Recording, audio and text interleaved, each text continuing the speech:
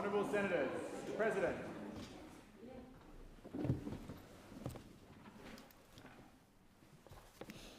I acknowledge the Ngunnawal and Ngambri peoples, who are the traditional custodians of the Canberra area, and pay respects to the elders past and present of all Australia's Indigenous peoples. Senators, I invite you, as I read the prayer, to pray or reflect in your own way on your responsibilities to the people of Australia and to future generations. Almighty God, we humbly beseech Thee to vouchsafe Thy special blessing upon this Parliament, and that Thou wouldst be pleased to direct and prosper the work of Thy servants to the advancement of Thy glory and to the true welfare of the people of Australia. Our Father, which art in heaven, hallowed be Thy name.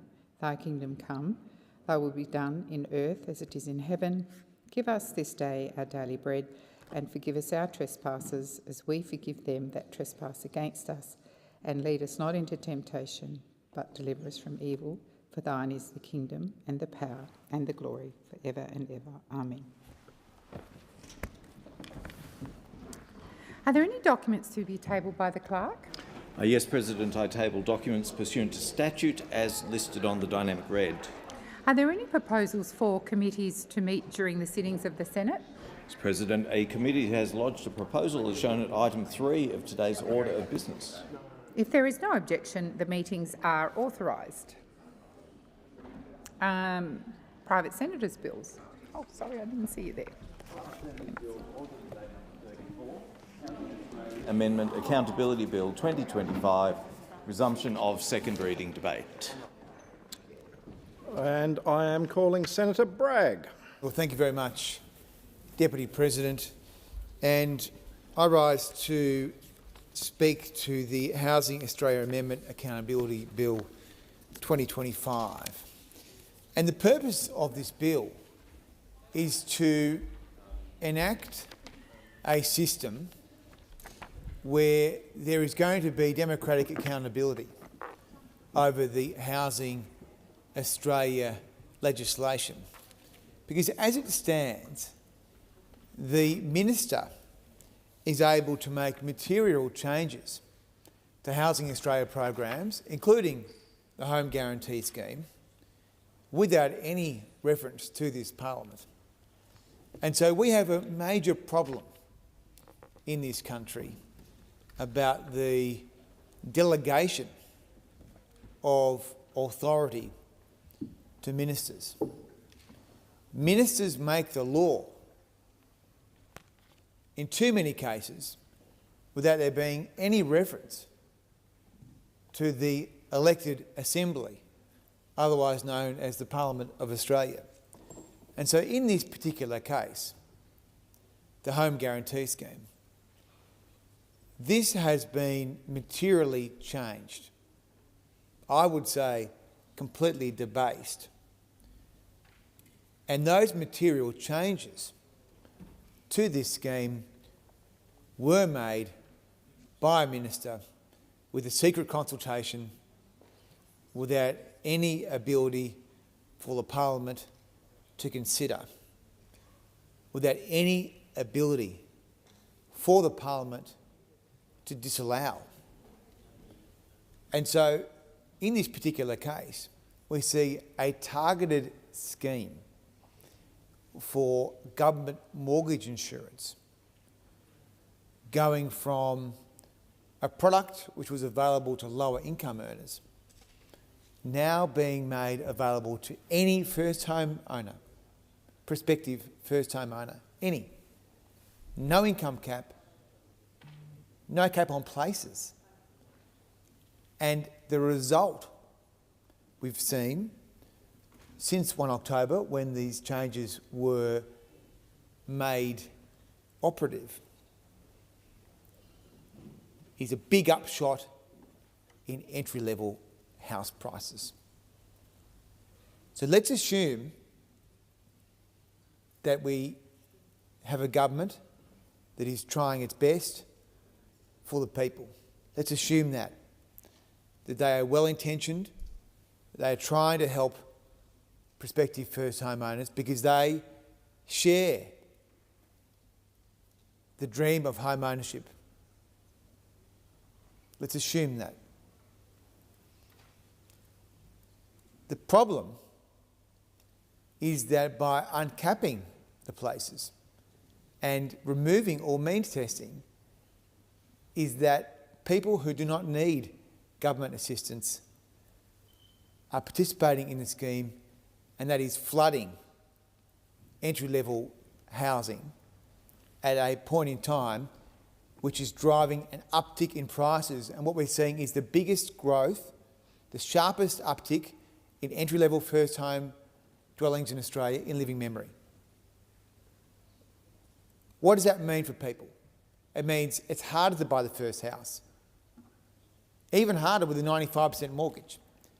And so I make these points for context because I believe that if these changes had been subject to some form of parliamentary oversight or committee, or were subject to the potential for disallowance, then the government would have moderated them. The government would not have proceeded with a reckless scheme like this. No means testing, no place caps.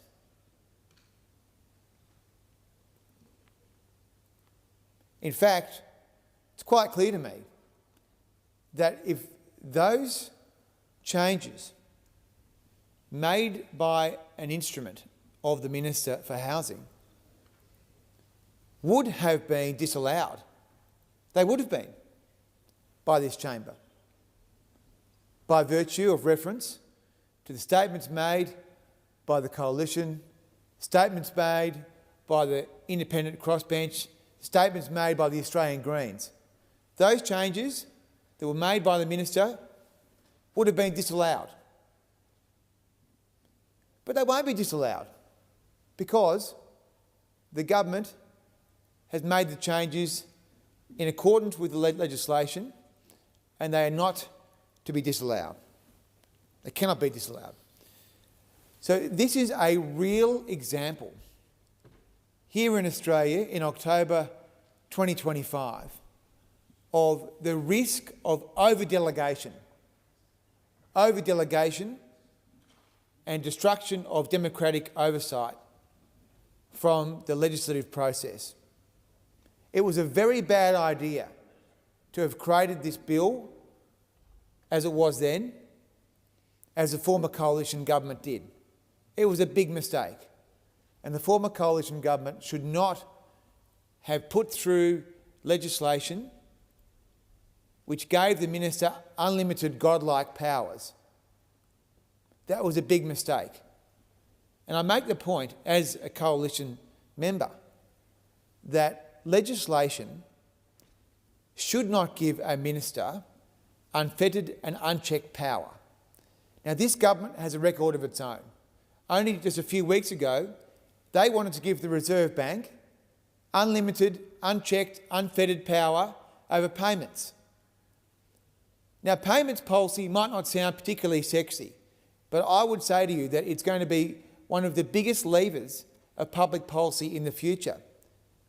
A payments idea or a payments concept could disrupt your supermarkets, it could disrupt your retail environment overnight.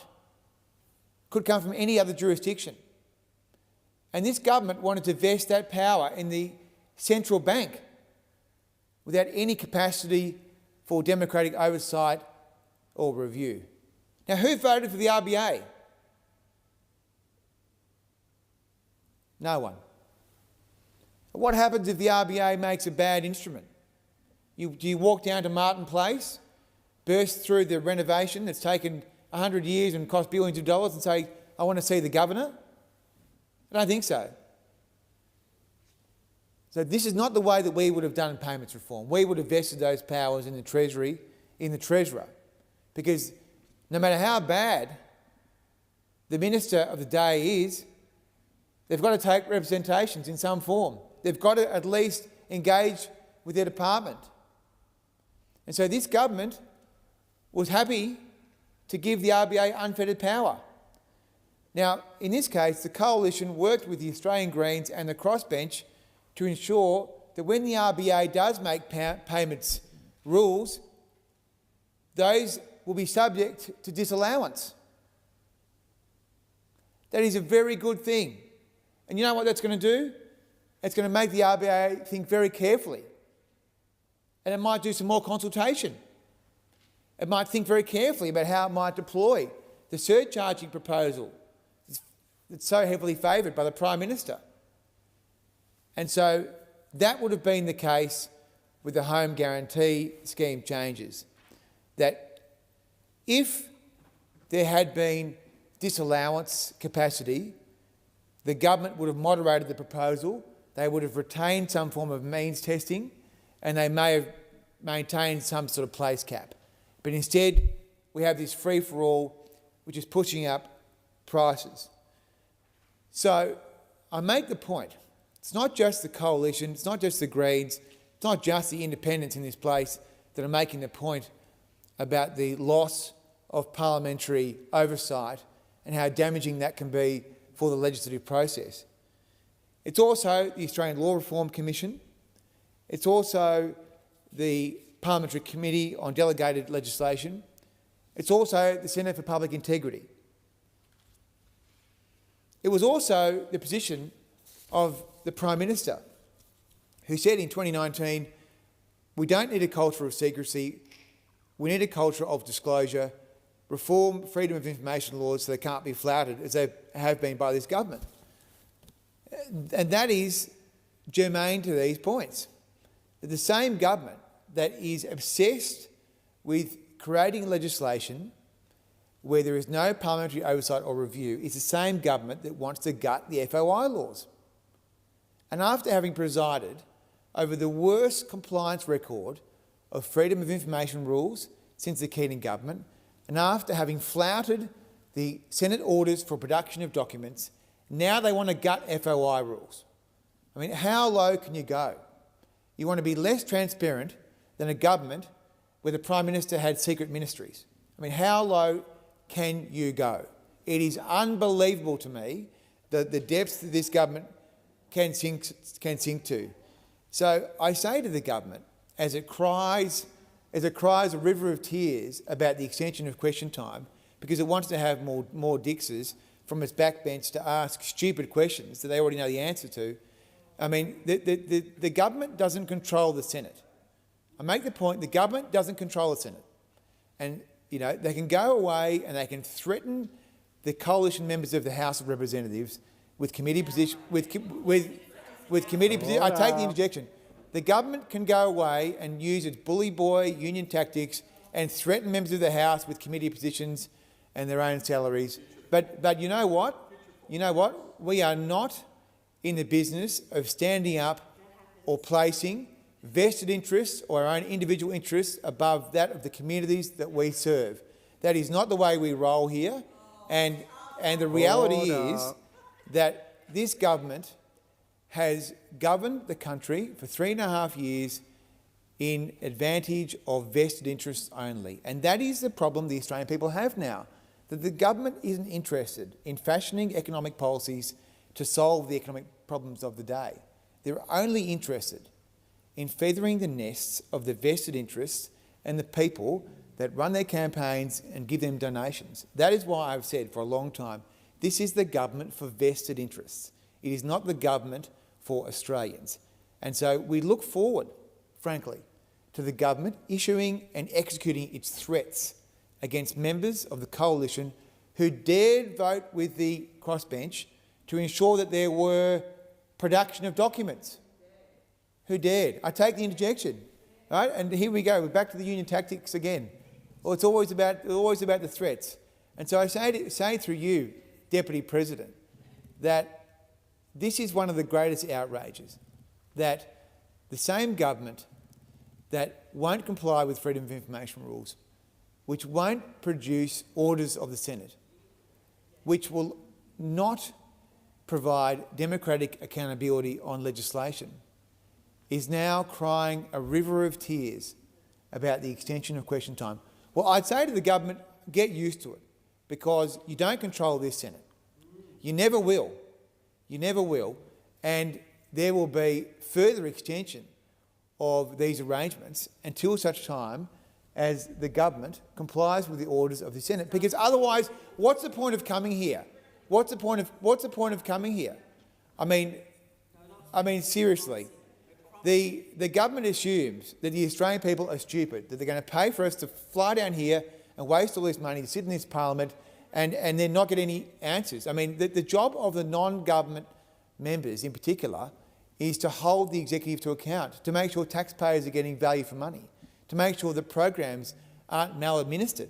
And frankly, when I was a member of the government in the Senate, I did the same thing. I mean, you can't just go along with the executive and just be a rubber stamp. That's my advice through you, Deputy President, to the members of the government, particularly the backbenchers. Don't be used by the executive. You should actually represent the people who sent you here, rather than to just be a plaything of the executive government and the unions.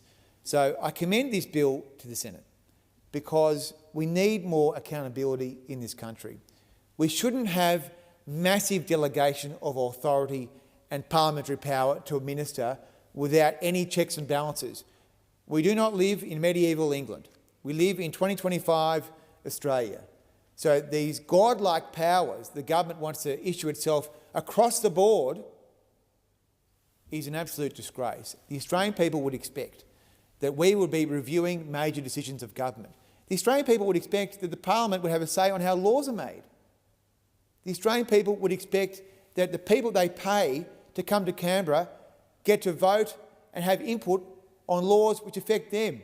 And right now, housing would be amongst the biggest issues in Australia. So if you want to know why house prices are going up if you're an entry-level first home buyer, then you can ask this government. And the answer is because of the home guarantee scheme, which was debased by this government. Senator Cox. Thank you, Deputy President. Well, wow. Thank you, Senator Bragg, for that performance. I think when Senator Bragg started his speech today in the introduction of this bill, Deputy President, through you, he talked about assumption. Well, the Labor government are not here to run on the assumption. We are here to provide certainty. And our housing policy is exactly that. We're going to give the Australian people the certainty that the coalition did not do while they had 9 years of government. Now, I think it's pretty rich to be lectured by the opposition, and shockingly, that Senator Bragg, during his contribution this morning, Deputy President, had more time to have little niggling nips at his former colleagues whilst in government, and talked about when they were in previous government that, there's integrity about giving the minister all this unfettered power. Wow! That Senator Bragg can sit here and say that about his colleagues, because that is exactly what they're continuing to do. They're continuing to focus on themselves. They're continuing to focus on each other instead of worrying about the Australian people. So that little display of what we're worried about the people isn't actually real, because he spent more time talking about his colleagues when they were in government, and that they should have never made those changes to those bills. Well, also that the Australian people don't have a short memory. They do not have a short memory about who was blocking housing in this chamber. And it was the Noalition, the Teal Noalition, who ganged up together. Yeah, I had one vote. Your interjection. Exactly. Because I came over to this party to deliver. Because of that. Exactly. You're on the money, both of you. Thank you, Senator Henderson and Senator Cadell. You're on the money. I'm over here to deliver now. Exactly. Senator Cox, resume your seat. Order. Interjections are always disorderly. Responding to interjections tends to create more interjections. So let's continue with the second reading. Sometimes the truth hurts, Deputy President, and it cuts very deep in this chamber, does it not? Especially when it's true. It's like trying to sneak your new romance in the back door, because your base is going to find out you all stood together in 28. Wow, we can't wait for that to happen, because your sneaky little new squeeze in the coalition is continuing. And Senator Bragg's contribution also went to all the other things this chamber are working on. FOI, you know why? Because they didn't even have a housing minister in 9 years of government. So let's get to the bill, Deputy President, because that's actually what I'm on my feet for. I don't want to spend too much time giving rise to Senator Bragg, but this bill is cynical, it's dangerous, it's utterly self-serving. The bill would absolutely make it harder for first home buyers to get into the market, harder for working families to find secure housing, and harder for our nation to build the homes that we desperately need. I want to be really clear that what Senator Bragg and those opposite are really up to, that's not about accountability, that's not about transparency, and it's certainly not about oversight. This is about grubby politics, pure, opportunistic, obstructive politics. As I've said, Senator Henderson, thank you for those interjections. I'm sure the Deputy President will... Senator Cox, can I ask you to sit down? Order. Senator Cox, Senator Henderson, interjections are always disorderly. Senator Cox, please do not respond to those opposite. All remarks go through the chair. Senator Cox, you have the call. Thank you, Deputy President. Now... Order. Senator Cox. If she's going to keep continuing, I might as well give her the call. Senator Henderson. Senator Cox, you have the call. Thank you, Deputy President. Now, as I've said earlier in my contribution, that the coalition that wrecked the housing policy for nearly a decade in this place now want to wreck it again. They want to take a massive sledgehammer to that. And once again, they're showing Australians that they've learned nothing. They learned nothing from the 2025 election. They lost an election because people were tired. They are tired, sick and tired of delay and destruction. And here they are again, blocking and bulldozing a housing policy that's going to help everyday Australians. Across Australia, and particularly in my home state of Western Australia, and I know, Deputy President, you're also a proud West Australian, the people are doing it tough. People are doing it tough. They're working hard, they're doing everything right, and they still can't find a place to call home. Young people are lining up around the block for rental inspections. Families with kids, families who would have owned a home in a generation ago, can't get a foothold in the market. Parents are watching their adult children move back home because moving just absolutely seems out of reach for them. Now, these aren't statistics. These are real people. These are teachers and nurses and tradies and retail workers who keep our community going. They are the backbone of our suburbs. They are the people in our towns and our regions, and they deserve better than what the coalition is trying to dish up for them today. Now, in almost 10 years, they tapped out of the Housing National Challenge. Absolutely tapped out. Order. Thank you, Deputy President. No national leadership, and I know that, they don't want to hear this. That's why they keep interrupting. No plan, no investment to improve supply. For almost 9 years in office, they, again, didn't have a housing minister. And that tells you everything that you need to know about their politics. The politics that the coalition are willing to gamble and play with people's lives. It's almost a decade. What do they have to show for it? Very little. 373 social and affordable housings. Let me say that again, just for Senator Henderson. 373. In a nation of 26 million people.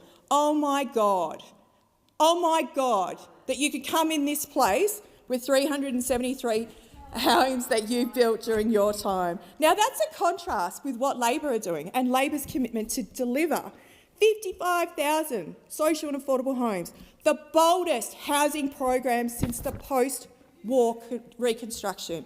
And yet, despite this dismal record, the coalition now pretends to care about accountability.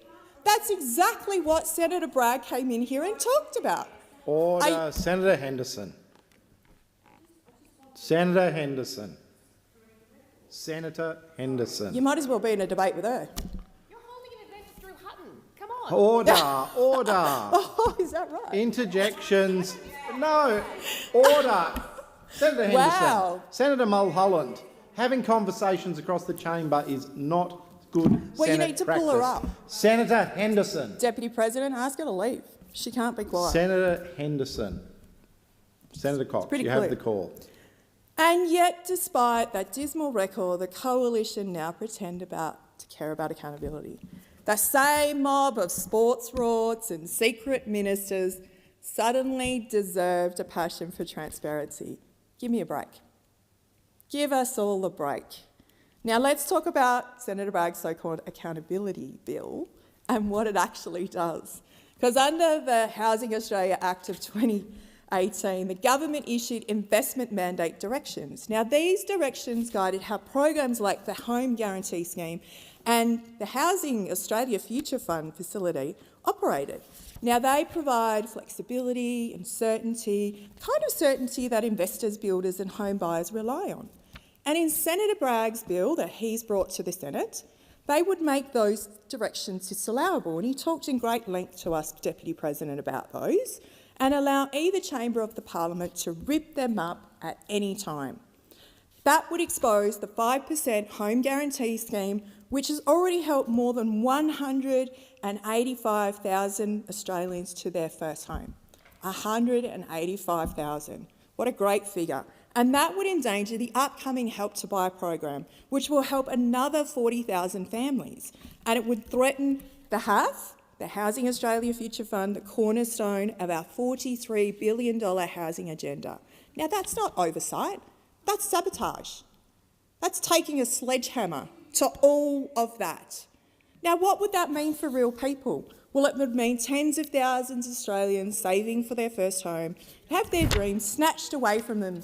And Deputy President, I know that that would also mean that first home buyers needing bigger deposits, waiting longer and paying more, each of them would be forced to fork out an extra $23,000 on an average in lenders and mortgage insurance. And this would mean also that social and affordable housing projects under construction right now would also be delayed. Without Commonwealth support, community housing providers would have to stop work on the new builds altogether. This is real-world impact of this bill. Fewer homes, less certainty and absolutely higher costs. Now, we've seen this behaviour before. We feel like we're having deja vu. For months, as I said, they blocked the build to rent program, they tried to scrap it. For months, they blocked the HAF. And then they promised to abolish it. That was your election promise. And even then, opposed to the Help to Buy program before it even began. The opposition gets a final say on our 5% deposits. We all know what they'll do. They've told us time and time again. They'll just tear it up. Now, Australians know they can't trust the coalition when it comes to housing. While the coalition play politics, Labor's delivering a plan, a serious, fully funded, long-term plan. And we have an ambitious $43 billion housing agenda already making a difference across the country. We've already taken the Commonwealth from being a negligent bystander under the coalition to being the boldest and most ambitious government on housing since the post-war period. So under our Prime Minister, Anthony Albanese, we are tackling the housing crisis from every angle. We are backing home buyers. We are making it easier to buy a home of your own. We took a bold plan to the election, making 5% deposits for all home buyers, first home buyers, and we delivered on that plan months, in fact, ahead of schedule, launching it on the 1st of October. So thanks to Labor's 5% deposits, first home buyers are cutting years off the time it takes to save for their homing deposit. Instead of spending 10 or 11 years trying to save enough to buy a first home, it now only takes a few years. This is life-changing, and soon the Help to Buy program will help low and middle income earners into homes with smaller deposits and smaller mortgages.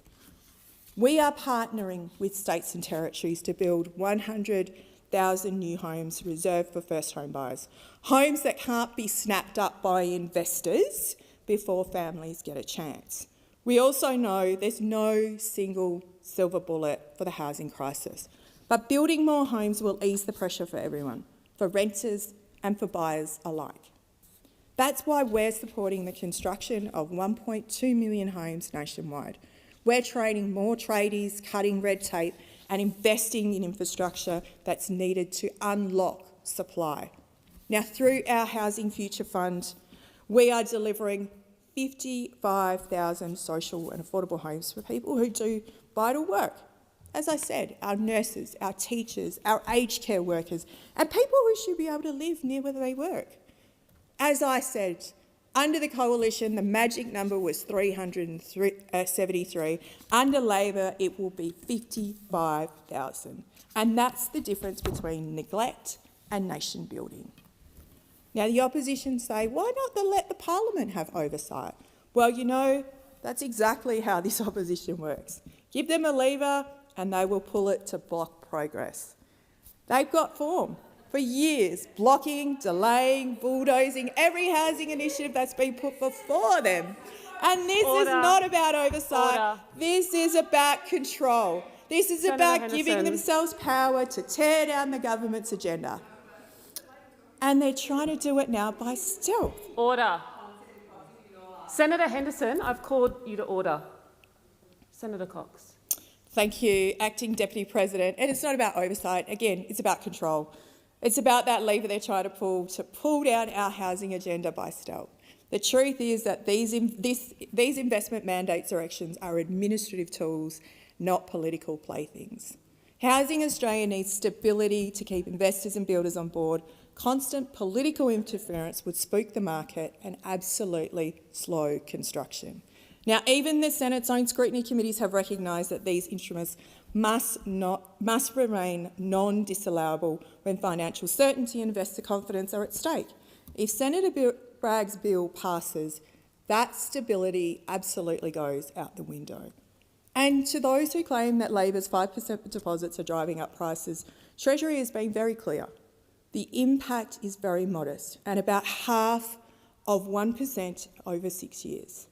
The biggest driver of the housing costs has always been supply, and that is exactly why the majority of our $43 billion in our plan is focused on building more homes, not just helping people to buy them. We are restoring the Commonwealth's role as an active partner in housing, not a passive observer. We are delivering more homes, better rental security and a fairer shot at ownership. And that's what our government is doing by putting the shoulder to the wheel while those opposites are standing in the way by shouting slogans.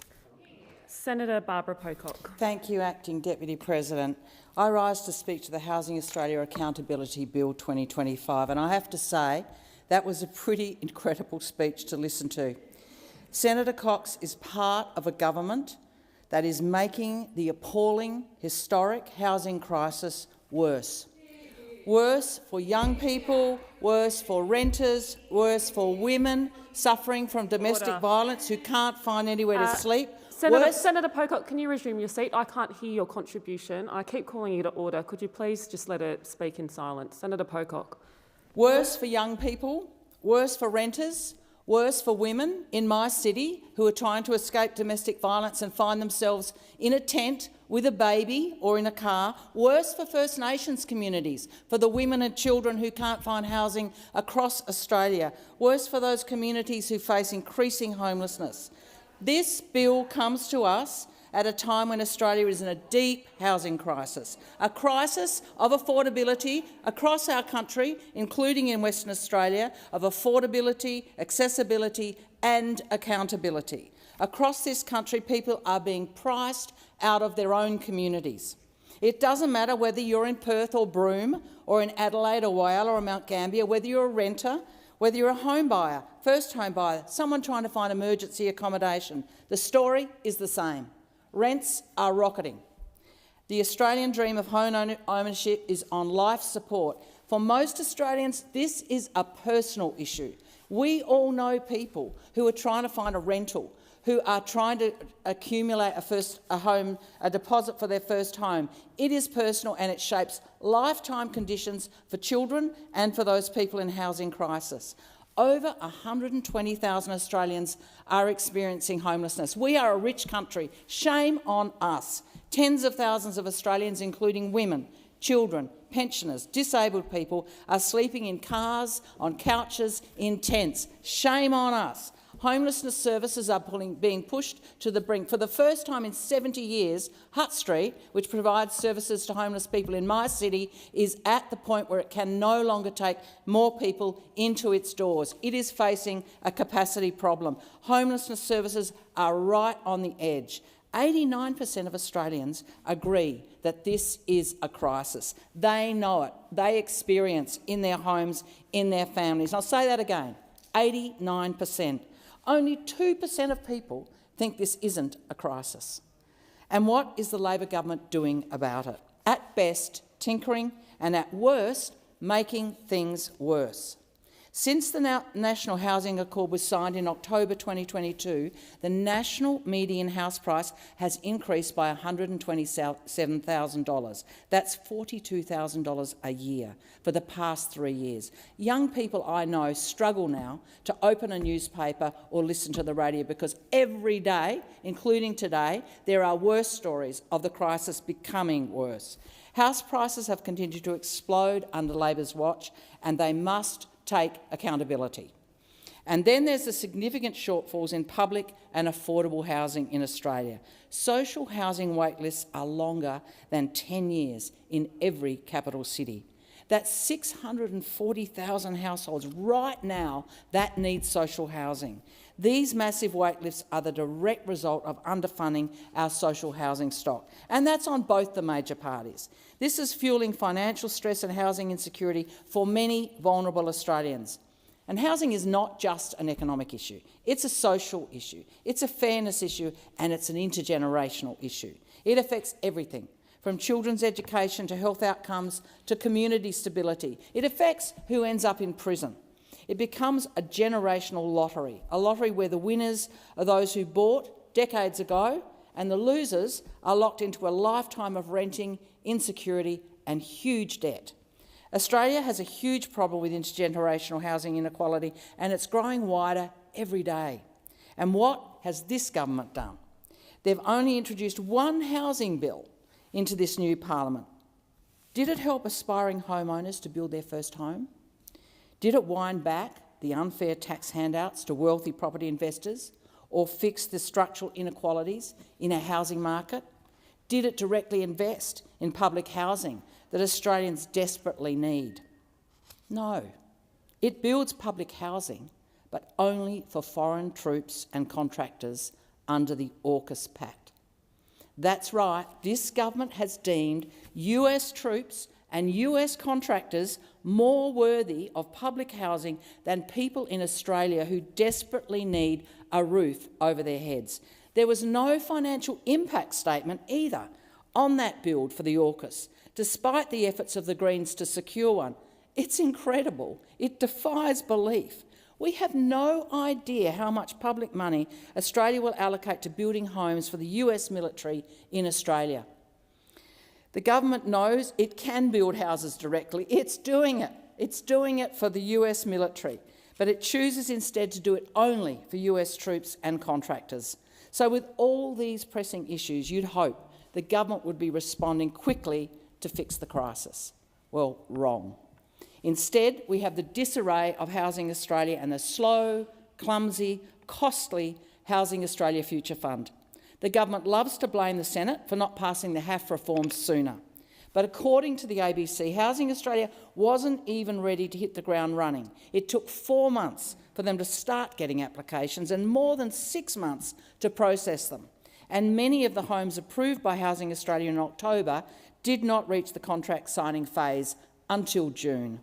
No wonder the ANAO is reviewing the design and delivery functions of the HAF given these extraordinary timeframes. The HAF was structured in a way to leave it to the private sector to navigate the market to build homes. It creates opportunities for profit developers and who will make profit from building social and affordable housing. You really have to ask yourself, who is Labor working for? And that is not even mentioning the very high profits of banks in relation to the 5% deposit scheme. That increase and widening of the 5% deposit scheme is especially remunerative and profitable for the big banks. Labor's policies are working for those banks and developers who benefit when prices rise. It's unfair, and there are real solutions that Labor could be adopting. All could have been avoided if the government had just directly funded public and community housing. We need Housing Australia to be guided by clear goals: ending homelessness, increasing public housing stock, and ensuring that everyone in this country has a safe, secure and affordable place to live. And what of transparency and accountability?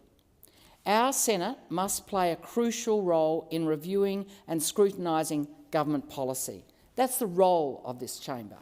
Not to be a rubber stamp, not to just blindly wave things through, but to do what the Australian people put us here to do: be a powerful check on the government of the day. The Greens are a party of transparency and accountability, and Labor's current approach fails us on that front. Much like the rest of their approach to government, it is undemocratic. I've spoken to this issue many times in this chamber. Australians are being left in the dark about the detail of government's housing policies and its funding. We deserve to know what is being built, how much is being spent, who is spending it. When public money is being used, billions of it in this case, Australians deserve transparency and accountability. They need to know, and they deserve to know, that every dollar spent is helping to deliver homes for people who need them most, not just underwriting private profit. The Senate agreed to my motion ordering the production of documents regarding the spending of the $3 billion that the Greens won in housing negotiations in the previous parliament. As a direct result of Greens' pressure in the last parliament, we got the government to close the no minimum spend HAF loophole, and we forced government to guarantee a $500 million annual spend starting in 24-25.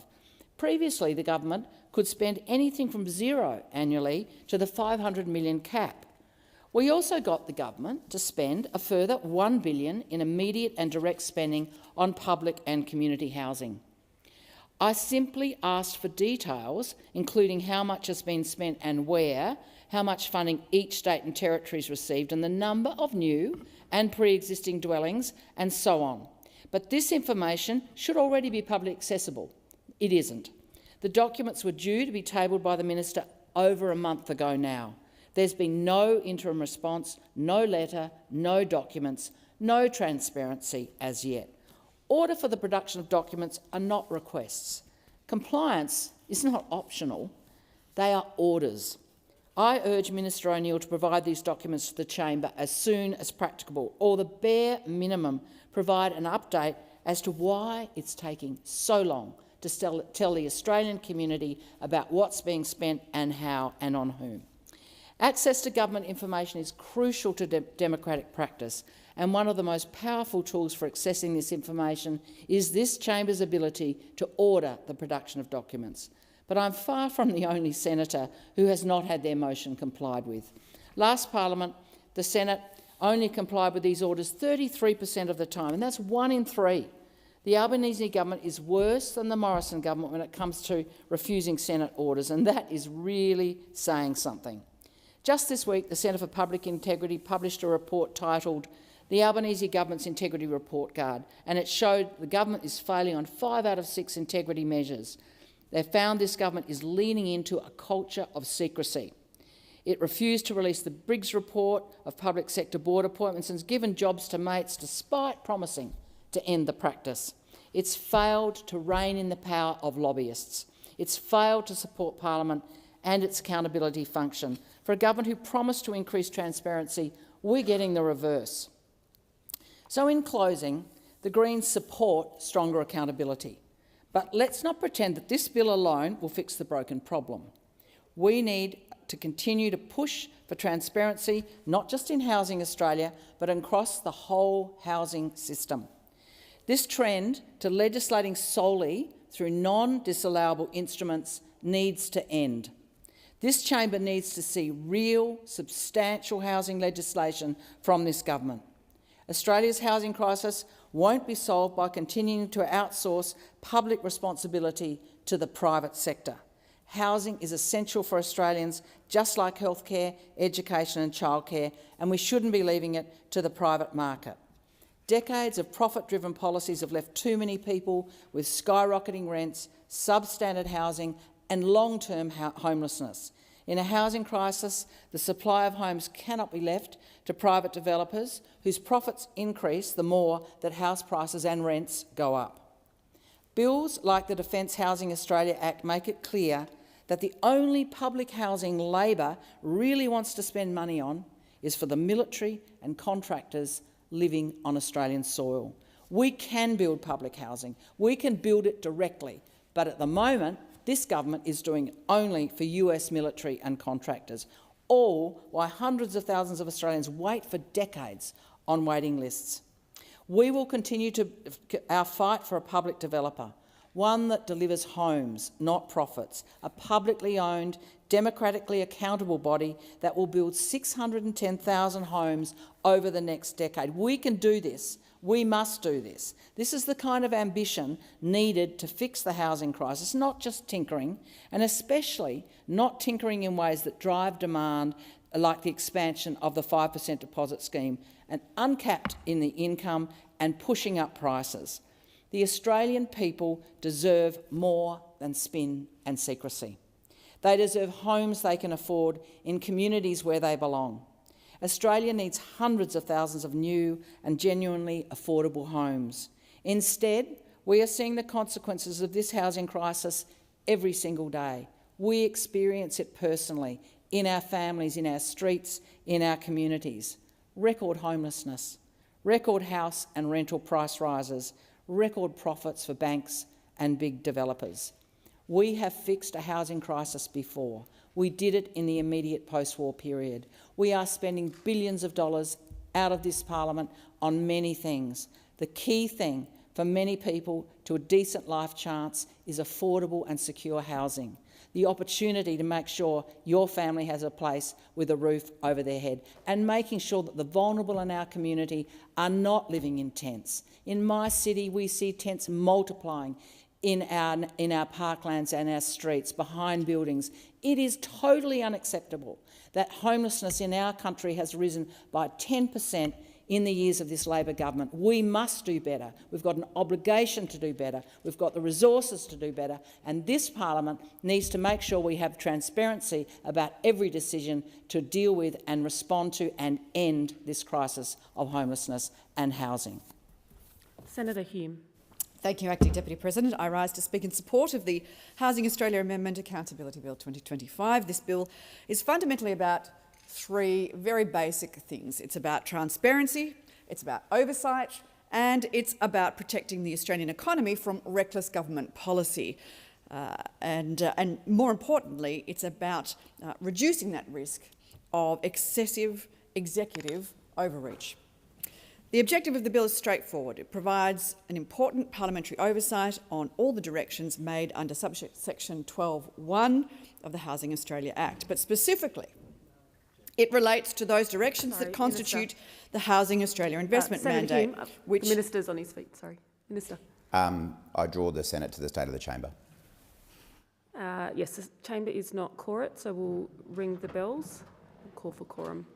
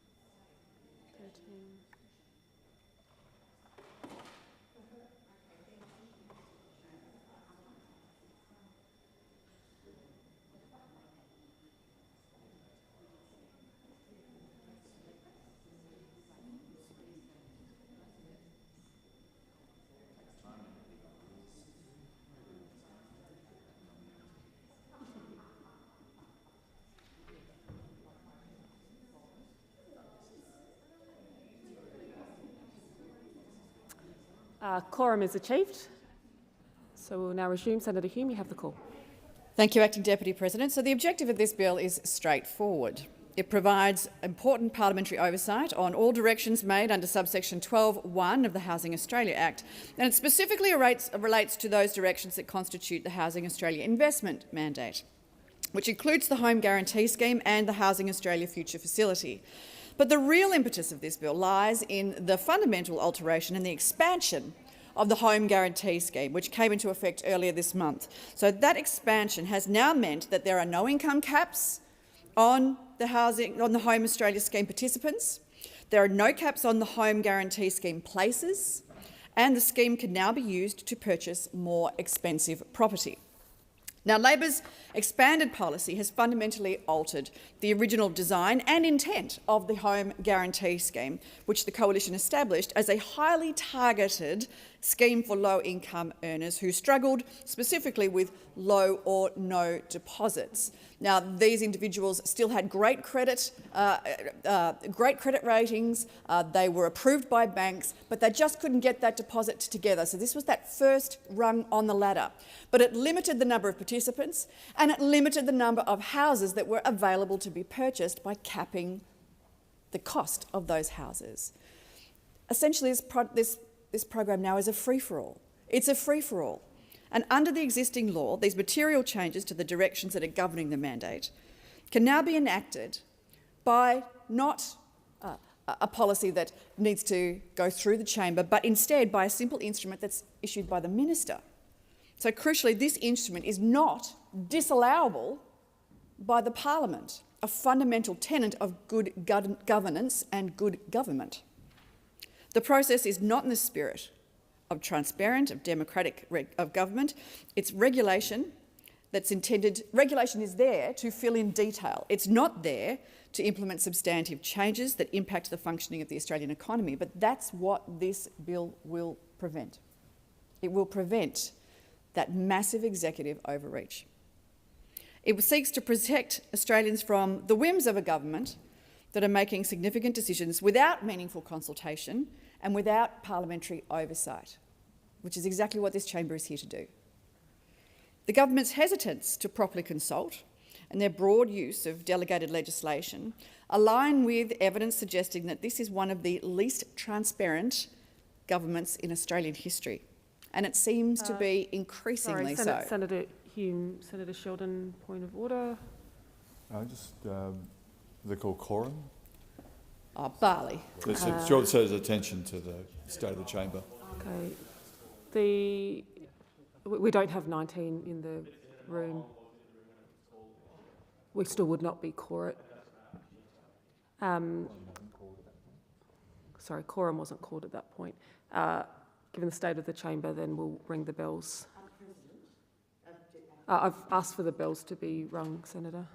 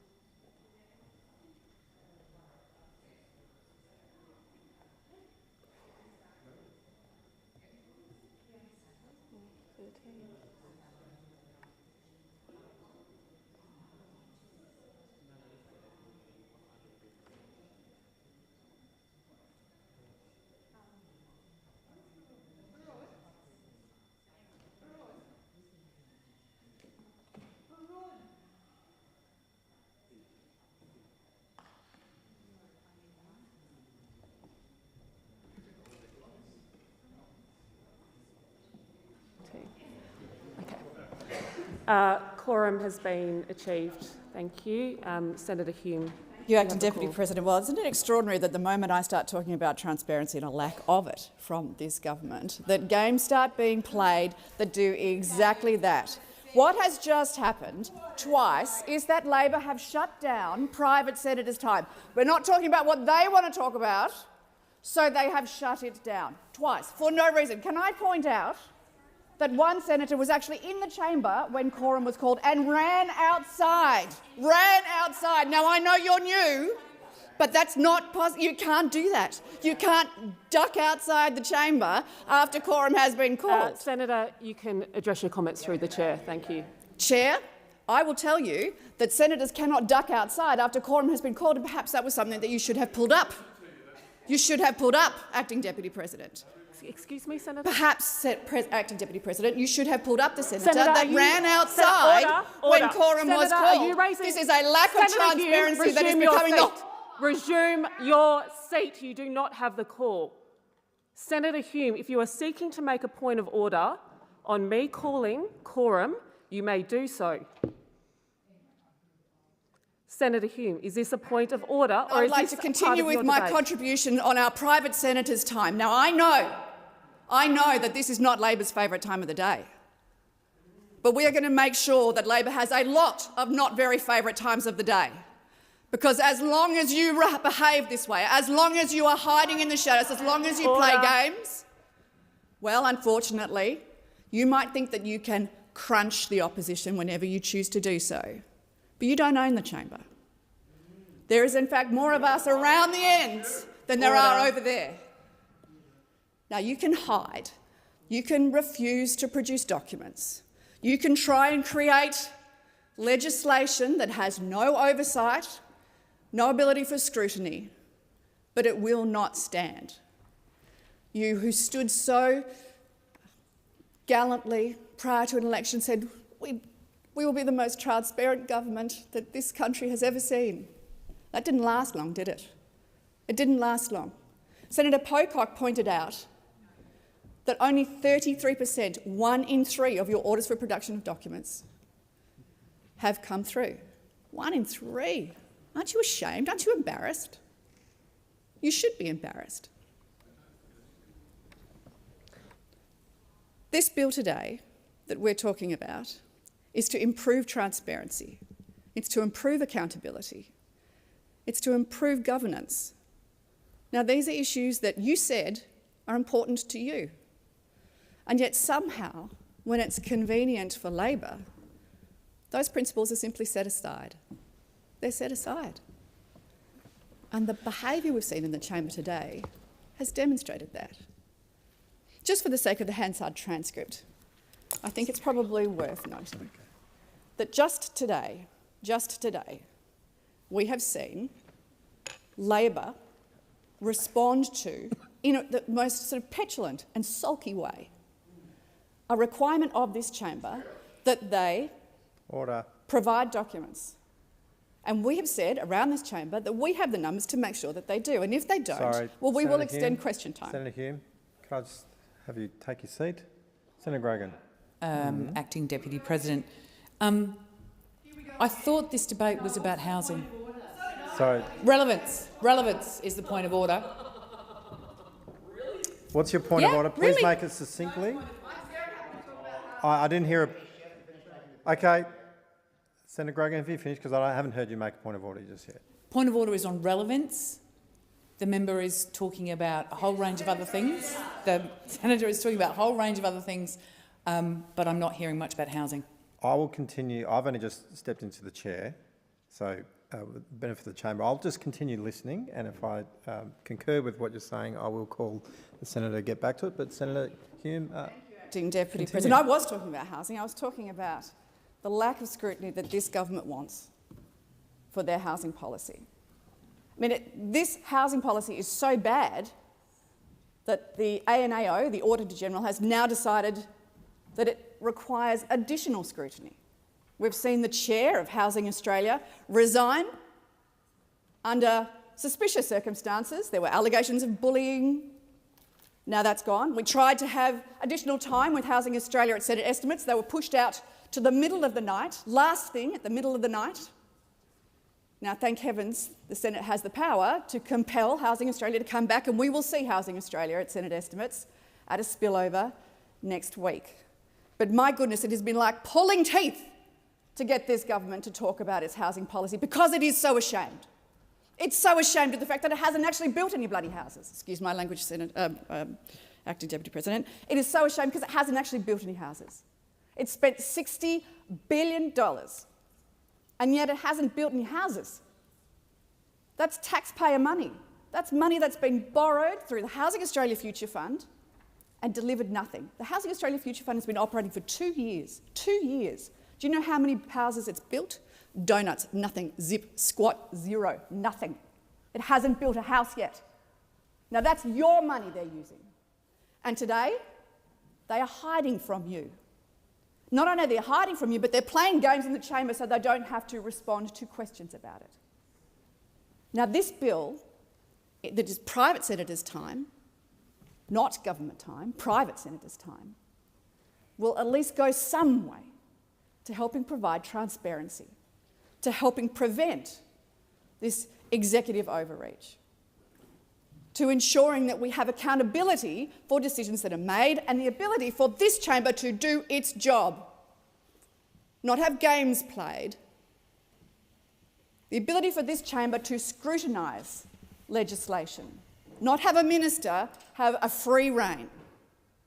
Now I know that power has gone to your heads. You might have the numbers in a chamber over there, but you do not have them here. I do have someone, Senator Mulholland, standing on a point of order.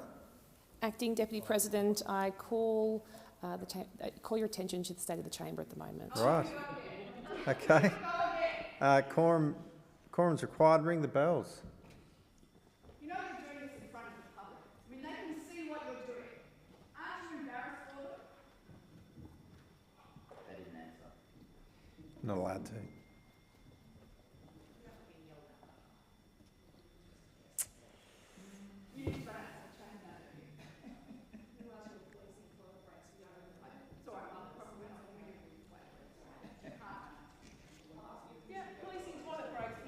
Order. Order. I know we're... Senators, please, I know we are seeking quorum, but it doesn't mean you can be yelling across the chamber at each other. You could walk across and have a polite chat.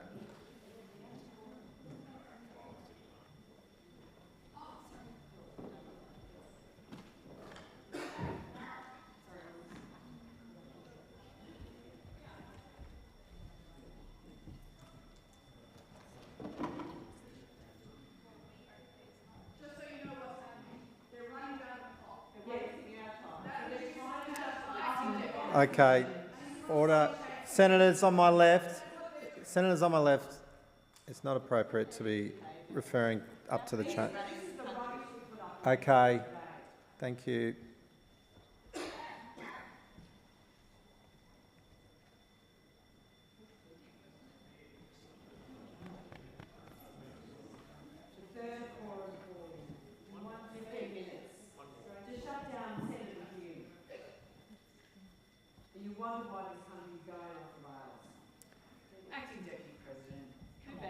Okay. All senators, please. Excuse me. Senator, you're not even in your seat, Senator Henderson. Stop calling. That wasn't an invitation, by the way. We will, please, colleagues.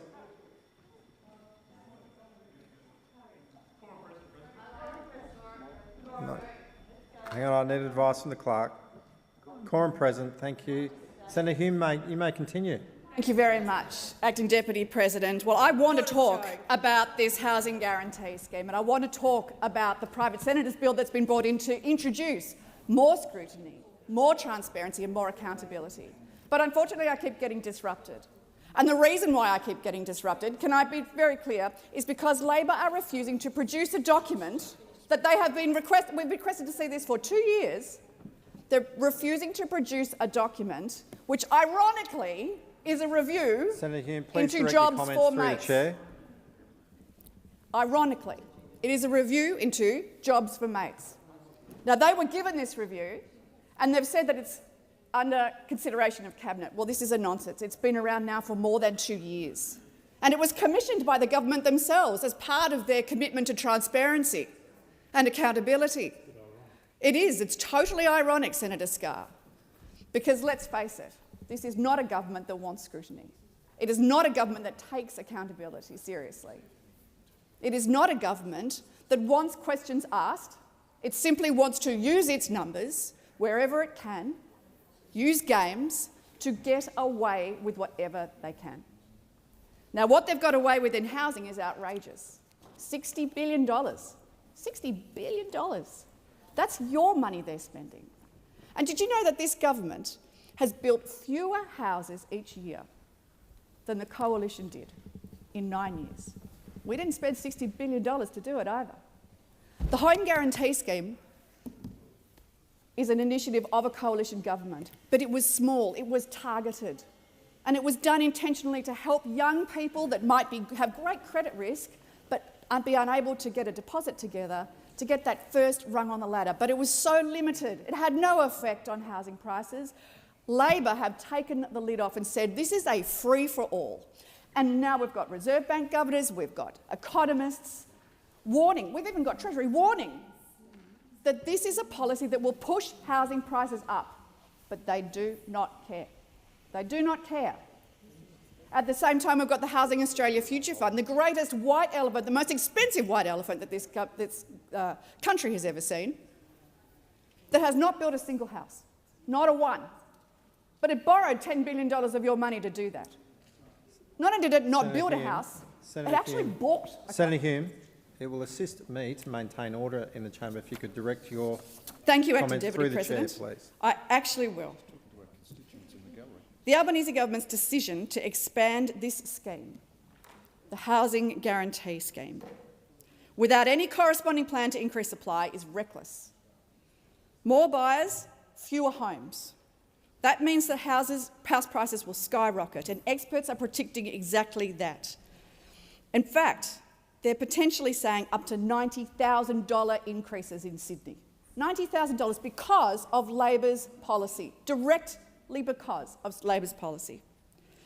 Even Treasury admit that this policy will push up housing prices, but they do it anyway. Changes of this scope and this scale, which threaten massive taxpayer liability and demonstrably inflate the price of houses for the very people that this scheme is purported to help, must be subject to the oversight of elected officials. That's what we are here to do. We are here to do that. But instead, they have circumvented that oversight. You have circumvented that scrutiny. You have hidden from transparency. You have set aside accountability.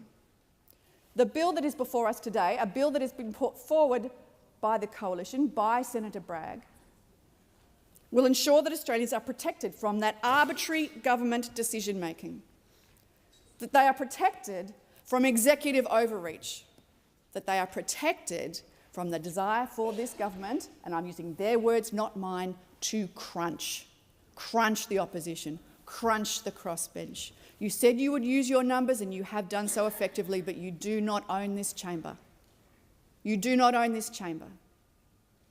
And we will make sure that this government is held to account for its lack of transparency, for its lack of accountability and its scandalous behaviour today. Time for this debate has expired. The Senate will now proceed to the consideration of government business. I call the clerk. Government business. Notice of motion number 1. Minister for Early Childhood Education, 50th anniversary of the commencement of the Racial Discrimination Act 1975.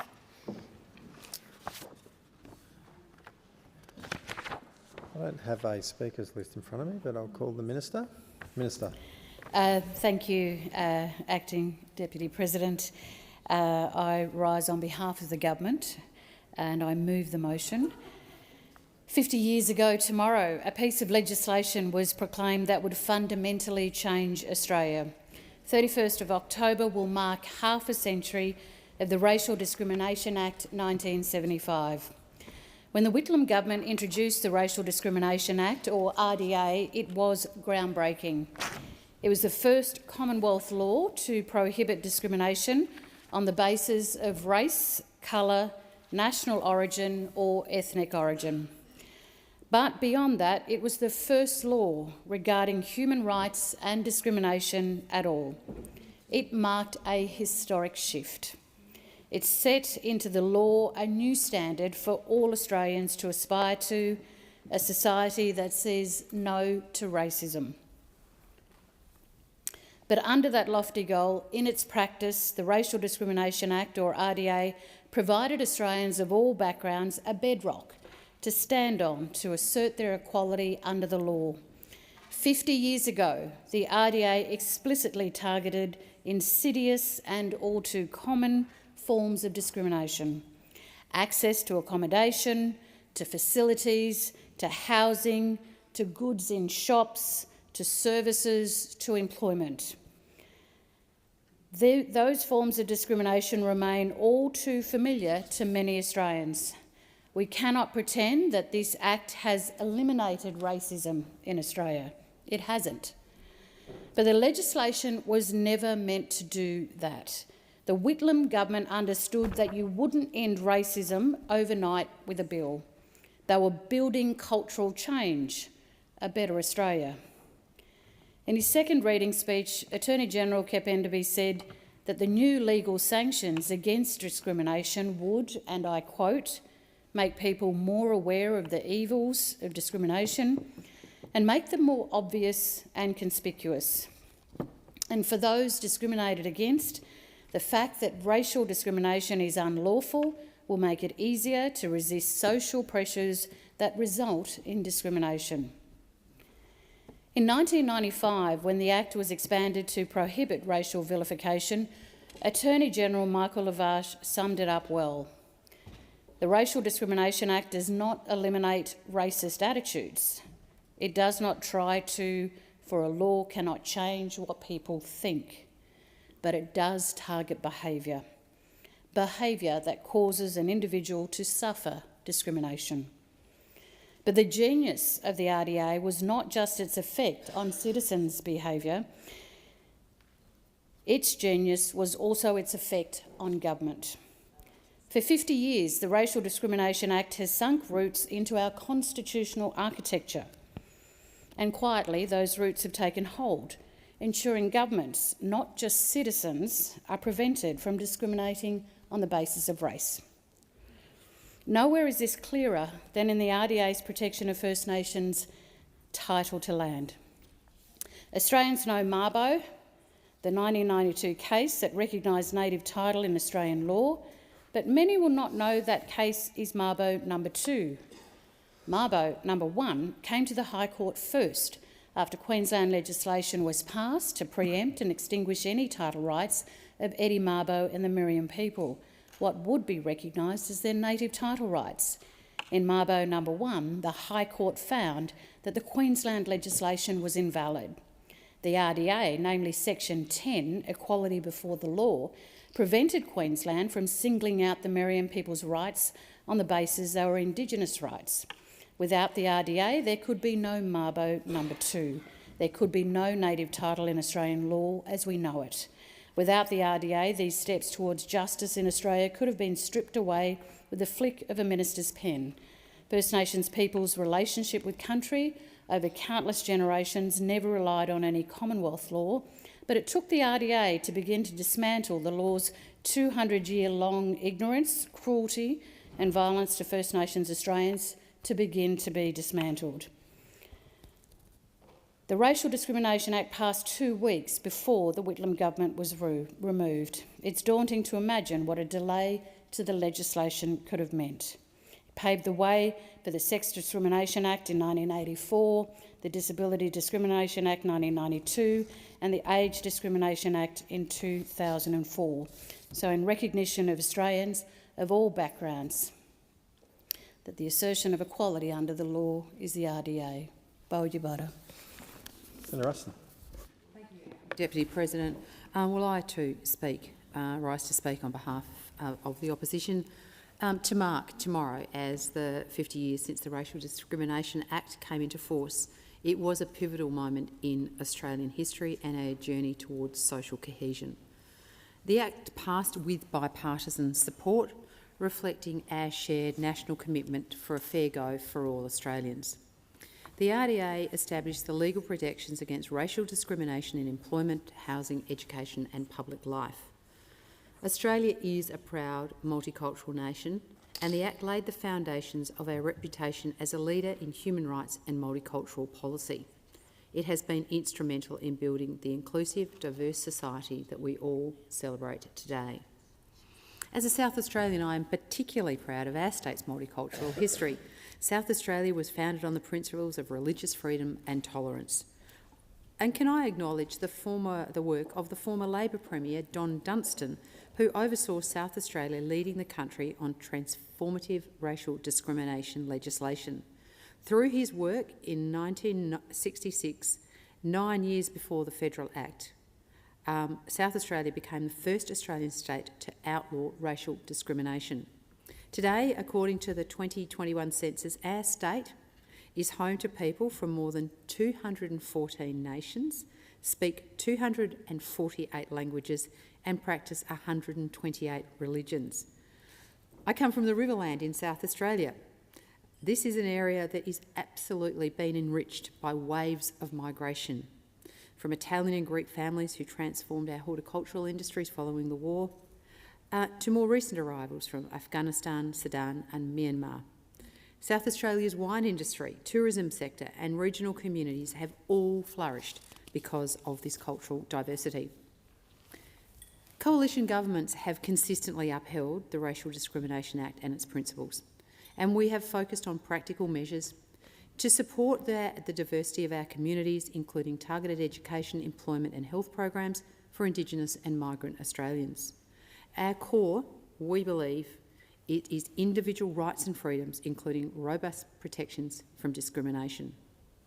We also recognise the need to balance anti-discrimination protections with freedom of speech and religion.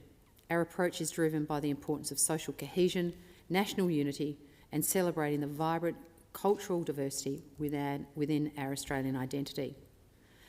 But while we celebrate the RDA's achievements, we must also acknowledge the uncomfortable truth. 50 years after this Act came into being, Indigenous Australians still face unacceptable challenges. The RDA aims to eliminate racial discrimination and create equity and equality before the law, yet significant gaps still remain in health, education, employment, life expectancy for these communities. Despite successive governments' commitments, most closing the gap targets are not being met. Indigenous Australians still face life expectancy gaps of approximately 8 years compared to non-Indigenous Australians. There must be a genuine partnership with Indigenous communities in health, education, economic opportunity. We must recommit to closing the gap, not through top-down government programs or one-size-fits-all approaches conceived in Canberra, but empowering our Indigenous Australians to design and deliver solutions for their own communities. The next 50 years of the RDA must be about turning legal equality into real equality on the ground. Sadly, I must also talk about racial discrimination today and acknowledge the concerning rise of anti-Semitism that we are experiencing in Australia. We see it in the armed guards that are standing outside Jewish childcare centres and schools, Jewish businesses that have been boycotted and harassed, and synagogues that have been put at risk. This hate has no place in our country.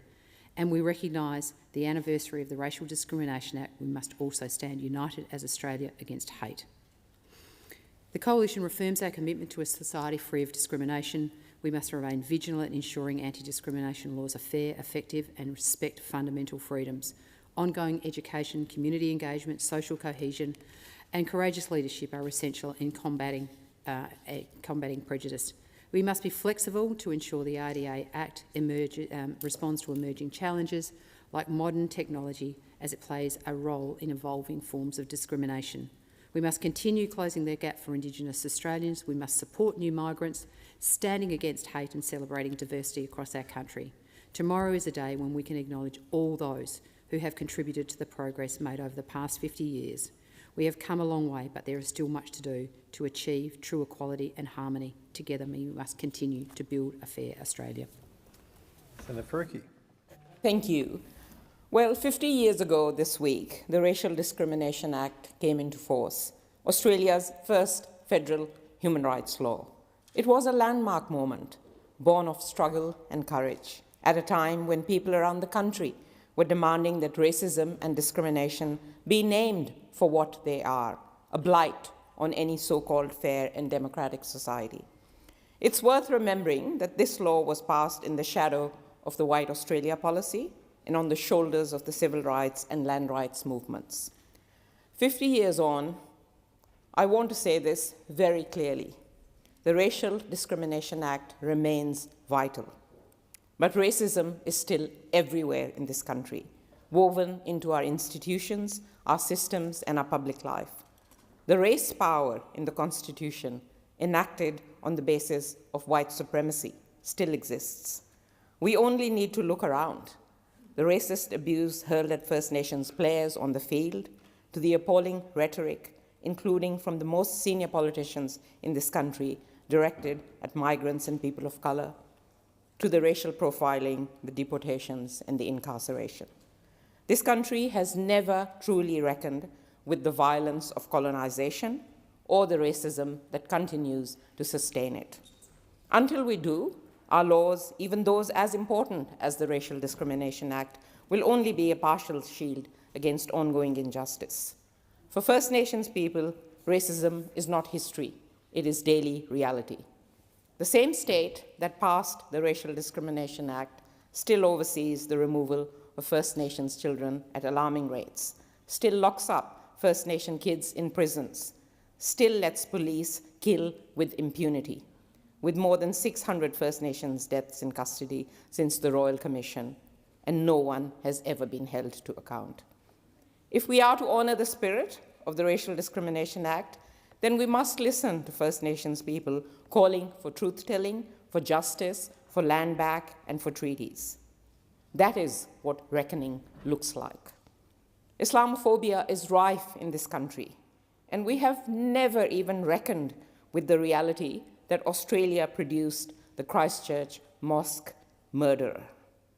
Right now, Muslims, Palestinians, and Arabs are being marginalized, silenced, and vilified more than ever for taking a stand against Israel's genocide in Gaza.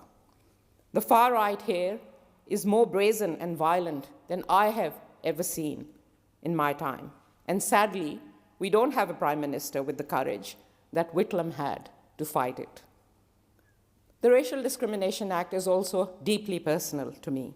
I've had to rely on it myself when I was targeted by racist abuse from a colleague in this very place, Senator Pauline Hanson, who told me to piss off back to Pakistan and unleashed a torrent of hate against me and triggered people across the country. Using the act was not just about defending myself. It was about standing up for everyone who has ever been told they don't belong because of their skin color, who have been told to shut up, to be grateful, or get the hell out. The court found that her words were indeed racist and unlawful. That verdict, now under appeal, lays bare how hard it is, even with legislation in place, for people to get justice in a system built to minimize and excuse racism. And it showed how far we still have to go. Because racism doesn't just live in slurs or tweets. It lives in policy choices, in who gets housing, who gets stopped by police, who gets detained, who gets deported, and whose stories are heard or erased. So yes, we commemorate 50 years of the Racial Discrimination Act, but we also confront its limits, especially when we have a national anti-racism framework, a roadmap to end systemic racism gathering dust on the government's bookshelves. The fight against racism is not a box we tick. It is ongoing, and it demands courage, solidarity, and action, not just words in a motion. Let's make the next 50 years about building an anti-racist, decolonized country that truly lives up to the promise of the Racial Discrimination Act, where no one's humanity is conditional, where First Nations sovereignty is recognized, and where every person, regardless of race or background, can live free from discrimination and fear.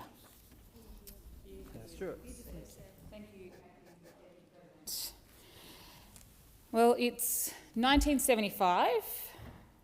Maybe not me, but some people were wearing flares, listening to ABBA and watching Countdown. Under Labor's Whitlam government, the Racial Discrimination Act became law. For the first time, Australia said that racism has no place here. It made it illegal to treat someone unfairly because of their colour or ethnic origin. It gave everyone equal protection under the law. Employers could no longer reject somebody because of their surname. Landlords couldn't refuse tenants because of their skin colour. Public spaces and schools were open to all. And if someone was discriminated against, they could take action. They could say, "This isn't right," and the law would stand with them. This Parliament decided to put that fairness into law. For millions, that decision truly mattered. That's what progress looks like. But laws don't end racism, people do. A recent review of the Racial Discrimination Act 1975 argues the law remains crucial, yet its impact is constrained by media representation, public discourse and structural issues. While the Act gives people legal rights, it does not fully remove the deeper social and institutional barriers that racialised communities often face. And 50 years later, that fight continues. We see it in the fight to close the gap. The attacks on camp sovereignty that showed equality on paper means little if it's not lived. We see it when Australians from multicultural backgrounds are told to go back from where they came from. The marches earlier this year proved racism still exists in our nation. And we see it every time someone's opportunity is limited by prejudice. This anniversary is not a pat on the back. It's a call to keep going. When I think of the Racial Discrimination Act, I think of courage. The courage of people who spoke up when it wasn't popular. The courage of leaders like Gough Whitlam and Kep Enderby and all Aboriginal elders who believed this country could be better. As a muddy Wamba woman, I know that progress is fragile. My family, like many others, lived through policies that tried to erase the very being of who we are. According to the Australian Bureau of Statistics, between 2018 and 2021, 65% of First Nations people experienced everyday discrimination. So no, you cannot say that racism does not exist in this country. And yet, here we stand, proud, loud, and still here. Now is the time to represent the diverse voices that make Australia strong. That's why I'm here, and that's why I do the work that we do. This law set a standard that fairness is not optional, it's the law, and it's on all of us to keep it going that way. When one community is targeted, we all lose something. When we fight racism in our systems, our schools and our workplaces, we make our country stronger. So on this 50th anniversary, let's honour those who fought for this law. Let's honour those who fight to keep this promise alive. And let's make the next 50 years fairer, kinder, bolder. Because equality is not a finish line. It's a fight. And every generation must pick up the baton and keep moving forward. And it's a fight we must choose every single day. And for me, I do that on the shoulders of so many of the women before me who have continued to fight for a fairer Australia and a fairer country for every single one of us. Thank you. Senator Mackenzie. Thank you, Madam Acting Deputy President. Well, it's appropriate to recognise the historical context in which the Racial Discrimination Act was introduced. It was a global era of civil rights reform, and Australia too, in bipartisan support, embarked on a legislative journey to confront racial discrimination. The Act itself was passed by the Parliament on the 11th of June 1975 and came into force on the 31st of October. And the law outlawed discrimination on the basis of race, colour, descent, national or ethnic origin or immigrant status. At its very heart, the Racial Discrimination Act articulated a core national value that all Australians, whatever their background, should be equal before the law and enjoy the same fundamental rights and opportunities.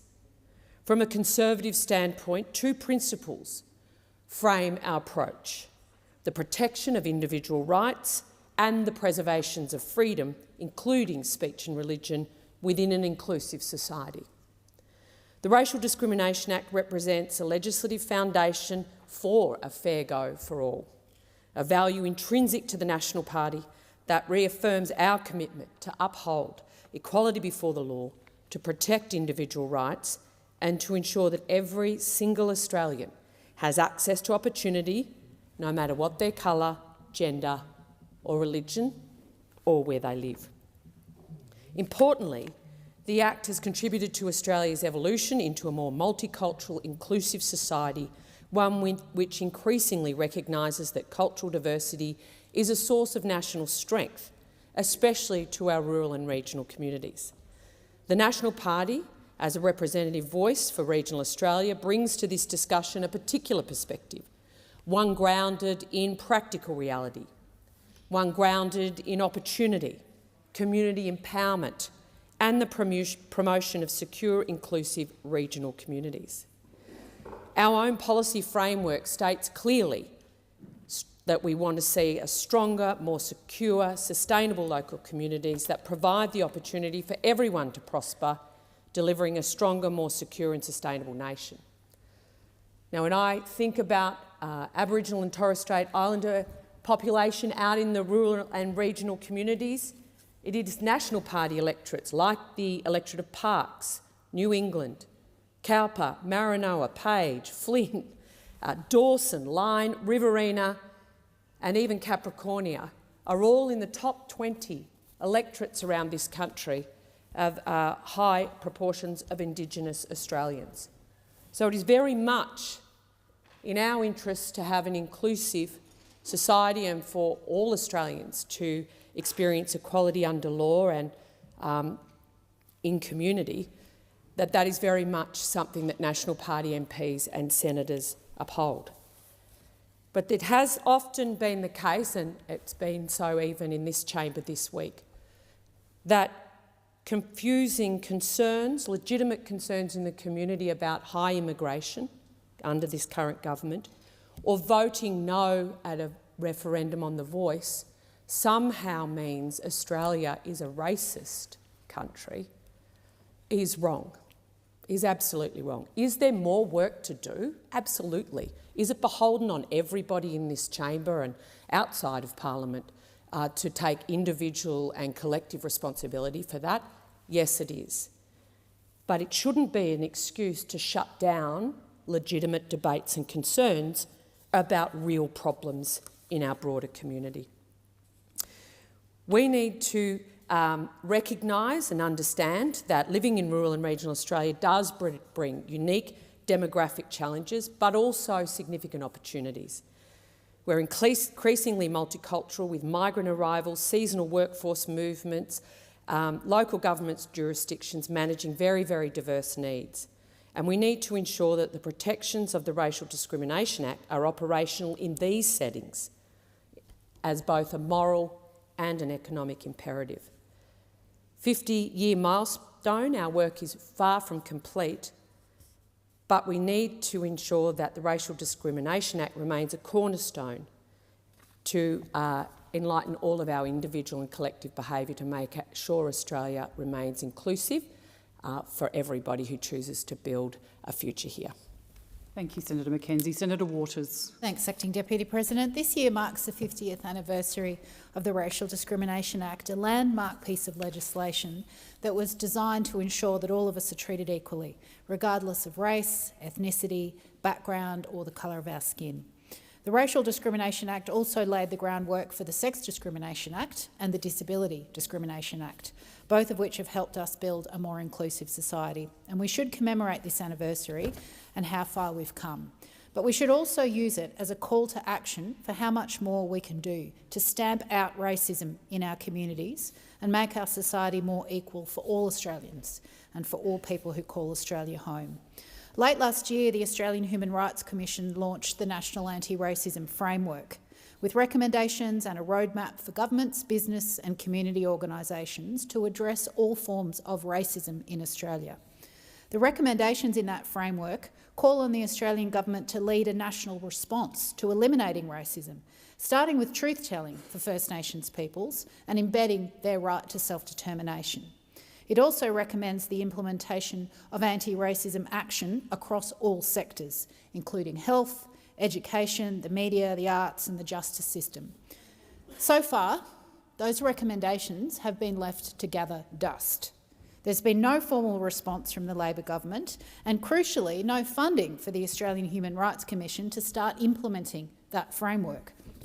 Everyone deserves to live with dignity, equality and access to justice, but our current systems are failing to deliver.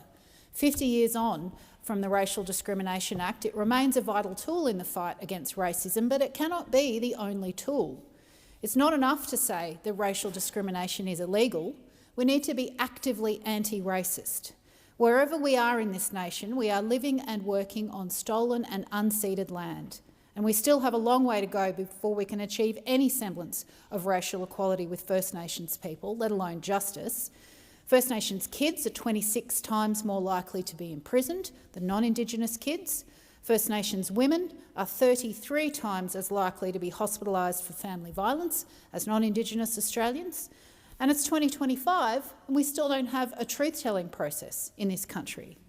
The Voice referendum campaign clearly showed that there is a compelling case for truth-telling and treaty-making to deliver hope and justice and pathways towards healing for this ancient nation. The major parties have not only failed to address these issues, they've often exacerbated them through divisive rhetoric and policies that neglect the lived realities of racism in Australia.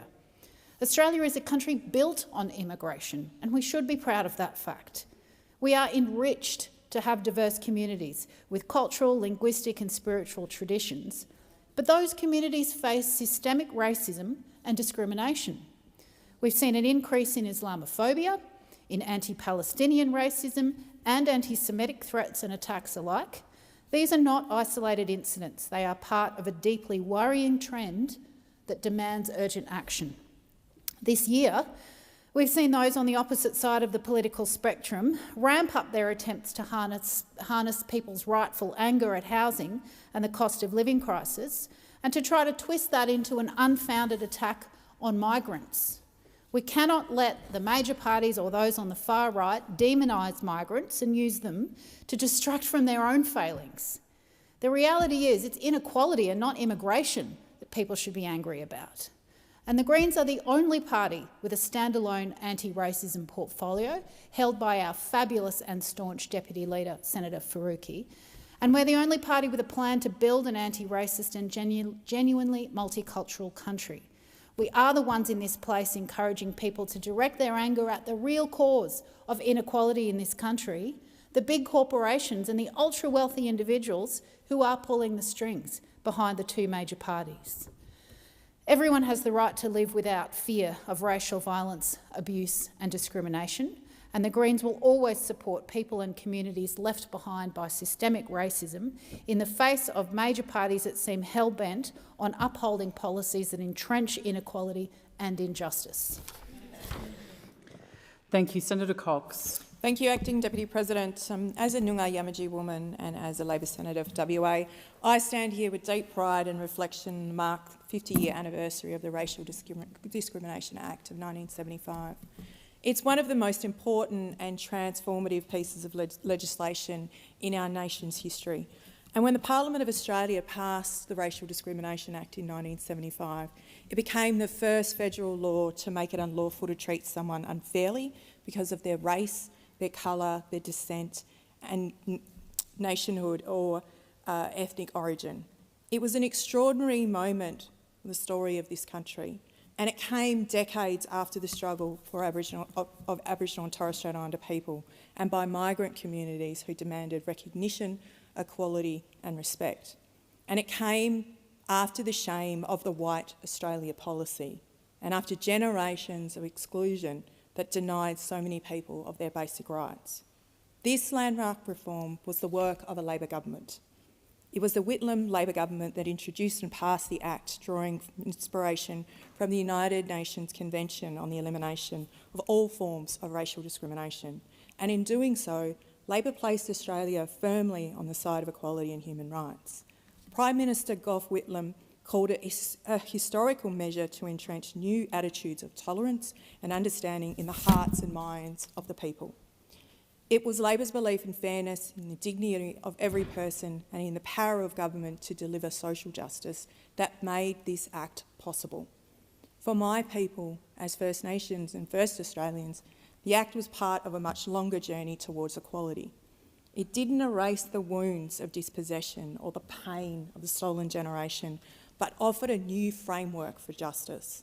It gave Aboriginal and Torres Strait Islander people a voice in the courts and in the community, and it laid the foundations for future reforms, from land rights to native title, to self-determination to reconciliation. And 50 years on, the Racial Discrimination Act remains the cornerstone of our democracy. It has helped Australians challenge racism, advance fairness, and build a society that celebrates diversity instead of fearing it. It reminds us that difference is not a threat to be managed, but a strength, in fact, to be embraced. But anniversaries are not only for celebration, they're also for reckoning. And while we can be proud of how far we've come, we also must be honest about how far we still have to go. Racism is not an artefact of history. It persists in our institutions, in our systems and in our daily lives with too many First Nations and culturally diverse Australians. As an Indigenous Labor Senator, I see the Racial Discrimination Act not as a relic of the past, but as a living commitment, a reminder that laws alone cannot end racism, but they can light a path towards justice. Every generation has a responsibility to renew that commitment and to make sure that equality before the law is matched by equality in life. This act was born of courage and conviction from people who refuse to accept that division is inevitable. Our task now is to carry that spirit forward, to ensure that every person, regardless of their background, can live with dignity and without fear of discrimination. The Racial Discrimination Act was a promise made by a Labor government that believed in fairness, equality and justice for all. Our job now is to keep that promise alive. Senator Scarr. Thank you, Acting Deputy President, and it's a great honour and privilege to rise to contribute to this debate, this recognition of the passage of the Racial Discrimination Act in 1975. And in doing so, I acknowledge that the Liberal Party of Australia supported the passage of this Act, and I would like to quote from one of my boyhood heroes and someone who means a great deal to me and to others I know very well, Senator Neville Bonner, who spoke on the passage of this legislation. And Neville Bonner was, of course, the first Indigenous senator to sit in this place, a remarkable, remarkable individual. And I'm proud to be a Liberal senator for Queensland, knowing that Neville Bonner was also a Liberal senator for Queensland. And I want to read to you from his speech, which I read last night and which is very moving. And I recommend that everyone go back and read Neville Bonner's speech. And there are two excerpts that I thought particularly warranted being put on the record. I've had the opportunity to read some of the speeches on this bill. Some have said that there is no discrimination. I say to all and sundry, ask an Italian, a Sicilian or a Greek who has been called, and I won't repeat the terms, a denigrating term. Or ask a Jew who has been called a denigrating term. Ask some of the Aboriginal people who have been called denigrating terms whether there is discrimination. There is discrimination and we must do something about it. He said, "Over the last few years, particularly since becoming a senator for Queensland, I've had the opportunity to travel quite extensively throughout Australia. To my consternation, to my hurt and to my shame, I've found throughout this country discrimination and prejudice aimed particularly at one of the minority groups. I speak particularly of the Aboriginal community." And then Neville Bonner recounts a personal experience, which is heartbreaking. I quote a case in which I was involved 8 or 9 years ago. I was manager of a farm. Unfortunately, the company which owned it was closing down. It gave me a month's notice. During that month, I scanned the newspapers because I had 7 children at school and I had to support and feed them. I was looking for another job. There were advertisements in the papers about a manager required for a farm or for a family to work a farm. I answered one of these advertisements. I took my son with me. He took his son with him. We drove to the farm. A chap met us at the gate. He leaned over the gate and said, "What do you chaps want?" Prior to that, I had rung him and he told me to come and look at the house and conditions, how far it would be for my children to go to school and so on. At that time, I did not tell him I was an Aborigine. I was just talking to him on the telephone. When we arrived, he said, "Yes, what do you chaps want?" I said, "I'm Neville Bonner. I spoke to you on the telephone about the job on the farm." He said, "I'm sorry, it would not be available to you. I could not have an Aborigine working on my farm because we are supplying milk."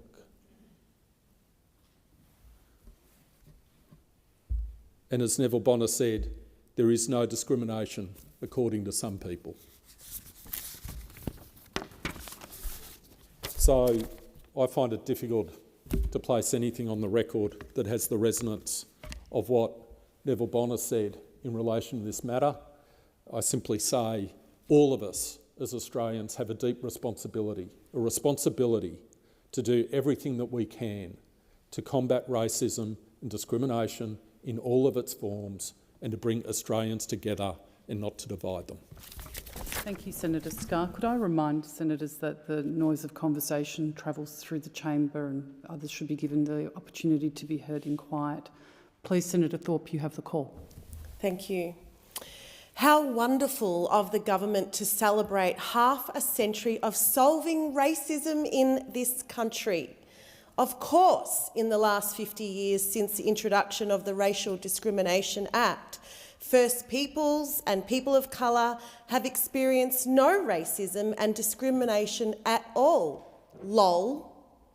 Because this country is so welcoming to asylum seekers and refugees and values its rich history of the oldest continuing living culture of the world more than anything. If you ask me, the anniversary of the Racial Discrimination Act is not a reason to celebrate, but a reason for the governments of this country to hang their heads in shame. Racism kills, because despite the Act supposedly making it unlawful to discriminate against race, ethnicity, colour, country of origin or immigration status, this country's immigration laws are so racist that even Trump is jealous. The Act has been around since I was 3 years old, and it's more racist today than back then in this country. I experienced racism at school, at work, and even in the hospital where I gave birth to my 3 children. Then I had to fight for my kids experiencing racism, and now, today, for my grandkids experiencing racism. My people are the most incarcerated people in the world. Our babies continue to be taken from us in ever-increasing numbers, and more of our people are taking their lives. We have Nazis marching for racism and politicians standing with them. Nazis can even publicly and violently attack us and desecrate a burial site and get away with it with a slap on the wrist. The genocidal practices continue day by day in this country. They are systemic, sophisticated and driven by this place. Publicly, of course, this government is trying to save face through a ticker-box measure like the Racial Discrimination Act and having a race discrimination commissioner. The Commissioner's national anti-racism framework showed the Act has no anti-racist or systemic approach. There's a huge backlog of racism complaints, and even when people manage to go through this challenging process, it hardly ever ends in anything real, in actual redress or any consequences for the perpetrator. When the government wants to be racist, they can just suspend the Racial Discrimination Act, as they did in the Northern Territory intervention. This very workplace, colonial headquarters, is built on racism. And it's not any safer than it was back then. There is no mandatory anti-racism training here. I am certain that almost no parliamentarians have ever had such training, and it shows in what they say, in their behaviours and their actions every day in this place. In fact, I still get reprimanded for calling out racism in this place by the very president of this place, while those that are actively racist get protected and supported by this system. Meanwhile, the Anti-Racism Commissioner is supposed Senator Thorpe, I don't mean to interrupt you, but if you could please withdraw the remark about the President. I do want you to continue with your contribution. I withdraw. Thank you, Senator Thorpe. Meanwhile, the Anti-Racism Commissioner is supposed to fix everything with two staff. He and his team are completely overstretched with the ever-increasing demands of the job. If the government was serious about protecting people's rights, it would enshrine them in legislation through a National Human Rights Act.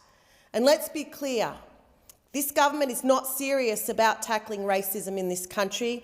It has been a whole year since a national anti-racism framework was handed down, and the government have not responded to that framework. Zero response. The colonial system has no interest in tackling racism. It is built on it. Look at the Northern Territory government right now and how it gets away with openly targeting my people, locking our kids up, destroying our sites. No consequences. The government here needs to stand up to any racism, including these state and territory governments. Thank you, Senator Thorpe. Senator O'Neill, you have the call. Thank you, Acting Deputy President. Moral philosopher John Rawls, in his seminal work A Theory of Justice, proposed the veil of ignorance, a thought experiment in which decision-makers design society as if they did not know their own social status, wealth, gender or race in that society. And behind that veil, Rawls argues just and fair policies emerge because in that context they're designed without bias or self-interest. And the piece of legislation which we are recognising and reminding ourselves of today, the Racial Discrimination Act, embodies that very ideal. It asks us to imagine how society would and could look if we're born in any background, into any background, and to legislate for practices and behaviours, attitudes and beliefs in this country in ways that ensure fairness, equality and respect for all. The Racial Discrimination Act was monumental when it came in 1975. Determined to impact on life of ordinary Australians by righting wrongs and improving the lives of peoples of all types who make up the polity of this great country we call home. Discrimination against a person because of their race, colour, descent, national origin or ethnic origin is deeply wrong. It has always been wrong. It remains a wrong inflicted on too many, right across the world. and sadly still in this country. But to legislate is a common sense move to put on the record what we believe, what we desire through our legislation. It was under the Whitlam government on the 31st of October that the Racial Discrimination Act came into force.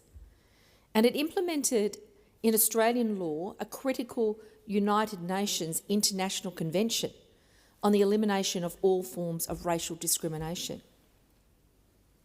This act that we are honouring today and using, I think, as a very important moment to remind ourselves of our obligations, was the first piece of Commonwealth legislation to prohibit racial discrimination and the first to focus squarely on human rights and equality. This piece of legislation is important, not just because of what it sought to name and redress at that time, but because what it continues to remind us of.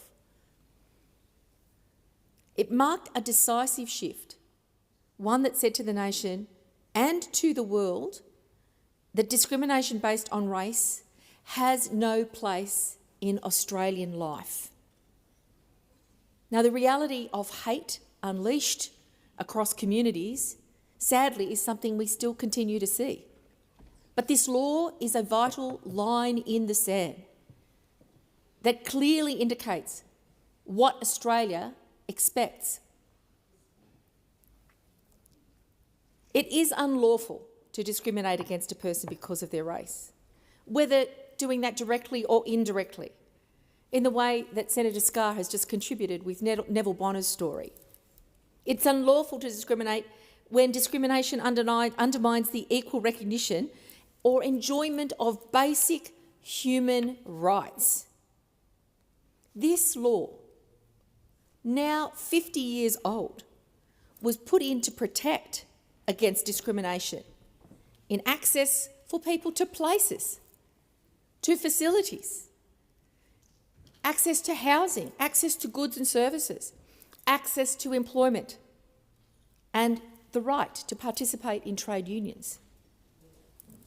It also importantly prohibits acts that are reasonably likely to offend, insult, humiliate or intimidate people because of their race, colour or ethnic origin.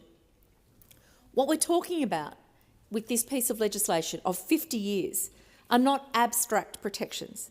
They're statements of principle about who we are and the standards we expect from one another. Our common humanity is our greatest strength. When we all seek kindness and dignity of being treated fairly, it is incumbent on us who ask for that to be given to us, to provide that to every other human with whom we come in contact. Your time has expired. Senator Little. Thank you. Well, the Racial Discrimination Act passed in 1975 and established legal protection against racial discrimination amidst a global push for civil rights and anti-discrimination laws. It passed with bipartisan support. Equality before the law is a core Liberal value. We believe in individual rights and freedoms, including protection from discrimination, recognition of the need to balance anti-discrimination protections with freedoms of speech and religion. The Coalition has always focused on practical measures to address disadvantage, such as targeted programs in education, employment and health for Indigenous and migrant Australians. Effective, meaningful public awareness and education on issues of race and equality. We've supported the process of reconciliation. Legislation alone, though, cannot change attitudes or eliminate prejudice. In fact, what must also occur is doing things that do no further harm and prevent it before it starts. Social and economic inclusion creates opportunity, diminishes difference and makes place in every corner, every place, every community based on equality of opportunity. Using legislation to assert rights is available to all citizens, but the advice should always be prevent, to intervene early and to respond and behave in ways that do not result in the need to assert legal rights. The Labor government talks the big talk about social cohesion, and yet it stood by idly and seen some of the most appalling anti-Semitic attacks on the Jewish community in Australian history. According to the Executive Council of Australian Jewry, in the 12 months following October 7, 2023, there was a 316% increase in anti-Semitic attacks. To ensure a fair and just community, we need to be always vigilant. The first job that this government focused on in its first term was the Voice to Parliament referendum. It was perhaps one of the most divisive periods in our history, not just for Indigenous Australians, but for all Australians. And it was not just about the proposition, but it was also about how this government went about it. It pitted people against each other on the basis of race, giving special rights to a group of people above all others in our foundation document, the Australian Constitution. Prioritising symbolism over practical action does not change lives. Despite the Labor Party promulgating its own version of history, here are some facts. It is the Liberal Party that has taken practical action to address exclusion and division. In early 1967, the Federal Council for the Advancement of Aborigines and Torres Strait Islanders sent a delegation to meet with Liberal Prime Minister Harold Holt. They sought and received support for a referendum to remove words discriminating against Indigenous Australians from the Constitution. That was a Holt government. This included the removal of words from Section 51. Later that month, the Australian Parliament passed the Coalition's Constitution Alteration Aboriginals Act, ensuring Aboriginal and Torres Strait Islanders would be counted as part of the Australian population and that the Parliament could make laws for them. The key difference between this successful process and the Albanese government's voice referendum is that the Coalition introduced clear legislation and then actively campaigned on it. These important reforms did not end with the Holt government. The Office for Aboriginal Affairs was established soon after by Prime Minister Gorton to receive advice on issues impacting Aboriginal and Torres Strait Islander peoples. Prime Minister John Howard introduced Indigenous protected areas in 1998. In 2019, the Coalition government established the NIAA to lead and coordinate Indigenous policy across government. This approach is echoed by our support for a standalone estimates day, something the Albanese government got rid of. The previous Coalition government introduced the groundbreaking Indigenous procurement policy to ensure greater opportunity in business, to contribute to contradict those terrible stereotypes that sometimes persist. In the chamber this week, we saw the Greens make an issue about race, when I don't believe race was even an issue. Race is not something to raise to shut down dissent. People are harmed, not helped by that. Thanks to all those who have contributed to the progress made over the last 50 years, lawmakers, community advocates and everyday Australians. Thanks to people like the late Neville Bonner, who first came into the Senate as a Liberal senator in 1971, and in his words, he said, "I am a senator for all Australians, no matter their ethnicity, no matter their background or ancestry." It's important we reflect on those words. Today, though, we recognise there is still much more work to be done. Thank you. Thank you, Senator Little. Senator Payman. Thank you, President. 50 years ago, this Parliament took an historic step. It passed the Racial Discrimination Act 1975, the first federal law to make it unlawful to treat someone unfairly because of their race, colour, descent, or national or ethnic origin. It wasn't an easy passage. The act we celebrate today was the last of 4 racial discrimination bills introduced under the Whitlam government. It took 2 years between 1973 and 1975 for both houses to agree on this reform, which implemented Australia's obligations under the International Convention on the Elimination of All Forms of Racial Discrimination.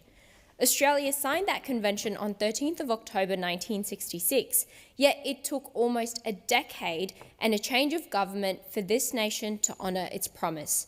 In his second reading speech, Attorney General Kep Enderby, who had only been appointed to that office 3 days prior, said something that still rings true today. The bill is based on the view that laws prescribing discrimination are vital, but not in themselves alone can they be sufficient. The educative role is at least as significant, and the bill recognises that there must be effective and systematic enforcement of rights and the promotion of education and research if the elimination of racial discrimination in this country is to be achieved in fact as well as in theory. That captures the heart of this anniversary. The Racial Discrimination Act did not end racism in Australia. It marked the beginning of our national journey, a promise that equality would no longer be just an aspiration, but a legal right. And yet, I only need to glance at my Facebook comments to know that racism is still alive in this country. We will not arrive at universal tolerance by accident. If we want to continue to live in a harmonious, multicultural society, we must work for it. The responsibility lies with every generation, every community, and every parliament. Racism in this country has a long history, from the myth of terra nullius to the massacres of First Nations people and the forced removals of children during the stolen generations. Even this very place has not been immune. The First Amendment ever moved in this chamber on 21st May 1901 proposed prohibiting immigration from the Pacific. As a woman of colour, born in Afghanistan and raised here in Australia, I know that the protections we commemorate today made it possible for people like me to stand here. My parents came to this country seeking peace and opportunity. It was the vision of multicultural Australia built on belonging, not exclusion, that gave us that chance. The Australia we all know today was built by immigrants who brought their food, their music, their languages, their faiths, and their traditions. That is what makes us rich and makes every generation of Australians more colourful than the last. But alongside that beauty, we have seen shadows of bigotry. The rise of Islamophobia, anti-Semitism, anti-Palestinian racism, and all forms of racial discrimination.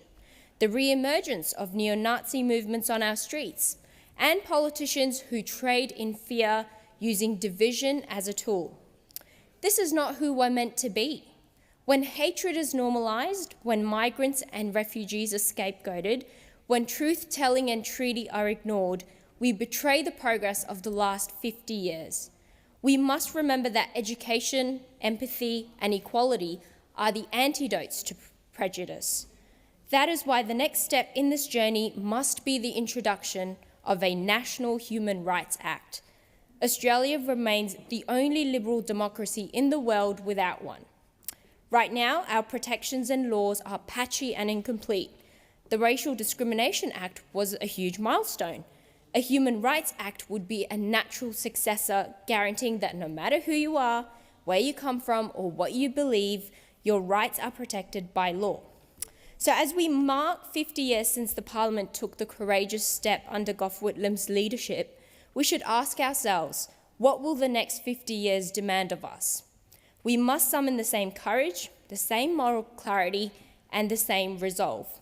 Because Australia's story, my story, your story, is proof that when we make room for everyone, this nation shines the brightest. Thank you.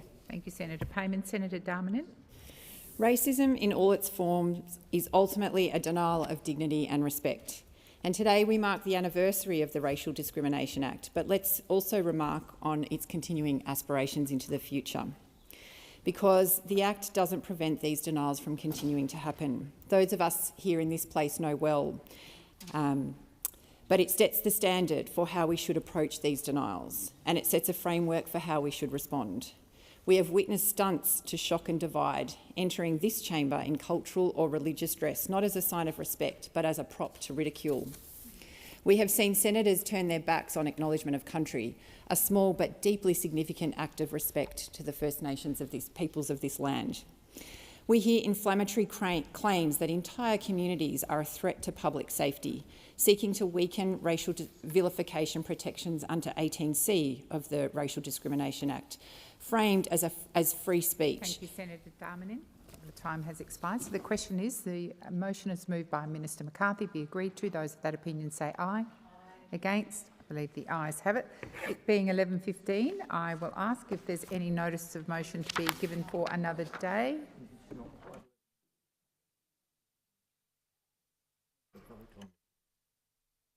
So we're going to move to I'm going to call the clerk.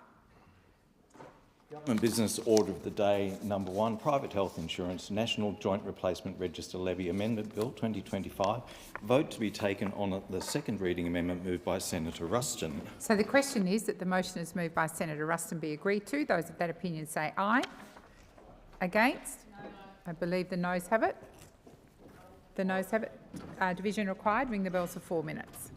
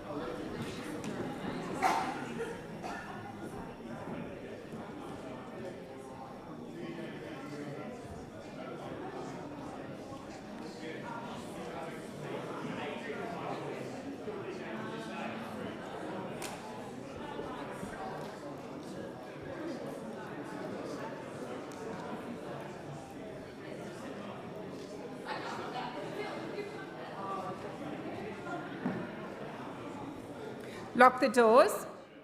So the question is that the second reading order, that the second reading amendment to the Private Health Insurance National Joint Replacement Register Levy Amendment Bill of 2025 moved by Senator Ruston be agreed to. The ayes shall move to the right of the chair, the noes to the left. I appoint Senator Askew as teller for the ayes and Senator Grogan as teller for the noes.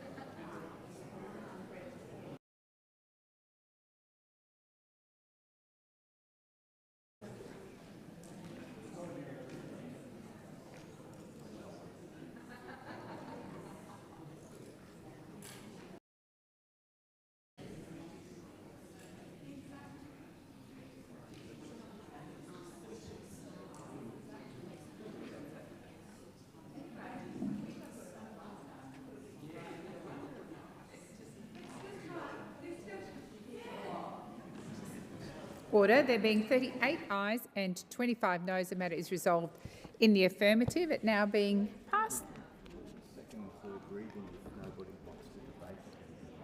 Okay. So I am advised we could do the second reading motion if the Senate is so obliged. So the question is that the bill be read a second time. Those of that opinion say aye. Against, I believe the ayes have it. I call the clerk. An act to amend the Private Health Insurance National Joint Replacement Register Levy Act 2009 and for related purposes. Minister, do you want a third reading? I move that the bill be read a third time. So the question is, the motion is moved by the Minister be agreed to. Those of that opinion say aye.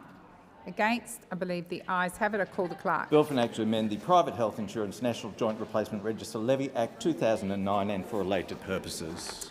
Thank you. So we'll move to notices. Are there any notices of motion to be given for another day?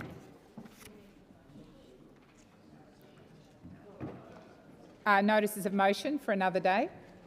No. Is there a report from the Selection of Bills Committee? Minister Watt? The amendment as... This is Selection of Bills. Senator Grogan. I present the 7th report of the 2025 of the Selection of Bills Committee, and I seek leave to have the report incorporated into the Hansard. Is leave granted? Leave is granted. Senator Grogan. I move that the report be adopted. Minister Watt? I move the amendment as circulated in the chamber. So, Senator Hanson-Young? To Murray Watt's amendment. You can. Just a moment. Did you wishing to speak to it, Minister Watt? Are you wishing to speak? Yes. Yes, you do speak now. Thanks, President. For those who haven't seen, the amendment that the government is moving to this report from the Selection of Bills Committee seeks to refer immediately to the Environment and Communications Legislation Committee the provisions of the Environment Protection Reform Bill, which have just been introduced into the House of Representatives, and we're seeking a report from that committee by the 24th of November 2025. There are a number of other amendments that we're moving, but I'll just speak to the aspect relating to the amendments to the EPBC legislation. Unfortunately, President, the no-alition is back.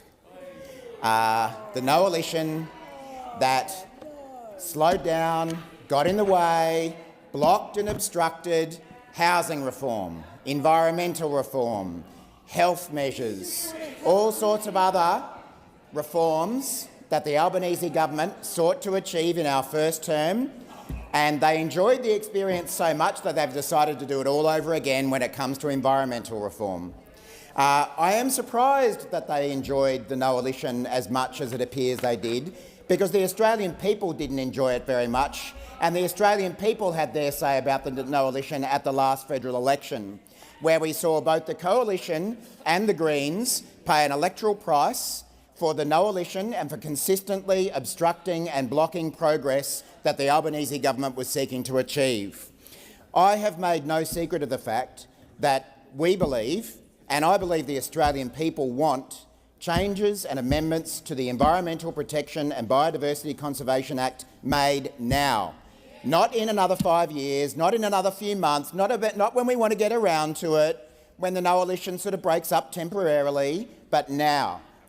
And the reason we need to act now and have a Senate committee report come back enabling debate of these bills in the last sitting week of the year is that every day and every month and every year that the no-alition blocks these reforms, we see our natural environment decline, we see housing, renewables and other important projects held up in red tape because of the provisions of the current Act that we are seeking to amend.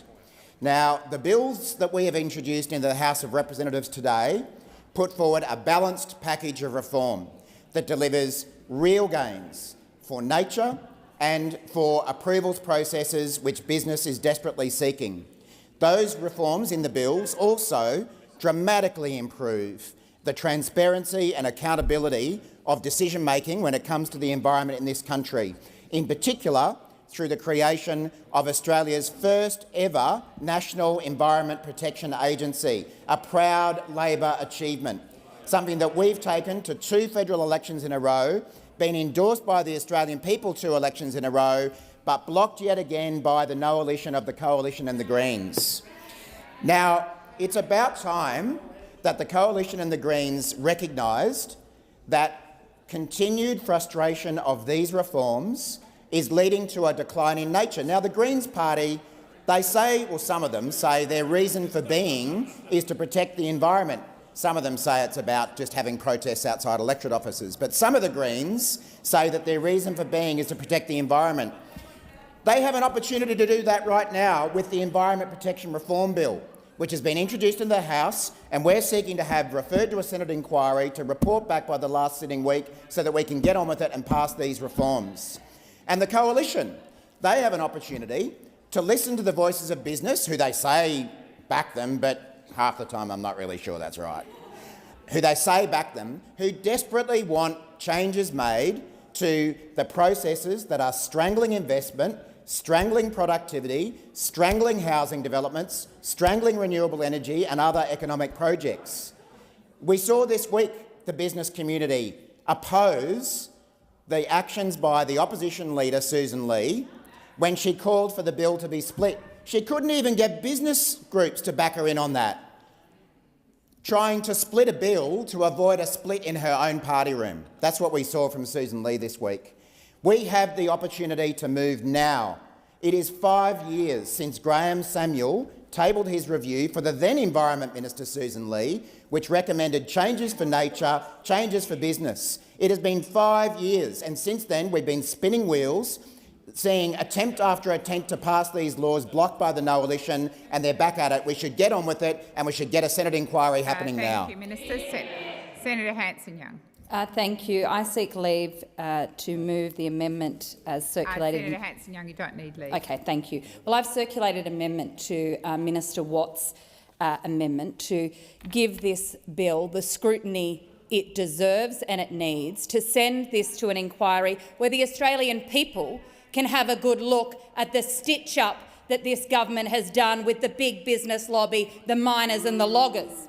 Because we know that the legislation that's been tabled in the House of Representatives today has big business, the miners and the loggers' grubby fingerprints all over it.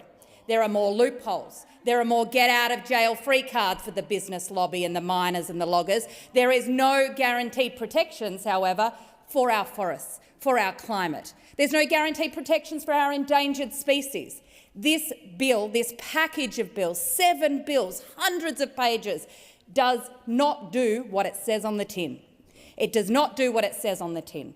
And there is no wonder that Mr Murray in a hurry wants to ram this legislation through this place, a short inquiry, because he's done a deal with the big businesses, the big polluters, the big loggers, and he doesn't want anyone to know about it. He doesn't want anyone to know about it. There's only one thing that drives the government to truncate the process of the Senate, and that's when they're trying to hide what's really going on. When they don't want the community to know, when they don't want their own voters to know, when they don't want their own backbench to know what's really going on, the government moves things as fast as they can, rams legislation through and hopes no one will notice, or if they do, it'll all be too late. That's why they don't want a genuine Senate inquiry today. But we are going to move to make sure that this chamber has the ability to do our job. There is hundreds of pages of this legislation. The weasel words have grown and grown. In fact, it was only up until yesterday that the department and the minister's office themselves were finalising how many more weasel words would be in this piece of legislation. Right? The government themselves haven't been able to settle exactly what is in this package until the last minute. And if they expect the Senate just to roll over and rubber stamp and ramp this through, they've got another thing coming. For far too long, we've had big business, the big logging companies, the big miners, write the laws in this country. And in the one package that is meant to be about protecting the environment, you think you'd do what it says on the tin. Imagine if the Environment Minister actually talked about and put forward legislation that protected the environment? Do you think BHP would be cheering it on? Do you think Chevron would be saying ram it through? Do you think the Minerals Council would be telling the Senate to get out of the way? Then no, they would not. But why are they all lining up today to tell Mr Murray Watt, Senator Watt, the Minister for the Environment, to get this all done quickly before anyone notices? Because it's good for their business. It's good for their mining. It's good for their pollution pumping projects. And of course, because it does nothing to stop native forest logging, the trees will keep falling, the animals will keep dying, and the pollution will keep growing. That is what is on the table, and the community deserves to know. The community deserves to know. And I know that this makes the government terribly nervous, because there are people within their own backbench who are alarmed at what is in this package. Well, I say to them, to the backbenchers of the Labor Party, here is your chance. Here is your chance to get behind the rest of the community who wants strong environmental protections, who wants our forests saved, who wants the pollution to stop, who wants an environment and a nature that is protected for the next generation, for our kids. If you want to take this opportunity, now is the time. Now is the time to have a backbone. Now is the time to find your voice and use this process to do it. Because otherwise, this package of bills written by the business lobby, written for the loggers, written for the miners, it will sail through. And who knows what the coalition will do. They're totally divided. But the idea that a government, a Labor government, would ram through legislation, beg the coalition for a deal and then have the gall to call it environmental protection. You know it stinks. The people know it stinks. It absolutely stinks, and it's why it needs scrutiny. Senator Duniam. President, if I could just speak to this amendment. We will be supporting the Greens amendment on the date for this referral. And the minister comes in here to tell us that we need to pass this legislation today because this is their form, their true form. Get it through, ram it through. As Senator Hanson-Young says, this is 7 bills as part of this package, and there's 700 pages of legislation.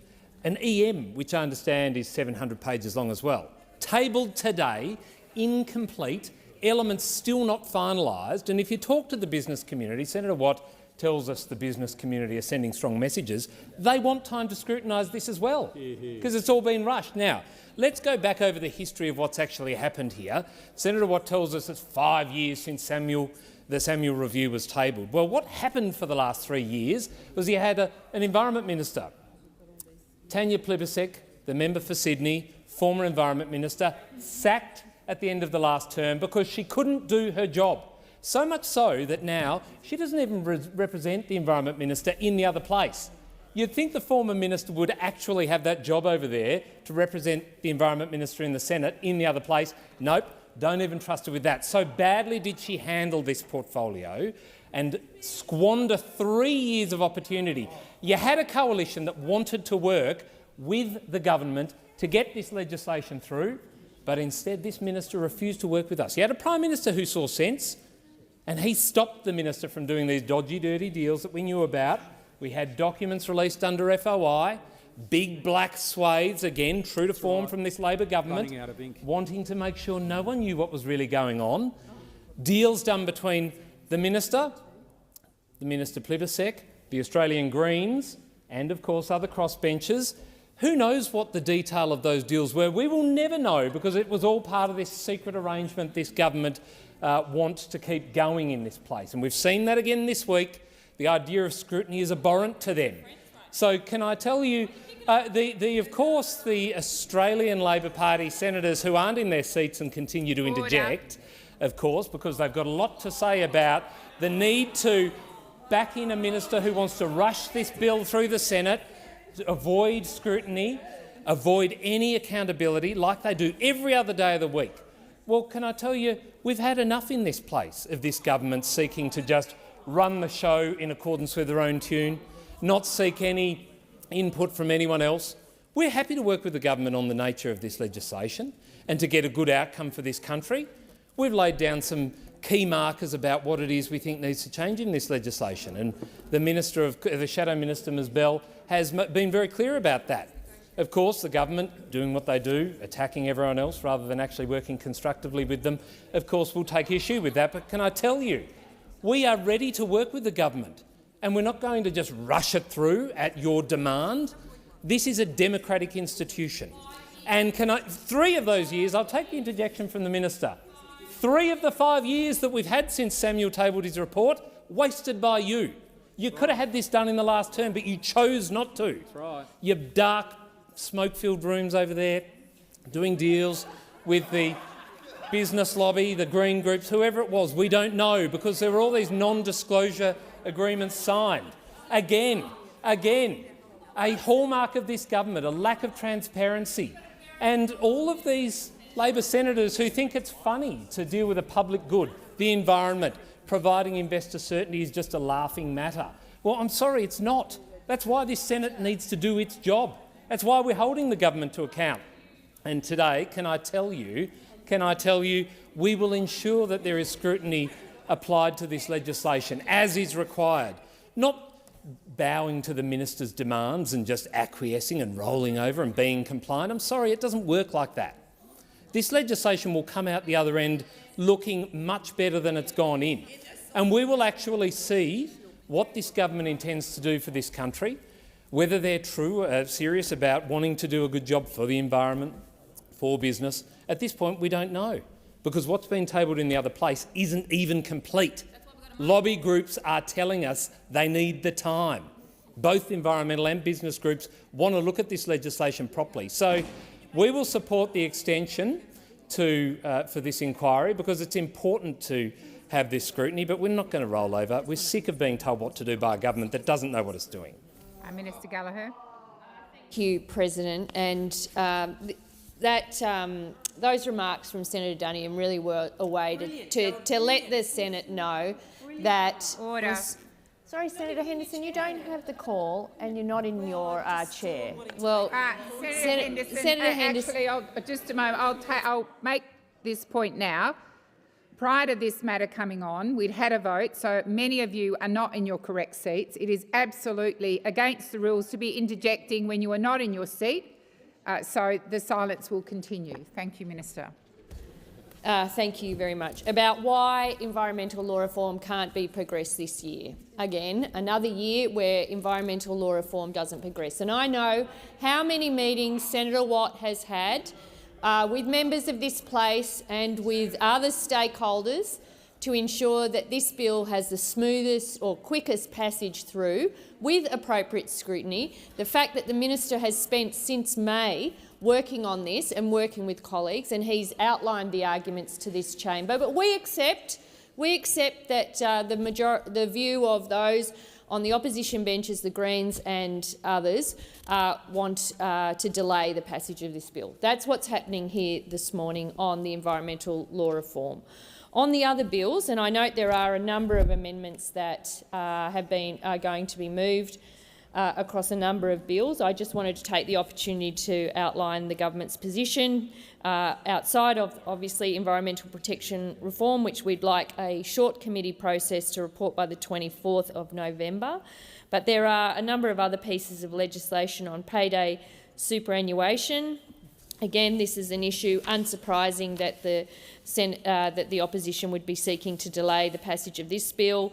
The ATO estimates that $5.2 billion in super went unpaid in the 21-22 year. That's $100 million every week that workers do not get put in their accounts. This bill seeks to address that. I would have thought that was a pretty important job for this Senate to be dealing with that bill, so that workers are getting the superannuation they are entitled to as soon as that bill is able to be passed. And that is why we are suggesting that that bill not be referred to a committee, or we're moving an amendment to that degree, and I hope that people will support that amendment. On C and D, in the amendment moved by the government, the Criminal Code Amendment states sponsors of Terrorism Bill 2025 that not be referred to a committee. This bill would allow the government to list the IAGC, Iran's Revolutionary Guard Corps, as a state sponsor of terrorism, consistent with the PM's announcement in August. There has been a lot of discussion around that. We think it's very important that that bill be passed as soon as possible and not be referred to a committee, especially as we know the advice from our intelligence agencies about the involvement of people aligned with that group in relation to attacks here on our own soil that have aimed to put fear into the community.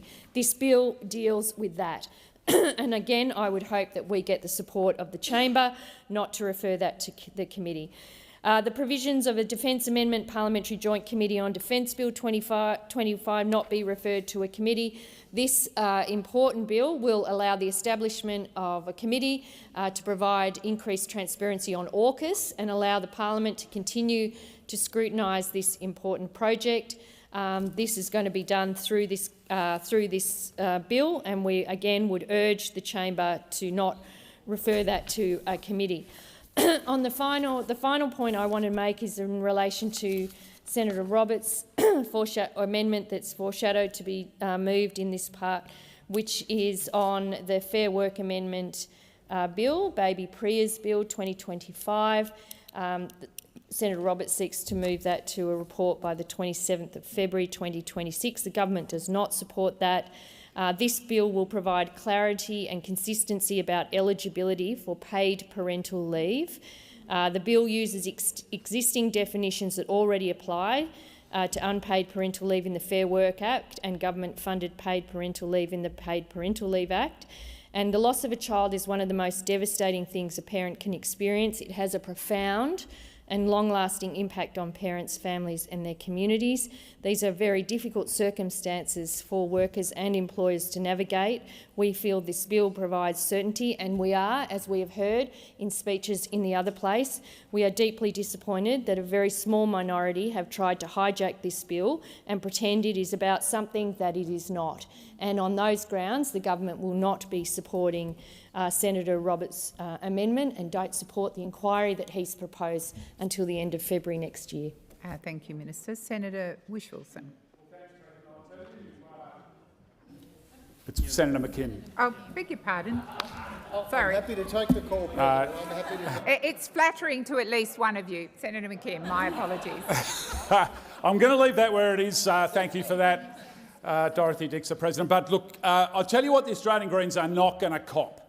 We are not going to cop a lecture on environmental protection from Labor's so-called Minister for the Environment, Murray Watt, who is part of a government that is approving every coal and gas project it possibly can, as fast as it possibly can, while the planet is cooking and our ecosystems are crumbling around us. We're not going to cop a lecture on environmental protection from a so-called Minister from the Environment who is cheering on as our native forests are being flattened and burned by the logging industry in this country. We're not going to cop a lecture on environmental protection from a government that continues to subsidise from the public purse the burning of fossil fuels while our climate is breaking down around us. We are not going to cop a lecture from one Watt Murray who has spent the last few months sitting in the corporate boardrooms of mining corporations and logging interests drafting up these laws. Make no mistake, these laws have been written for big business. They have been written for the loggers. They have been written for people who want to destroy our environment. That's what so-called Environment Minister Murray Watt has spent the last few months doing, and we see right through what he is up to. The simple fact is, who is cheering on the Labor Party to get these laws through the Parliament quickly? Let's have a look. The Business Council of Australia wants these laws passed quickly. The mining lobby wants these laws passed quickly. The loggers want these laws passed quickly, and the Labor Party wants these laws passed quickly. That tells us everything we need to know. Every simple thing that we need to know. And the Greens have got a message for the Labor Party, and in particular the so-called Minister for the Environment, who is actually masquerading in that role because he's a Minister for Big Business, Murray Watt. And that message is this: do not take the Greens for granted in this place. These laws do not protect our precious, beautiful, carbon-rich forests that are home to so many spectacular and beautiful creatures. They do not protect the climate. And because they don't protect forests and they don't protect our climate, they're not worth the paper they are printed on. We are not going to vote for laws that take environmental protection backwards in this country. And I say this to the Australian people: you know you can trust the Greens to fight for the environment. Our party was founded to protect nature. Our party was founded to protect forests, to protect the wild rivers, to protect our coastlines, to protect our oceans, protect our terrestrial and aquatic ecosystems. It is in our DNA, and we have fought since we founded to protect nature. We're doing it today, and we will continue with every fibre in our being to protect and defend nature. And we will fight hard to do that in this place, and we will fight hard to do that in the forests, in the oceans and on the streets if we have to. And we take pride. We take pride in our history, and the Australian people know that they can trust us on nature. They can trust us on the environment. They can trust us on forests. They can trust us on climate, and they can trust us on ecosystems, wherever those ecosystems are, local into communities or at a global level. The Greens are here to protect nature and to demand Labor do better. Demand that our forests are protected, demand that we have climate action, and demand that Labor stop sitting down with the big polluters, the loggers, the miners, the fossil fuel corporations. Get out of those boardrooms, get out of those back rooms, and actually work with the Greens to deliver a reform through this Senate that actually does what it says on the tin. Protects nature, protects forests and protects climate. Senator Roberts. Thank you, President. One Nation supports Senator Hanson-Young's amendment. This bill will have far-reaching impacts on Australia. It's not to be rushed through the Parliament. One Nation is the party of the natural environment and the party of the human environment. We want to give Australians a say. Workers, employers, small businesses. The Parliament needs to listen to these people, give them a say. I'd also like to now move my amendment to the selection of bills report as circulated in the chamber. Senator Roberts, you can't. We are dealing with Senator Hanson-Young's amendment at this point. You can speak to it if you wish to your motion, but you can't move it. Okay, thank you. I will speak to it now, and that'll save us time later. One Nation has moved to send the Fair Work Amendment Baby Priya's Bill 2025 to committee. The bill, as worded, allows employer-paid parental leave for the parents of a baby who has been born still as a result of a termination or for a live birth abortion. Now, loss of a child due to natural circumstances is crushing, but where a child is terminated and born alive, that child is cast away into a cold steel tin and left inhumanly to die in a bucket of cold steel from neglect. This is what's going on in our country. Alone, scared and suffering, the child dies a slow, terrifying death. This happens every few weeks in a hospital somewhere in Australia. Their employer, the mother's employer, or the taxpayers should not have to foot the bill for 26 weeks paid leave for an aborted baby or neonatal murder. Should not. This is too important an issue to wave through Parliament for the social media likes and gender warfare points. A committee inquiry is needed to review this position and allow the public their say. We need to have the people of Australia given an opportunity to have their say, and we need to listen. I think you've got about 2 minutes. 3 minutes, Senator Pocock. Well, Annie, thank you, President. I have real concerns with the Albanese government proposing a 3.5-week Senate inquiry to look at 7 different bills and almost 1,500 pages of legislation on the biggest environmental law changes in a generation. It doesn't do this important issue the justice that it deserves. And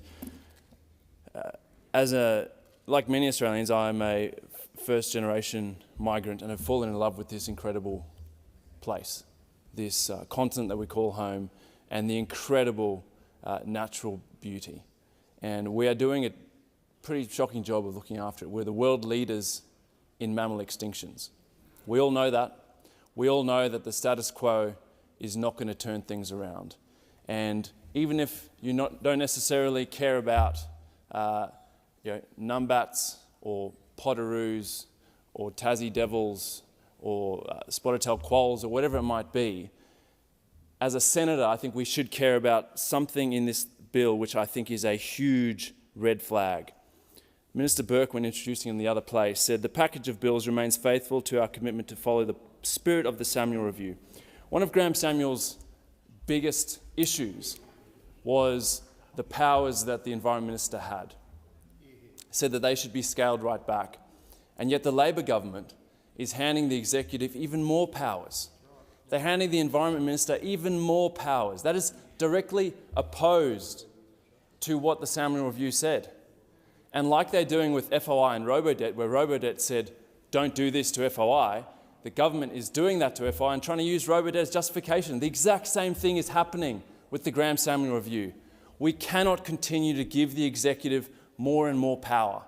You add on top of that this national interest exemption, where projects can essentially just get the green light, even if they're in a no-go zone, even if they will cause, potentially, the extinction of a species. On top of that, they may not even be subject to offsetting or the pay-to-destroy model because they're in the national interest. This all needs some very serious scrutiny if we are going to turn this extinction crisis around, which I believe the vast majority of Australians want us to.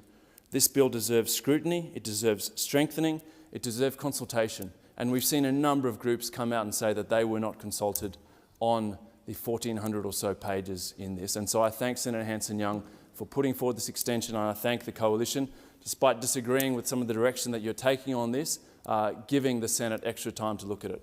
Thank you, Senator Pocock. I'm just going to explain to the Senate what we're doing. There's a number of amendments to the minister's initial amendment, so we will deal with all of those. So that's Senator Hanson-Young, Senator Duniam, and 2 from Senator McKim. Then we'll put that, and then we'll come to Senator Roberts' proposed amendment because it's separate. So the question is that Senator, and the debate for this has expired. So the question is that the amendment is moved by Senator Hanson-Young be agreed to. Those of that opinion say aye. Against? I believe the noes have it. Division required. Ring the bells for 4 minutes.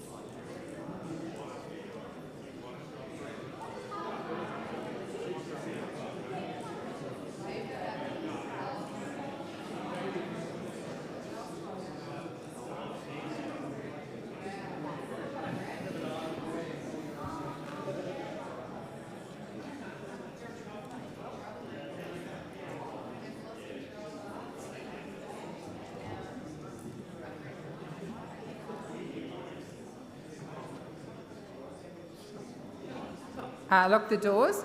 So the question is that the amendment is moved by Senator Hanson-Young be agreed to. The ayes shall move to the right of the chair, the noes to the left. I appoint Senator Askew as teller for the ayes and Senator Grogan as teller for the noes.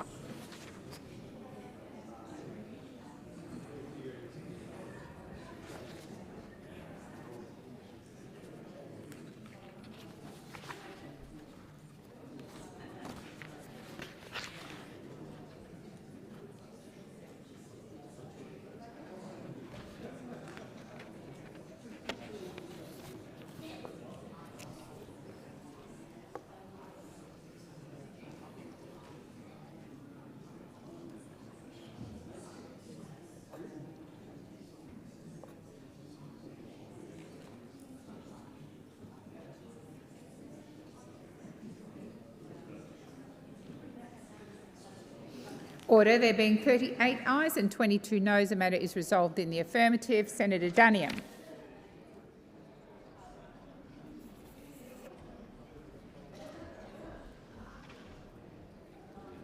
Thank you, President. I move the amendment as circulated by the opposition relating to the Treasury Laws Amendment Payday Superannuation Bill 2025.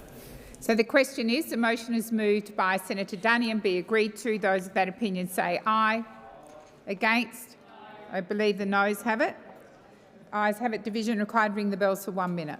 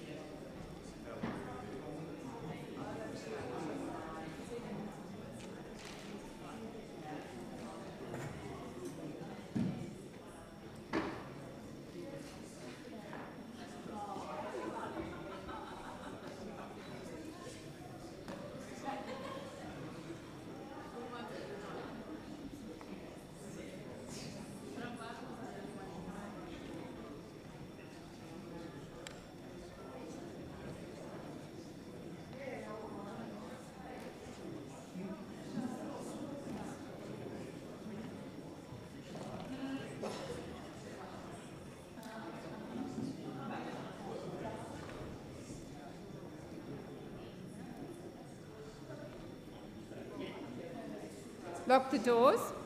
So the question is that the amendment as moved by Senator Duniam be agreed to. The ayes shall move to the right of the chair, the noes to the left. I appoint Senator Askew as teller for the ayes and Senator Grogan as teller for the noes.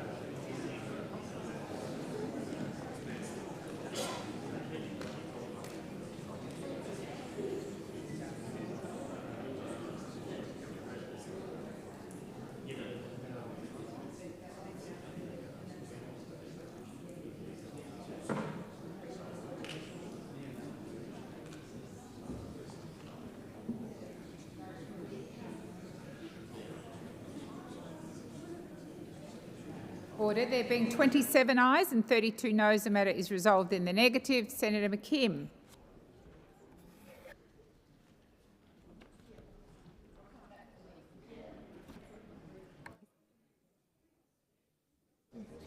Yeah. Senator McKim. Thank you very much, President. I move the amendment that has been circulated in my name. And I understand you're moving C and D together? That is correct. So the question is that the amendments as circulated by Senator McKim be agreed to. Those of that opinion say aye. Against? I believe the noes have it. Division required. Ring the bells for 1 minute.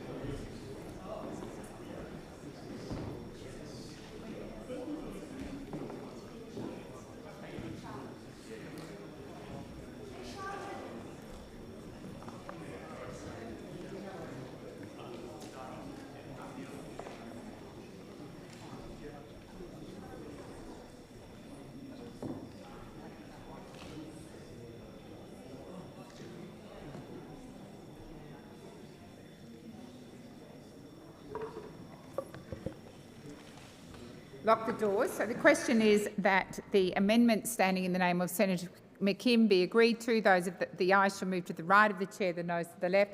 I appoint Senator McKim as teller for the ayes and Senator Askew as teller for the noes.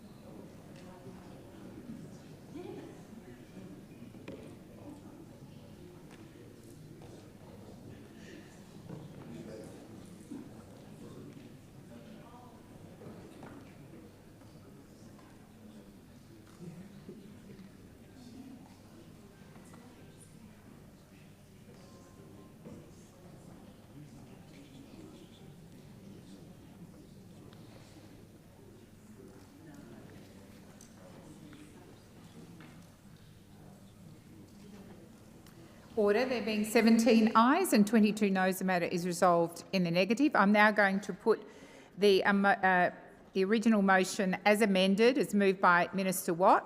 So the question is that the motion as moved by Minister Watt, as amended, be agreed to. Those of that opinion say aye. Aye. Against? I believe the ayes have it. Senator Roberts, will now come to yours.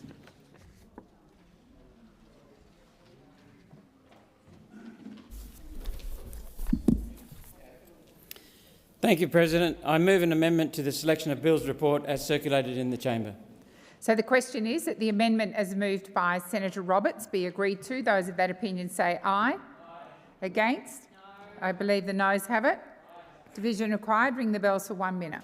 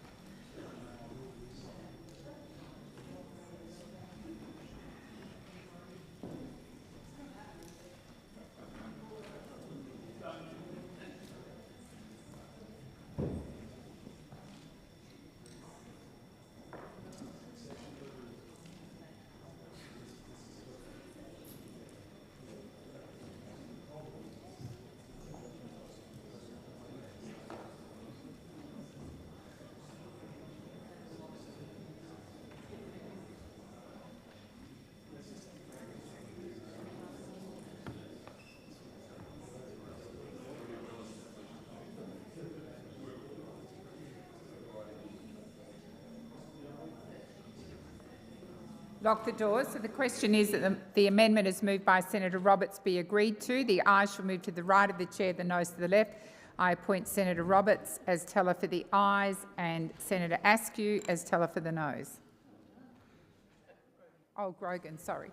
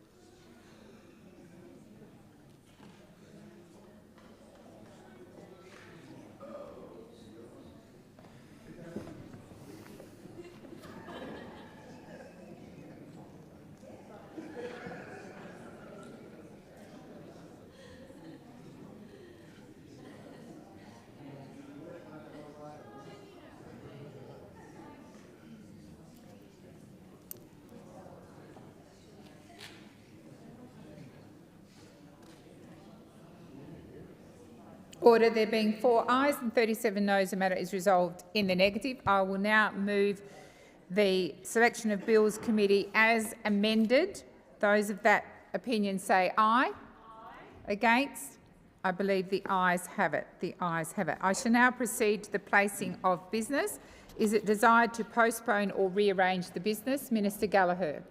Thank you. I move that general business notice of motion number 214 be considered during general business today. So the question is, the motion is moved by the minister be agreed to. Those of that opinion say aye.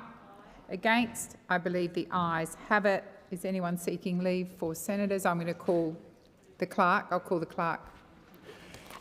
A postponement notification has been lodged in respect of general business notice of motion number 206 in the name of Senator Whish-Wilson, postponed to the 4th of November 2025, and committees have lodged extension notifications as shown at item 8 of today's order of business. Thank you. So I shall now proceed to the discovery of formal business. I'll start with business of Senate number 1, standing in the name of Senator Hanson-Young.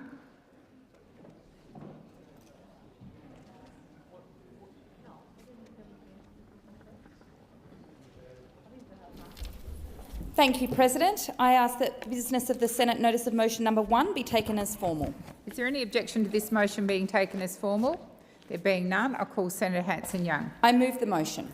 So the question is, Senator Scarr? That paragraphs 1 and 3 be put separately from paragraph 2. 1 and 3, separate to 2. I'll do 1 and 3 first. So the question is that 1 and 3 of Senator Hanson-Young's motion be agreed to. Those of that opinion say aye. Against? I believe the ayes have it. I'll now move to part 2. So the question is that Paragraph 2 of Senator Hanson-Young's amendment a motion be agreed to. Those of that opinion say aye. Against? I believe the ayes have it. A division required. Ring the bells for 4 minutes.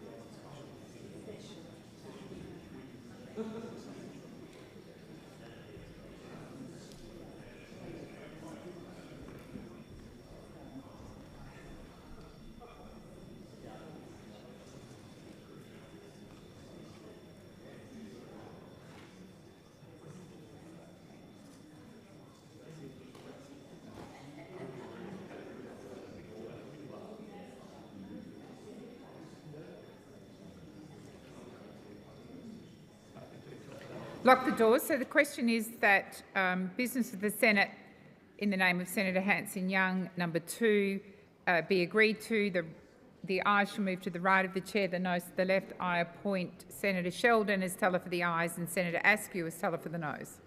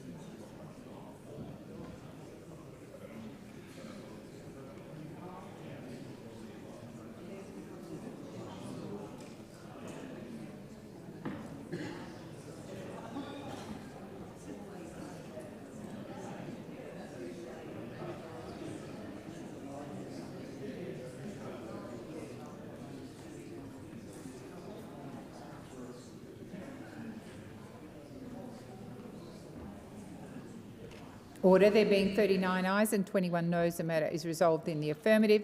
That concludes formal business. We're back to government business. I call the clerk. Number 2, Health Legislation Amendment Miscellaneous Measures Bill Number 1 of 2025. Resumption of debate on the second reading and on the amendment moved by Senator Steele-John. Senator Steele-John, you're in continuance. Indeed I am. I know. Thank you, President. I will continue my speech. Now, this omnibus bill seeks to make changes to the process for claiming private health insurance. Chair, I'm just struggling to hear a little bit. I'm sorry, Senators, can I just remind you, we have a senator on his feet, so can we be a little quieter as we're leaving the chamber? Senator Steele-John, you have the call. Thank you, Chair. So as I was saying, this omnibus bill seeks to make changes to the process for claiming private health insurance rebate. The private health insurance rebate enables, as we know, eligible people to have their private health insurance rebates subsidised by the government. Now, right now, the IT systems responsible for administering these rebates simply can't meet the expectations set out in the legislation, so this bill will update the law to better align with what the system can actually deliver. The Greens have been clear on our position in relation to private health insurance. Our priority, in our view, is that we should be improving and strengthening our public health system. However, while there remains a private health structure in Australia, we see the need and the value in aligning these systems. Now let me move to the issue of head and neck cancer. I would like to take the opportunity presented by this legislation to talk about an issue that I am incredibly passionate about, and that is the access to affordable oral and dental health care, and in particular to dental prosthetics for people who have undergone treatment for head, neck and oral cancers. Now, head, neck and oral cancers can cause significant damage to the mouth and to a person's oral health. In some people, this might be through the removal of parts of the face or mouth, such as their lips or gums. For others, the radiation treatment around the head area can cause permanent damage to the salivary glands, which play a crucial role in keeping the mouth healthy. If it were any other type of cancer that we were talking about, any other type of cancer, Medicare would cover the post-treatment rehabilitation, including prosthetics. But because we are talking about cancers of the head or mouth or neck, these prosthetics and that rehabilitation isn't covered by Medicare. And instead, cancer patients need to go hundreds or thousands of dollars out of pocket to pay for it. We have heard of people having to mortgage their house and pull from their super in order to pay for dental prosthetics that they need. While millionaires are living large on government-funded tax cuts, it is unacceptable that Medicare can't cover prosthetics. In 2023, the dental inquiry that I had the honour of chairing uncovered these huge gaps in the Medicare system and made 2 recommendations. These recommendations were to further investigate the ways in which cancer and cancer treatment could impact the mouth, and to look into addressing these impacts, including reviewing the Medicare benefit schedule with a view to improve access to care.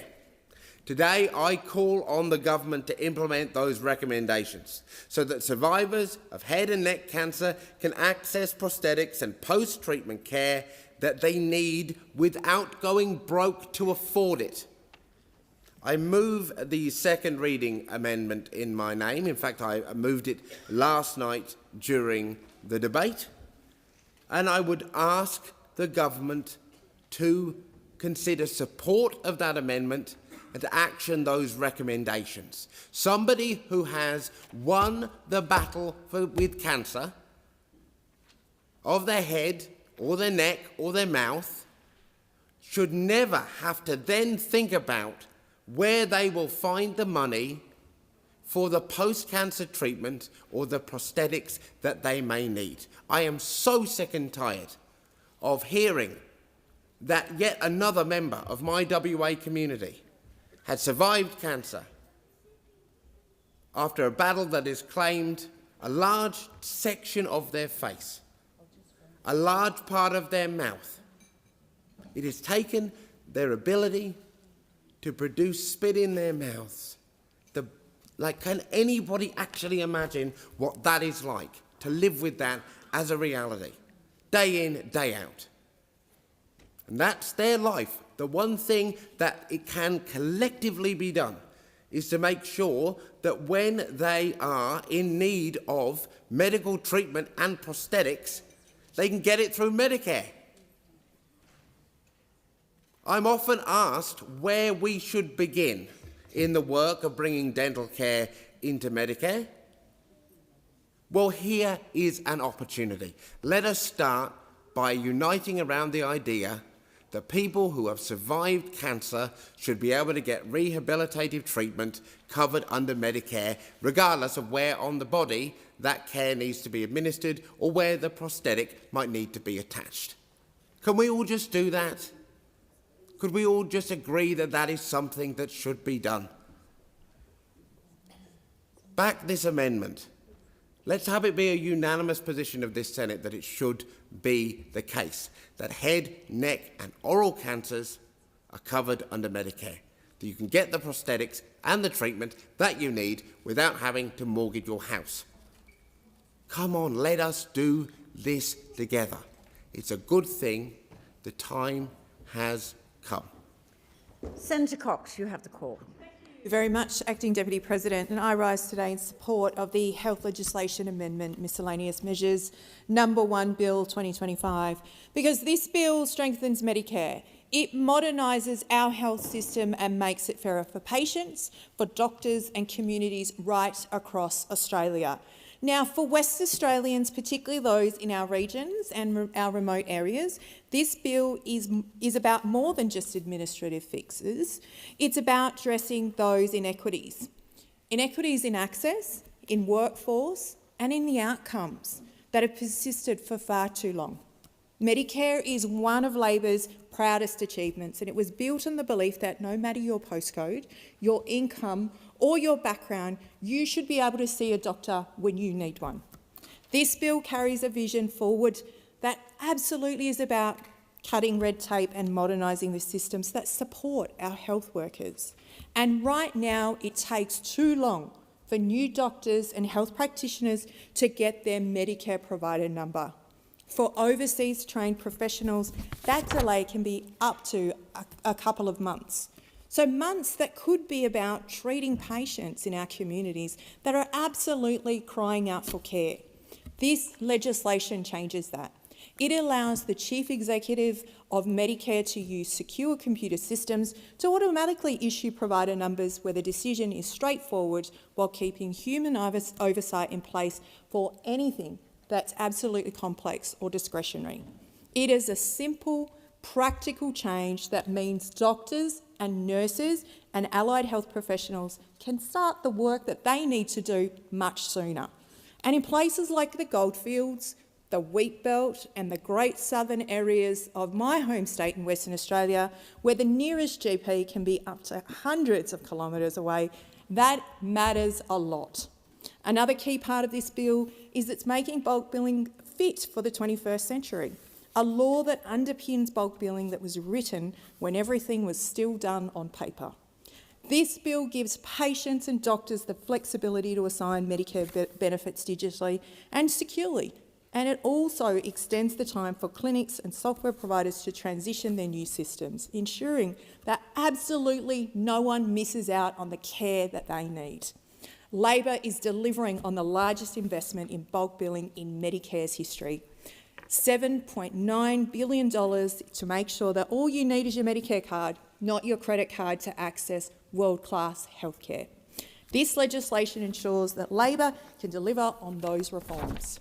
It also strengthens our ability to get more doctors in regional and remote and outer metropolitan areas. Under the old bonded medical program, if a bonded doctor failed to complete their return of service obligation, they could face a 6-year ban. A blunt penalty that didn't just punish the doctor, but the very communities that needed their care the most. So under the reform system, we ensure that doctors who've acted in good faith, who've worked in rural hospitals, in Aboriginal medical services or regional clinics, have their contributions recognised. It is a fairer system that supports both doctors and the people they serve. Importantly, the patients they serve. Now, for First Nations communities, continuity of care is vital. So when bonded doctors are supported rather than penalised, communities retain trust and stability in their local health services. At the heart of this bill is integrity, efficiency and equity. Australians deserve to know that every taxpayer dollar is handled properly and that our public and our private systems work together to keep healthcare affordable. This bill will strengthen the integrity in the private health insurance rebate system so that the $7 billion paid to insurers each year is managed lawfully and transparently. Our government's approach is very simple.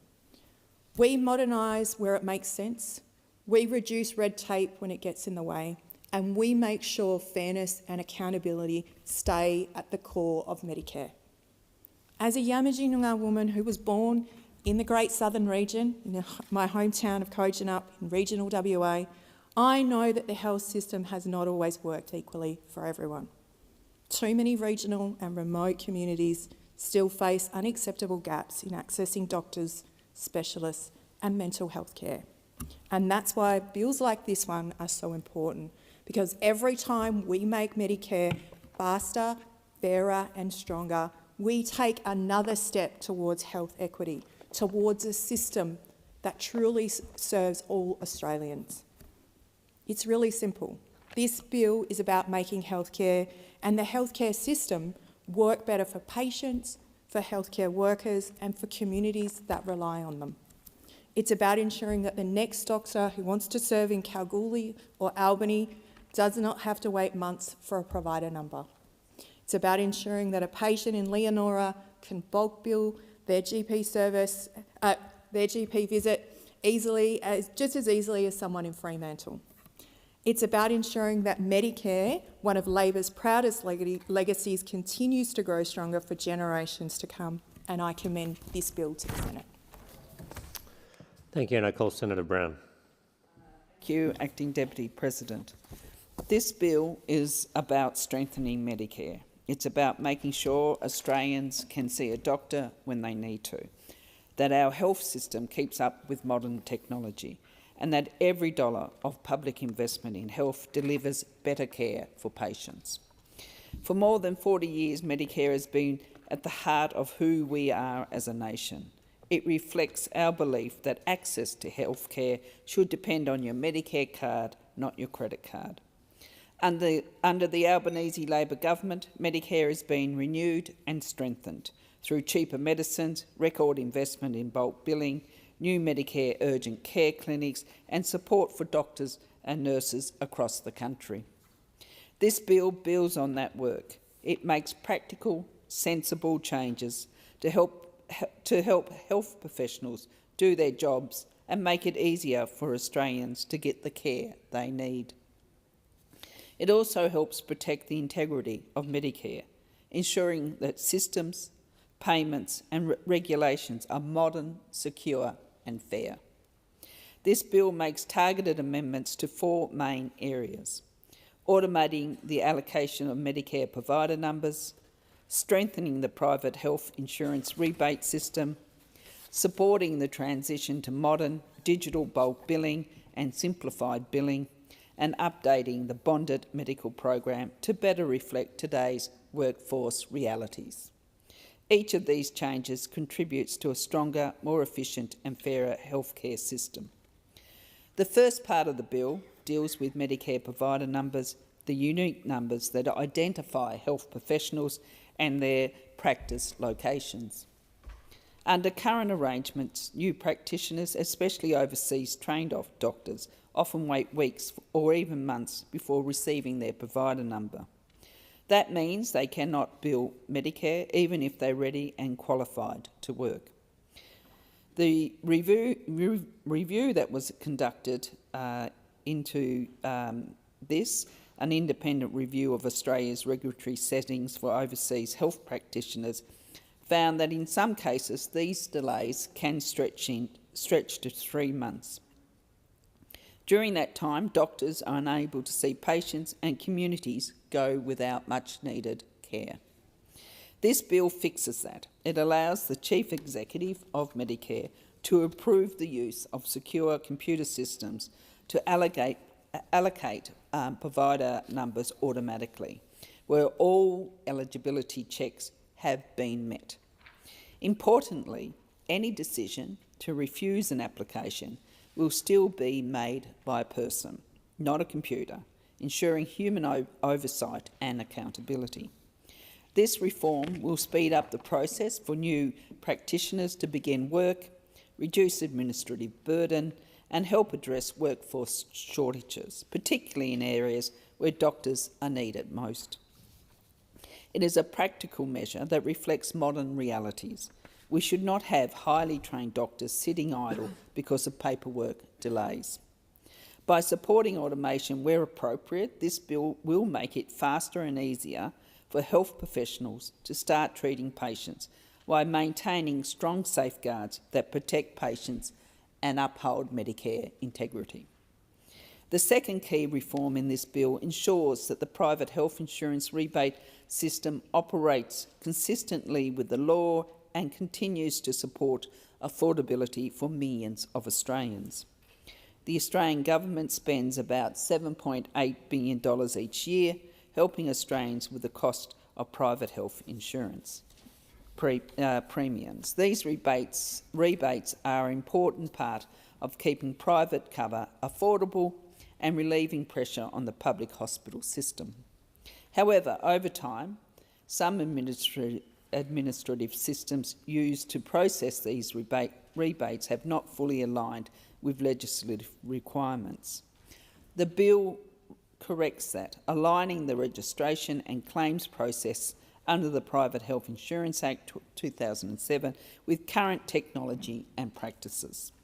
It introduces a new self-assessment model for private health insurers, ensures appropriate checks and documentation, and allows administrative tasks. These updates will not change the rebate amounts people receive, but they will strengthen the integrity of the system and protect taxpayers' money. They ensure that payments are lawful, accurate and recoverable if errors occur.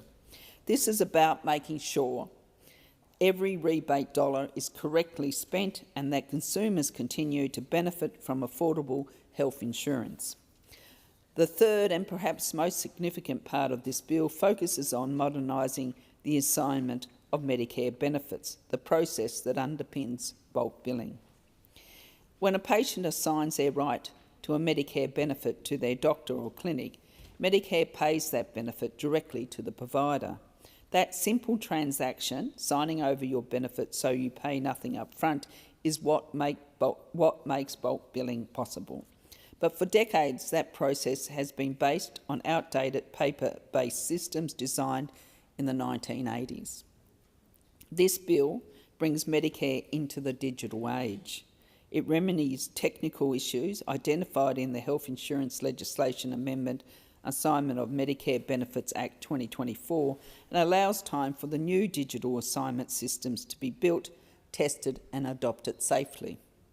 Specifically, it postpones the start of the new arrangements from January 2026 to July 2026, giving software developers, medical providers and patients more time to prepare.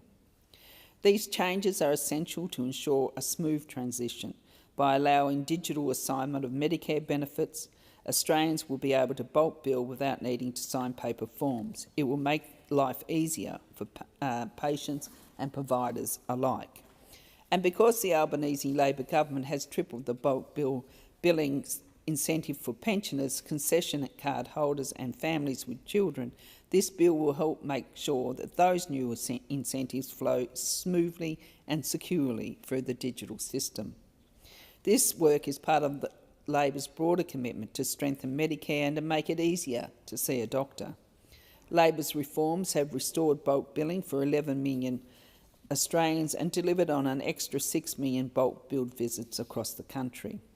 This bill ensures the technology behind Medicare keeps up with that progress. It protects the foundations of a fair, modern healthcare system where bulk billing remains central to how Australians access care. In Tasmania, these reforms will make a real difference. We know Tasmanians value Medicare deeply, but too many still struggle to find a bulk billing GP or face long waits for appointments. The government's investment in bulk billing and urgent care clinics are already helping to change that. In Hobart, the 2 Medicare urgent clinics have provided thousands of free walk-in consultations, offering an alternative to hospital emergency departments for families needing urgent but non-life-threatening care. Across the state, more Tasmanians can now see a bulk billing doctor without worrying about the cost. Tripling the bulk billing incentive has made it viable again for many clinics to return to bulk billing.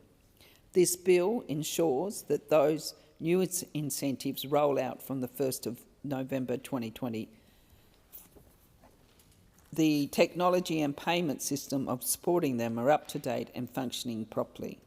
For Tasmanians, that means smoother billing, faster payments to clinics and fewer administrative barriers for doctors, especially those in regional areas who are already carrying heavy workloads. It will also help ensure that the $7.9 billion in bulk billing incentive payments announced in the 2025 election reaches frontline providers on time. Combined with Labor's new investments in women's health, mental health and cheaper medicines, this bill supports a health system that works better for everyone, from families in Hobart's northern suburbs to older Tasmanians on the northwest coast. Labor's Medicare urgent care clinics, endo clinics and pelvic pain clinics and Medicare mental health centres are all designed around the same goal: accessibility, affordability and community-based care. These reforms are delivering real results. In Tasmania, families are saving money on prescriptions, older Australians are seeing doctors without out-of-pocket costs, and patients who once turned to emergency departments can now access timely, free care in their own communities. This bill supports that success by ensuring Medicare systems are modern, secure and efficient. The final part of the bill makes important changes to the bonded medical program, a program that encourages medical graduates to work in regional, rural and remote communities. These amendments remove that outdated 6-year Medicare ban for doctors who do not complete their return of service obligation, balancing fairness with community need. They also ensure that work is completed in good faith, including under earlier schemes or in eligible areas misidentified by government, can still count towards that obligation. These changes make the program more consistent and fairer for participants, while ensuring communities continue to benefit from access to doctors. The aim is clear: to strengthen regional and medical access while supporting a fair and sustainable approach for the health professionals who serve those areas. This bill is a practical step towards a stronger Medicare, one that works for patients, practitioners and the community. It makes it easier for doctors to get provider numbers, ensures rebates are handled lawfully and efficiently, modernises the way patients assign their Medicare benefits and keeps the bonded medical program fair and effective. Together, these measures help deliver the government's vision for a health system that is fair, modern and fit for the future. They also sit alongside an historic investment in bulk billing, cheaper medicines, hospital funding and urgent care, all central to Labor's mission to make health care universal and affordable. The Albanese Labor government believes that when Australians are healthy and our communities are stronger, that is why we are investing in Medicare like never before, with more doctors, more bulk billing and better care across every state and territory. I commend the bill to the Senate. Thank you, and I call Senator McAllister. Thank you, Acting Deputy President. Given the hour, I don't intend to go over all of the elements of the bill. I thank very much those senators who have made contributions about different aspects of this bill, which ranges across quite a broad range of areas in the health system. I do, however, just want to make a number of remarks in relation to Schedule 4, given the amendment that's been circulated by the opposition. Schedule 4 to the bill amends Part 5D of the Health Insurance Act 1973 to enhance elements of the bonded medical program. And the intention of this bill is to ensure that the consequences for participants who withdraw from the program or fail to complete their return of service obligations are fair, and the changes balance the personal circumstances of the bonded participant with the broader interests of the community. I do need to address a number of issues which have been incorrectly asserted in the contribution made by the opposition earlier in the debate in relation to the bonded medical program and in particular the impact of this bill on that program. So Senator Sharma made the contribution on behalf of the Minister yesterday. I note Senator Sharma is in the chair as we speak, but he said this: despite the bonded medical program being designed to address the shortage of medical professionals in regional, rural and remote areas of Australia, the government's changes to distribution priority areas now allow doctors to work in major metropolitan cities and still meet their obligations under the program, further worsening doctor shortages in truly underserved areas and obviating the intent of the program. This is not correct. The current bonded medical scheme was established by amendments made by the Morrison government in 2019, and the explanatory memorandum to that bill describes the operation of the return of service obligations. It says this: the statutory scheme provides a legislative basis for the bonded medical program. That is, it requires participants to complete a return of service obligation, i.e. working in regional, rural and remote areas and areas of workforce shortage as defined in the bonded medical program rules to be made under the Act in return for a bonded Commonwealth supported place in a course of study in medicine at an Australian university. The key thing in that quote is its reference to the rules to be made under the Act. And the rules affecting the eligible areas for the return of service obligations under the bonded medical program have not changed since 2020. The eligible locations for the bonded medical program are defined at Section 10 of the rules, and there has been no change to that section of the rules since they were introduced in 2020. And so I did want to get that on the record because I don't wish people who may be listening to the debate or other senators to be uncertain or about the intent of the legislation that we're considering this afternoon. With that, I note the sort of thoughtful contributions from various speakers over the course of the debate, and I do thank senators and commend the bill to the chamber. I believe the question, no other contributions. The question is the second reading amendment moved by Senator Steele John be agreed to. I'll put that question. All those of that opinion say aye. That is the question. The amendment moved by Senator Steele John be agreed to. Those of that opinion say aye. Those against say no.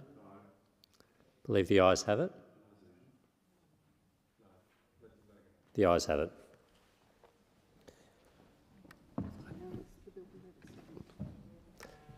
The question now is that the bill be read a second time. Those of that opinion say aye. Aye. Against? The ayes have it. I call the clerk. Bill for an Act to amend the law relating to health and for related purposes. Do I need to announce that? We're now moving into committee stage.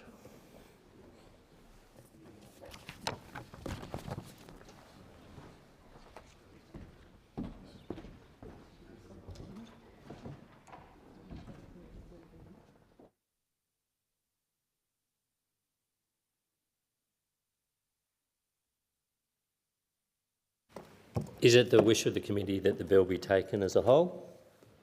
There being no objection, it is so ordered.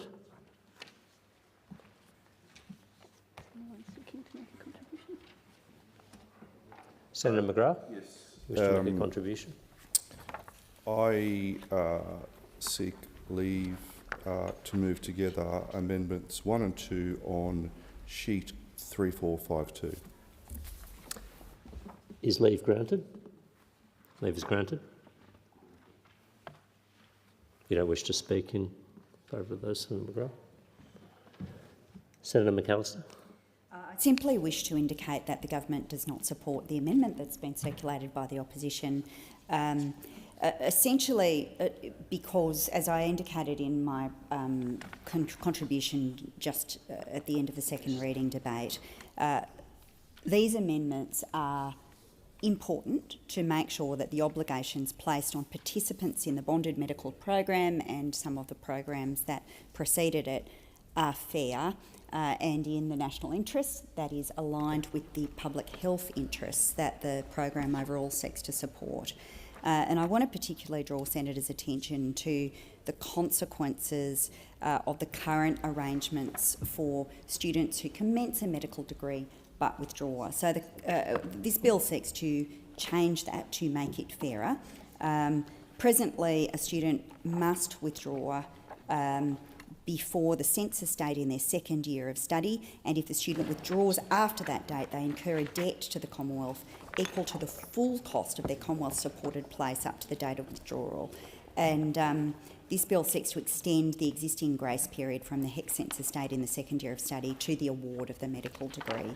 And I wanted to just put on the record for senators and anyone else who may be listening to the debate the reason that the government doesn't think that this is presently fair. I have with me an email that's been recently received by ministers in our government from a participant, and I'll name this fellow. His name is Sharath, and he says he's writing in strong support of the amendment that's presently before us and that's the subject of a further amendment by the opposition. He says, I started doing medicine in 2020 at Western Sydney University. However, I soon realised that medicine was not the career for me. I made the difficult decision to leave medicine to pursue civil engineering at the start of 2023. Unfortunately, I had accepted a spot in the bonded medical program in 2020. This meant that upon leaving medicine, I would become liable for the full Commonwealth contribution for that part of the degree I had completed, and this amounted to a total of $78,000 over 3 years. The purpose of this program is to give students a CSP place in medicine, and in return, they will practice as a doctor rurally upon graduation for a fixed number of years. Penalties are intended to make sure qualified doctors do not try to evade their obligations to work rurally. Crucially, the intention is not to penalise students who decide to leave medicine. These students, like myself, are not depriving rural areas of a qualified doctor because they will never become a qualified doctor.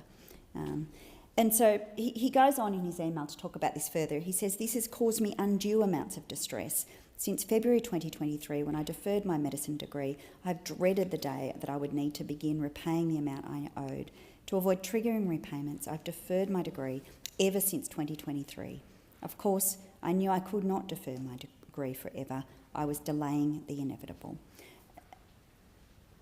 We want this program to work well for prospective students. We want it to deliver a workforce that is suited to, that can work in underserved areas across our community. But we don't wish to punish people or make people's lives unnecessarily difficult, and I do think that that email sets out the scale of the challenge that is in place under the present arrangements, and it is one of the reasons why the government does not support the amendments that have been circulated by the opposition and are before the chamber at this point in time. Thank you, Senator McAllister. Senator Roberts or Senator Steele, Senator Roberts, you wish to make a contribution? I defer to Senator Steele-John if he wants to ask questions. Senator Steele-John, did you wish to make a... No, thanks, Chair. Senator Roberts. Thank you, Chair. Minister, Schedule 1 of the bill automates the issuance of Medicare provider numbers, MPNs. Automation, I assume, means computer software. Computers are used now for the process. What is different about the process being proposed that requires legislation to enact?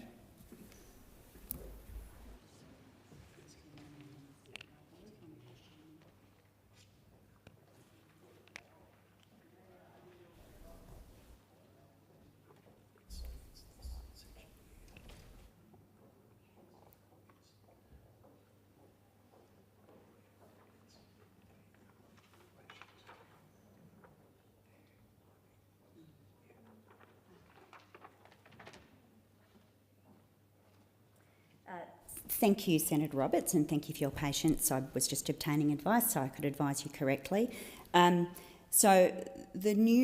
This new part of the Act will ensure that the system can approve the use of a computer program for certain decisions relating to the allocation and management of Medicare provider numbers.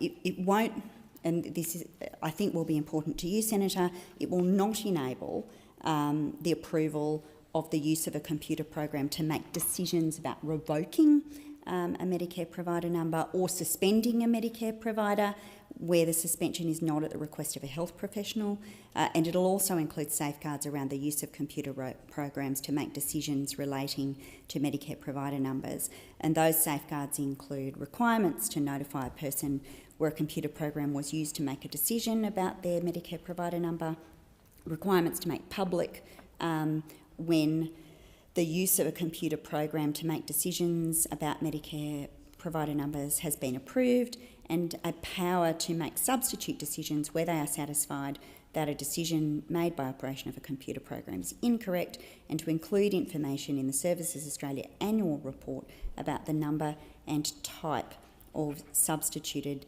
decisions.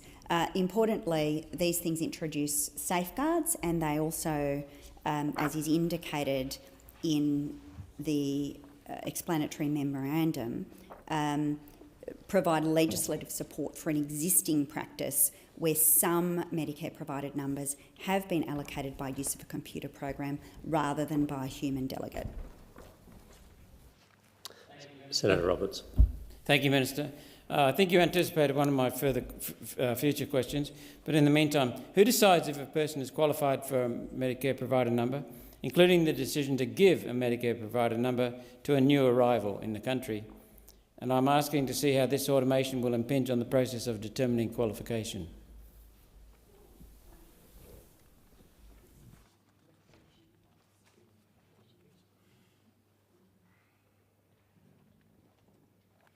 Senator Roberts, may I clarify? I think what you're asking is how would a new migrant to Australia have their qualifications recognised for the purposes of practising in an Australian context? Is that correct?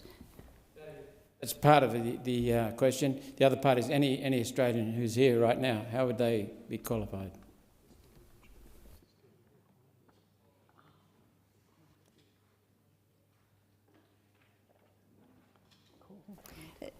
Senator Roberts, thank you. Again, Senator, I'm terribly sorry. I just might ask you to clarify further. You said that you're asking about a person who is here now. How would they obtain a Medicare provider number? Do you mean an Australian citizen or another person? What are you trying to elicit from me? Senator Roberts.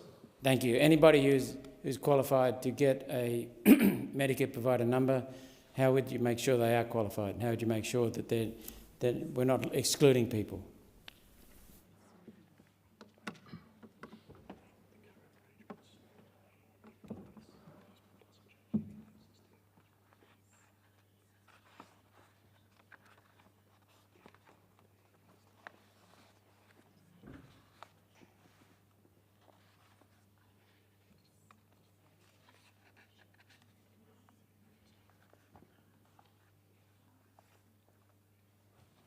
Minister.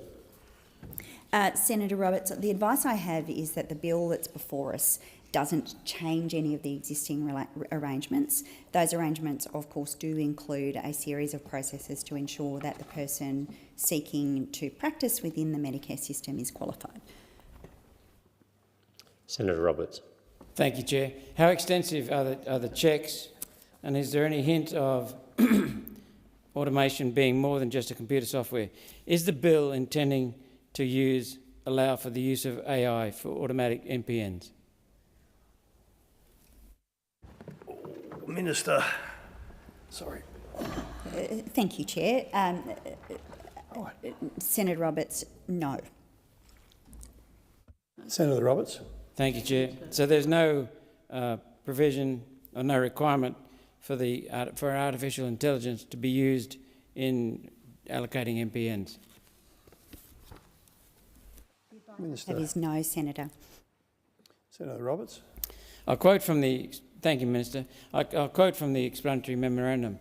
The bill will enable the Chief Executive Medicare to approve the use of a computer program to make appropriate, this is a quote by the way, appropriate non-discretionary decisions relating to the registration and claims process, end of quote. Can I confirm you intend to use AI for that process? And if so, what checks are in place to make sure the AI is fit for purpose?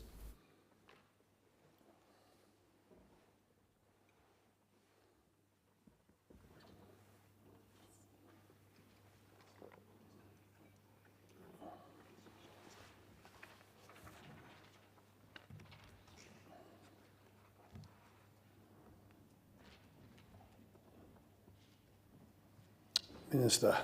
Thanks very much, Chair, and thank you, Senator Roberts. If I may return to your... the advice I have in relation to AI is that there is no intention... we do not require AI to perform the functions that are set out in the bill. In relation to your earlier question about the process by which a person becomes eligible for obtaining a Medicare number, the Parliamentary Library's Bill Digest in relation to this says that to be eligible to provide a Medicare service, health professionals must meet certain criteria.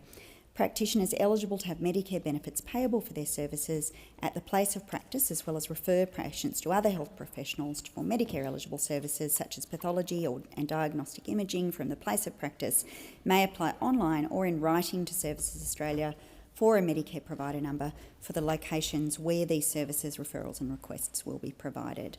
They are then used, the number is then used by health practitioners both as a means of identifying themselves and their place of practice for the purpose of claiming Medicare benefits for eligible services, such as an identifier to support other Medicare-related programs. Senator Roberts. Minister, just clarifying for constituents and to get some reassurance, you did hesitate when you used the word intention with regard to AI and then said there's no requirement. After the robo-debt fiasco, the Bureau of Meteorology website fiasco, the Australia Post software fiasco, the Border Force cargo management automation, constituents have every right to point out that these stuff-ups keep happening because of the way in which new technology is rolled out. That's a big concern.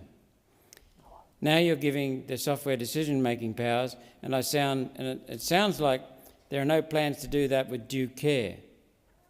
What security steps are being taken to reassure our constituents with these automations proposed in this bill to make sure they don't become yet another government stuff-up? And I acknowledge that not all the stuff-ups have occurred on your watch.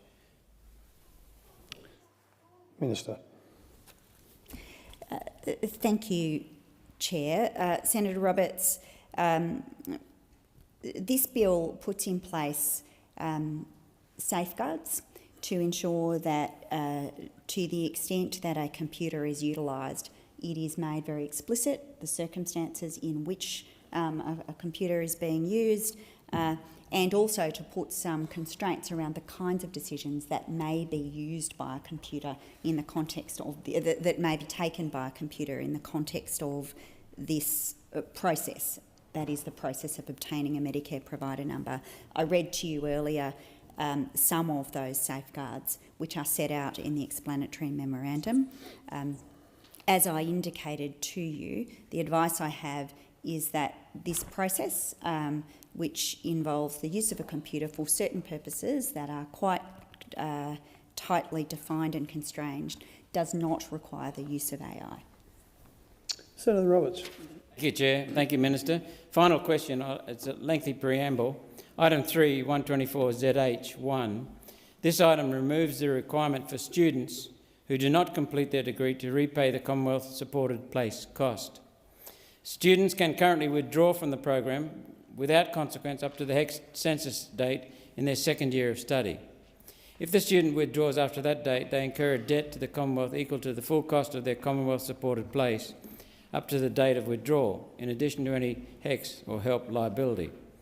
The proposed amendment, as I understand it, seeks to extend the existing grace period from the HECS census date in the second year of study to the award of the medical degree.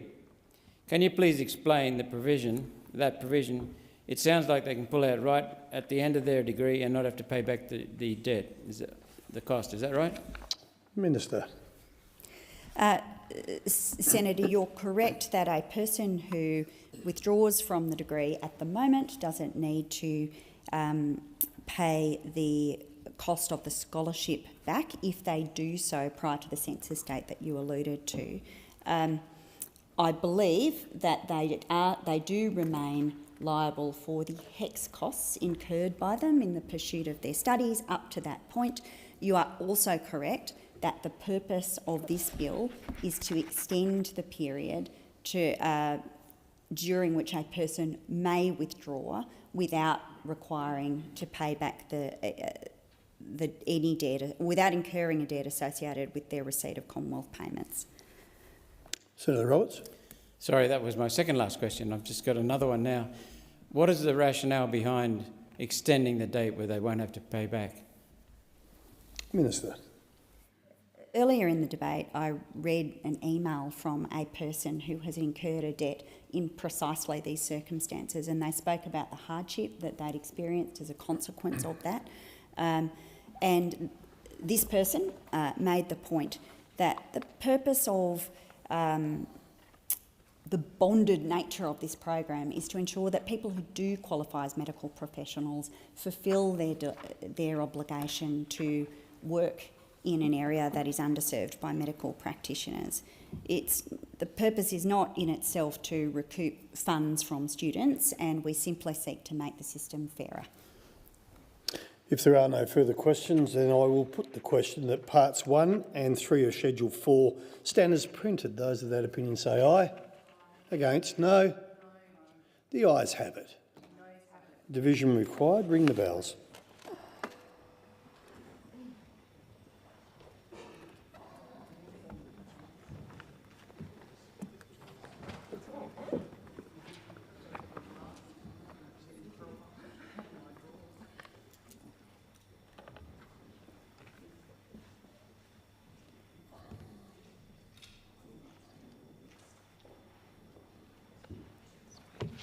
Thank you.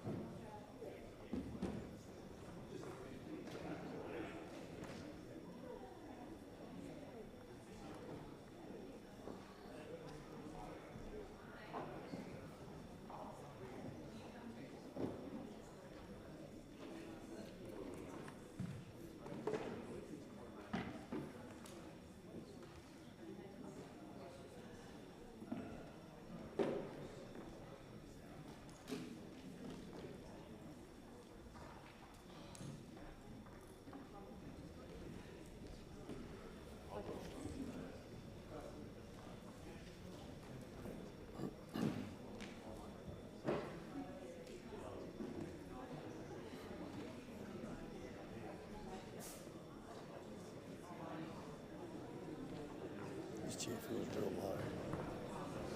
I feel like I'm sitting on the floor.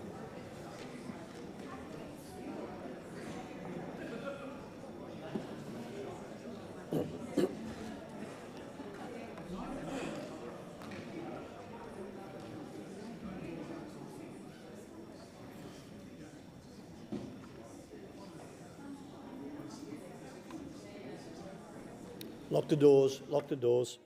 The question is that parts 1 and 3 of Schedule 4 stand as printed. The ayes shall pass to the right of the chair, the noes to the left. I appoint Senator Dunegan to tell it for the ayes, Senator Kovacic to tell it for the noes.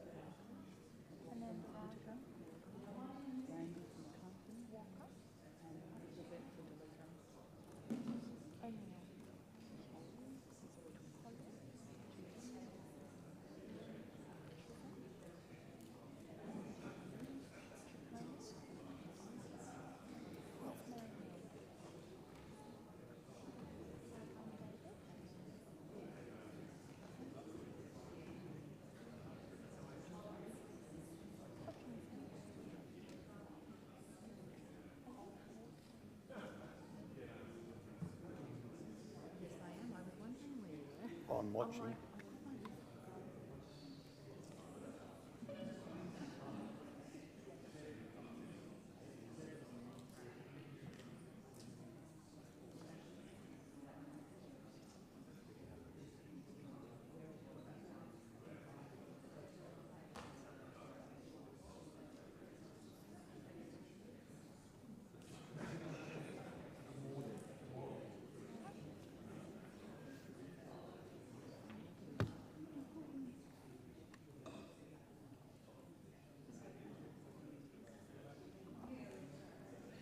Order. The result of the division is ayes 32, noes 23. The question is resolved in the affirmative. The question now is that the bill stand as printed. Those of that opinion say aye. Those of that opinion say aye. Against, no. The ayes have it. The question is now that the bill be reported. Those of that opinion say aye. Against, no. The ayes have it. Give you that back and I'll go.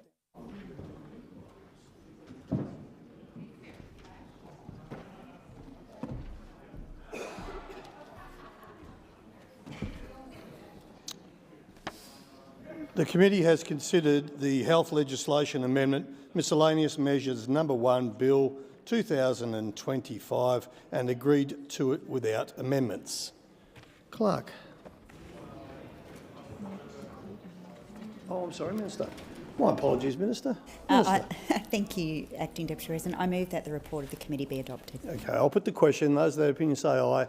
Against, no. The ayes have it. Minister. I move that the bill be now read a third time. The question is the bill now be read a third time. Those of that opinion say aye. Against, no. The ayes have it. Clerk. Bill for an Act to amend the law relating to health and for related purposes. Business Order of the Day number 3, Australian Centre for Disease Control Bill 2025 and a related bill. Second reading debate. Senator Ruston. Thank you very much, Acting Deputy Chair. Well, I rise today to speak on the Australian Centre for Disease Control Bill 2025 and the Australian Centre for Disease Control Consequential Amendments and Transitional Provisions Bill 2025. These bills together establish a new national body, the Australian Centre for Disease Control, as a statutory, non-corporate Commonwealth entity. On its face, this appears to be a straightforward measure on the Australian public health preparedness. However, when you look more closely, serious concerns emerge. The opposition will be moving a number of critical amendments to attempt to resolve these fundamental concerns. We do so not because we oppose strengthening our public health response capability or the idea of improving Australia's pandemic preparedness. On the contrary, the Coalition has always supported measures that protect the health and safety of Australians. But we cannot, in good conscience, support this legislation without resolving the serious issues related to transparency and data privacy in this bill. Transparency is not a burden, it is a duty. Yet this government, which promised greater transparency and integrity, is one of the most secretive governments in our history, and they are proving that once again with the provisions that they've contained in this bill. Let us remember, Labor first promised to establish a US-style CDC centre almost 5 years ago. Yet after all that time and more than 3 years in government, the Albanese government has only now brought this legislation to the Parliament, with barely 3 months to go before the promised start date. And they still have not outlined to the Australian people how the CDC will avoid some of the major issues we saw during the pandemic, specifically unilateral actions taken by the states and territory governments that were often made on the basis of minimal or no health advice at all. Just recently, the former Chief Health Officer in Victoria, Brett Sutton, openly admitted that several state pandemic directives were probably never necessary. These are not trivial issues. They go to the heart of how Australia would respond to the next pandemic. Provisions contained in this bill also create significant concerns around the transparency and freedom of information. In October last year, the Minister for Health, the Honourable Mark Butler, alleged a lack of transparency had driven a decline in trust. Despite this clear recognition from the Minister, this bill goes out of its way to prevent information from being made public. While the government claims the CDC's advice will be published by default, the fine print tells a very different story. The Director-General will have extraordinarily broad powers to withhold information, including any advice they consider might affect the integrity of other government processes. These are vague and subjective terms that could be used to withhold almost any piece of information that the government finds inconvenient to publicly release. There are no clear appeal rights, no external oversight and no guarantee that the public or the Parliament will ever see the advice underpinning critical health decisions. This is another example of the disturbing trend of this government to hide from transparency and accountability.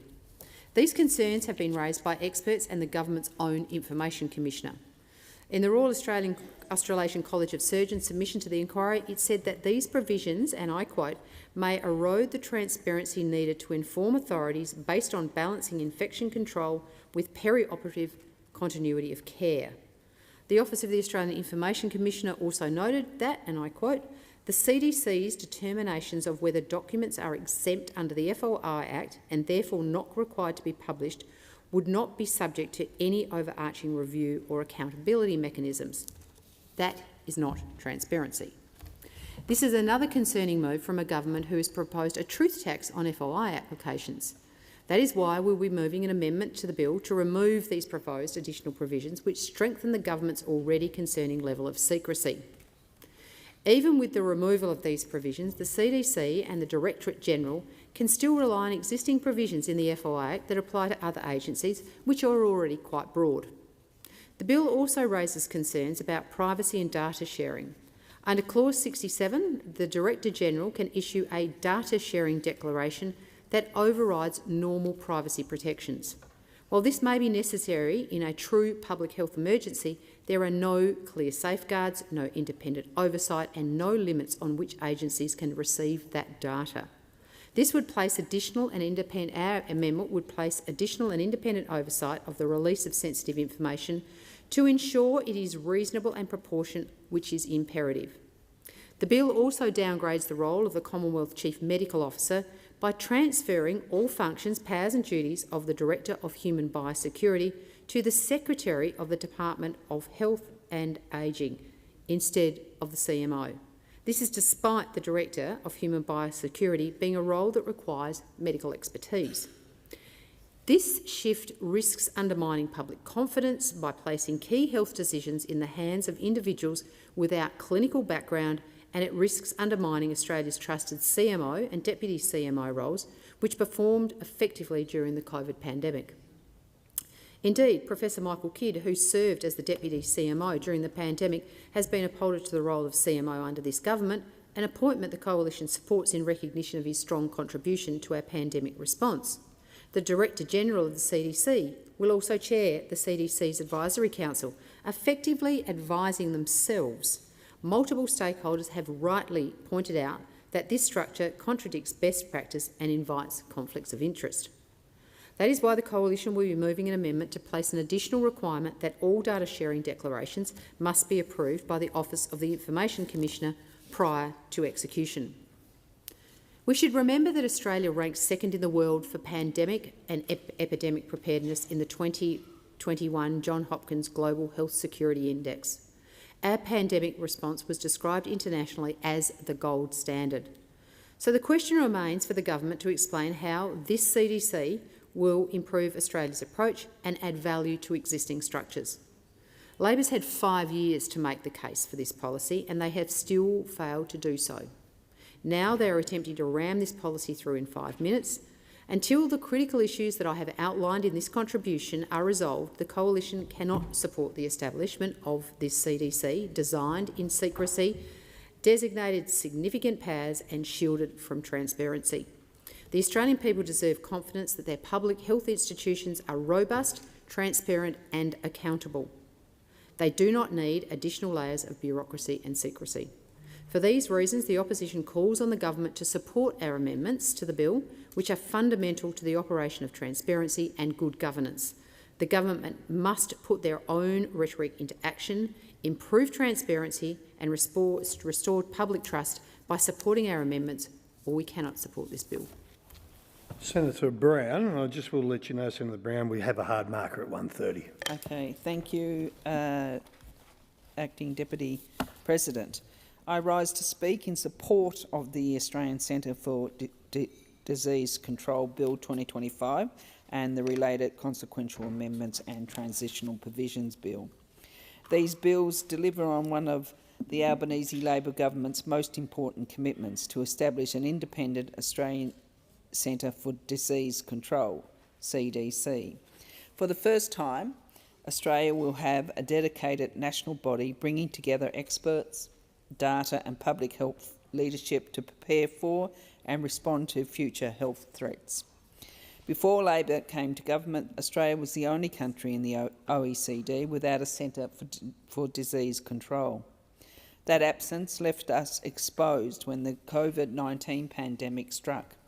The independent COVID-19 response inquiry made clear that we went into that crisis without a playbook, without a single source of authority and without modern systems for collecting and sharing public health information. Australians deserve better than that. We deserve a system that learns from the lessons of the pandemic and builds something stronger and more resilient for the future. And that is what these bills deliver. The Australian Centre for Disease Control will be established as a statutory agency from the 1st of January 2026. It will operate independently, guided by a Director-General and an advisory council of experts.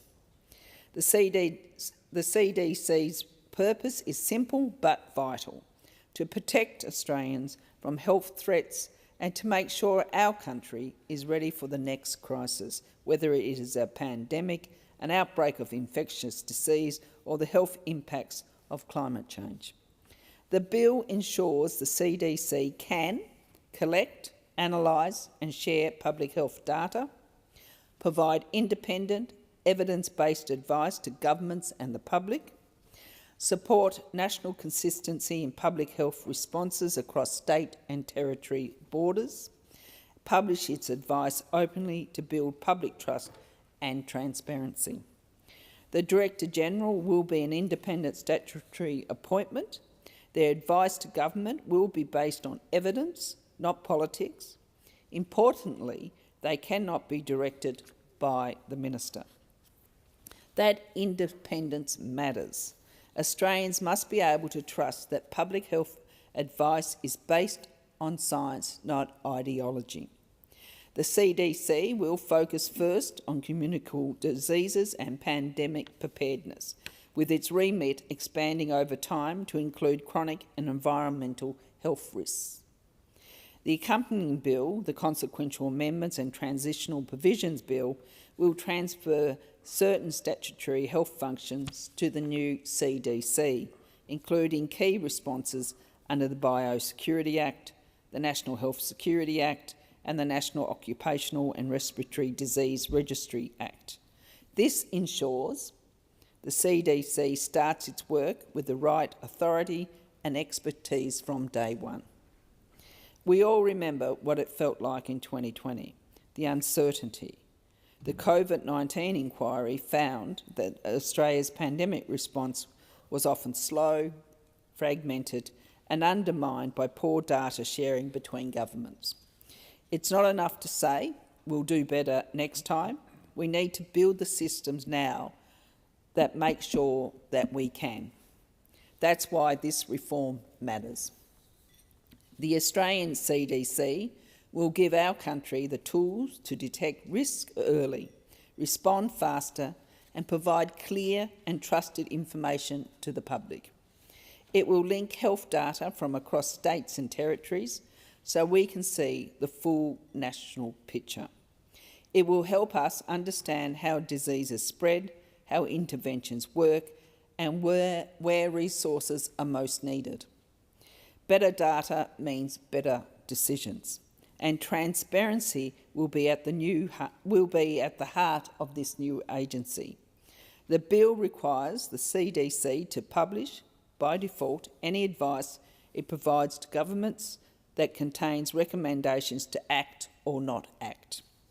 That openness will build public confidence in the advice being given and ensure that public health decisions are accountable to the people they affect.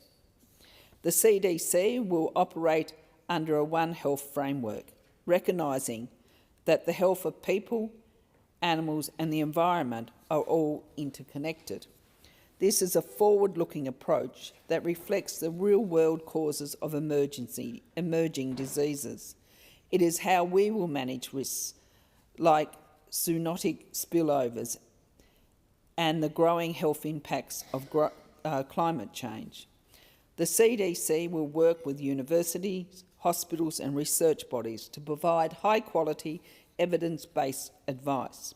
It will coordinate national health data systems and set standards to make health information more findable, accessible and secure. Strong privacy protections are built into this bill. Personal information can only be used or shared where it is necessary and proportionate to protecting public health. This is about using data responsibly to protect people, not to control them. Sorry, your time has expired. It's now 1:30. We shall move to 2-minute statements. Senator Canavan. Thank you, Mr Acting Deputy President. Last year we saw one of the most draconian bills ever presented to this parliament in the form of the MAD bill, that is the Misinformation and Disinformation Bill. Fortunately, that was roundly defeated, but those in support of new blasphemy laws have not rested. This week we have seen the extraordinary revelation of international regulators coordinating to suppress free speech around the world. Renowned journalist Michael Schellenberger has revealed leaked documents from a conference at Stanford University. The conference was titled Compliance and Enforcement in a Rapidly Evolving Landscape.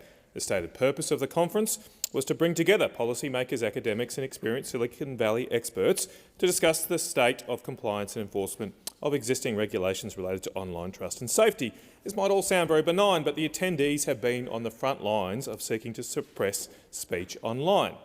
Our own eSafety Commissioner was the keynote speaker at this event, and she has recently sought to force social media companies to take down video of the violent murder of a young Ukrainian girl in a subway in the United States. Previously, she sought to take down content globally that she does not like. Fortunately, this latter attempt was defeated in court, but her attempts have caused United States lawmakers to become concerned. On the release of the information about the Stanford conference, Congressman Jim Jordan, the chair of the House Judiciary Committee in the United States, wrote to Stanford University, asking them to explain the conference. He wrote, "This roundtable brought together foreign officials who have directly targeted American speech and represent a serious threat to the First Amendment. The keynote speaker at this event was Julie Inman-Grant, the Australian eSafety Commissioner, who has explicitly argued that governments have the authority to demand and enforce global takedowns of content. The US House has now asked Stanford for communications between it and foreign agencies about the conference. It is also about time we look into the activities of the eSafety Commissioner ourselves. It has lost multiple court cases. We can't let rogue agencies escape parliamentary scrutiny, especially when they're threatening the rights of other citizens." Senator De Liga. Thanks, Acting Deputy President. This week we've had the great privilege of welcoming Major Tim Miller into our office as part of the ADF Parliamentary Exchange Program. The ADF Parliamentary Exchange Program provides valuable opportunities for parliamentarians to work alongside ADF personnel at all ranks and levels. The exchange increases awareness and knowledge among parliamentarians of the capabilities of the ADF, and it allows Defence Force personnel to see how our democracy operates in this place.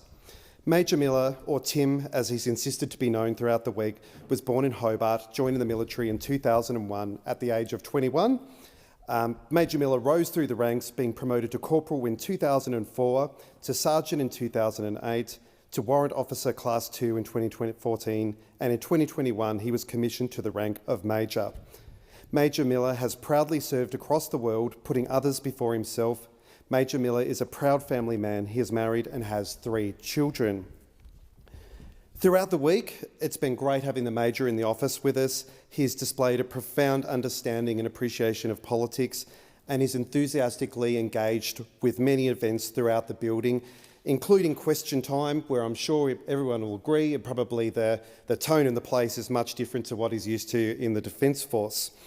Major Miller embodies the Anzac spirit, displaying the qualities of endurance, courage, integrity, good humour and mateship. We're exceptionally proud and thankful to have had Major Miller fronting our Defence Force and serving our country with pride, passion and integrity.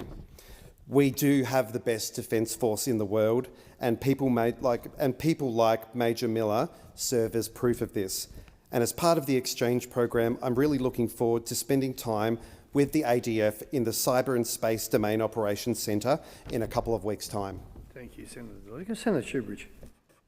Thanks, Acting Deputy. Israel's killing has never stopped.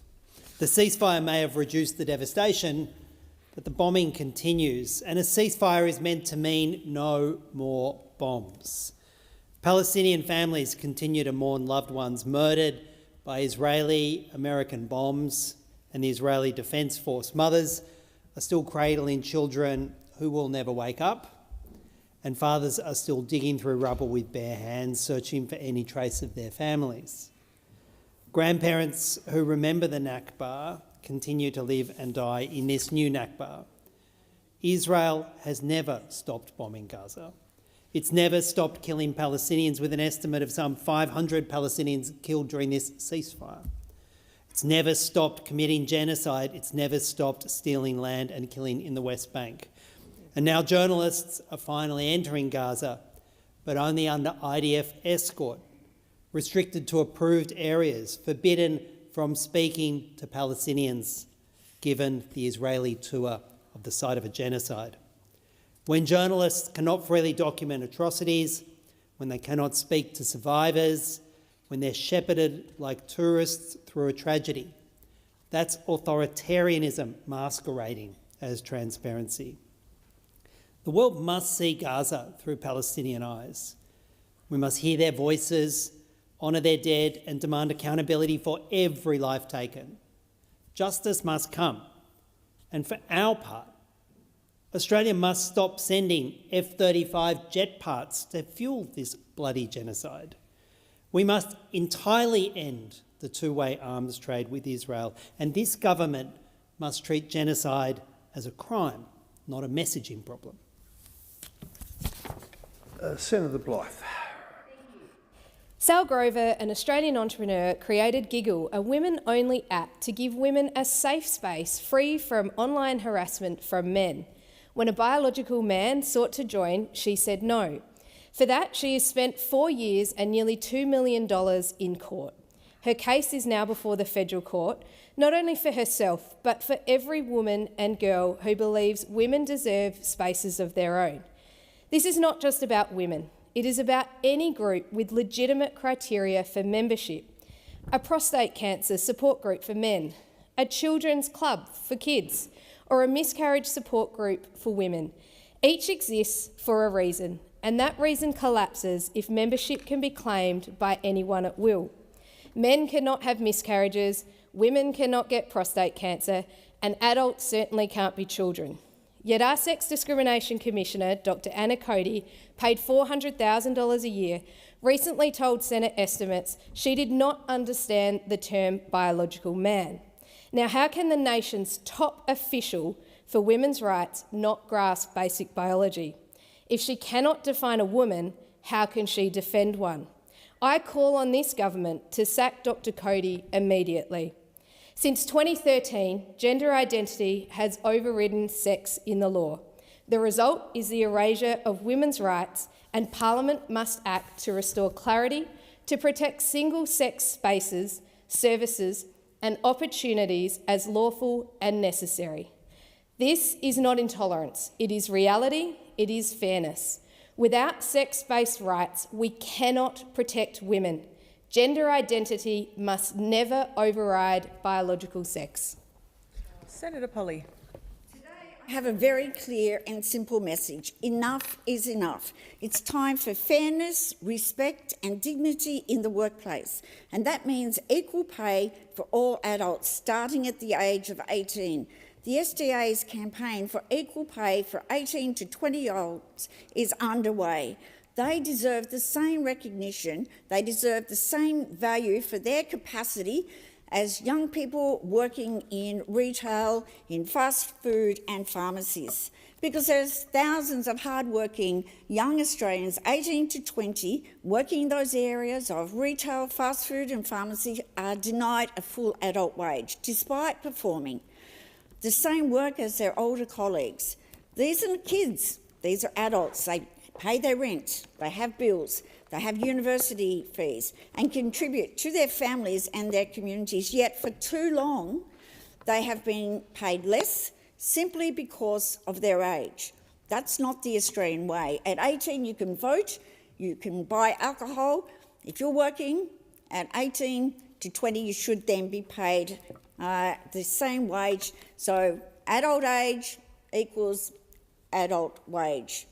So I congratulate the SDA for what they're doing running this campaign, because I think it will be beneficial not only for those young people but for our community. But I want to do a big shout out. Lachlan Bovell, I've spoken about him before, young man from Legana in northern Tasmania, won the Victorian Tasmanian checkout operator with Woolworths. Well, he's just won the national award. So big shout out to Lockie. It's fantastic. He's a great role model. He loves the work that he does. He's highly respected from his community and from visitors alike for his fresh knowledge and friendly personality, his knowledge of his local area, which he promotes every opportunity. Big shout out, Lockie. Congratulations. Well done. He's also a member of the SDA. Senator David Pocock. Thank you, Acting Deputy President. Today, as part of Youth Voice in Parliament Week, I'll be reading a speech written by Sean, a 12-year-old Canberran. Canberra's cyclists are vital to reducing our carbon footprint and supporting green energy goals, yet our current infrastructure is failing them. With road conditions such as potholes and poorly designed bike paths, riders face serious safety risks. Recently, over a 3-year period, 321 cyclists were involved in crashes, and cyclists' lives are being lost every year. Despite being confident riders, many cyclists are being forced to choose cars, often a financial burden, instead of bikes because of safety concerns. The issue is not only a matter of health and safety, but also equity. Low-income residents who may rely on biking as their primary means of transport are disproportionately affected. If they are injured in an accident, they may struggle to afford treatment, exacerbating the problem. Improving bike infrastructure in Canberra isn't just about safety. It's an opportunity to create jobs through construction and maintenance, benefiting both the economy and the environment. By updating bike paths, fixing potholes and designing safer crossings, we can make biking a more accessible and secure option for everyone.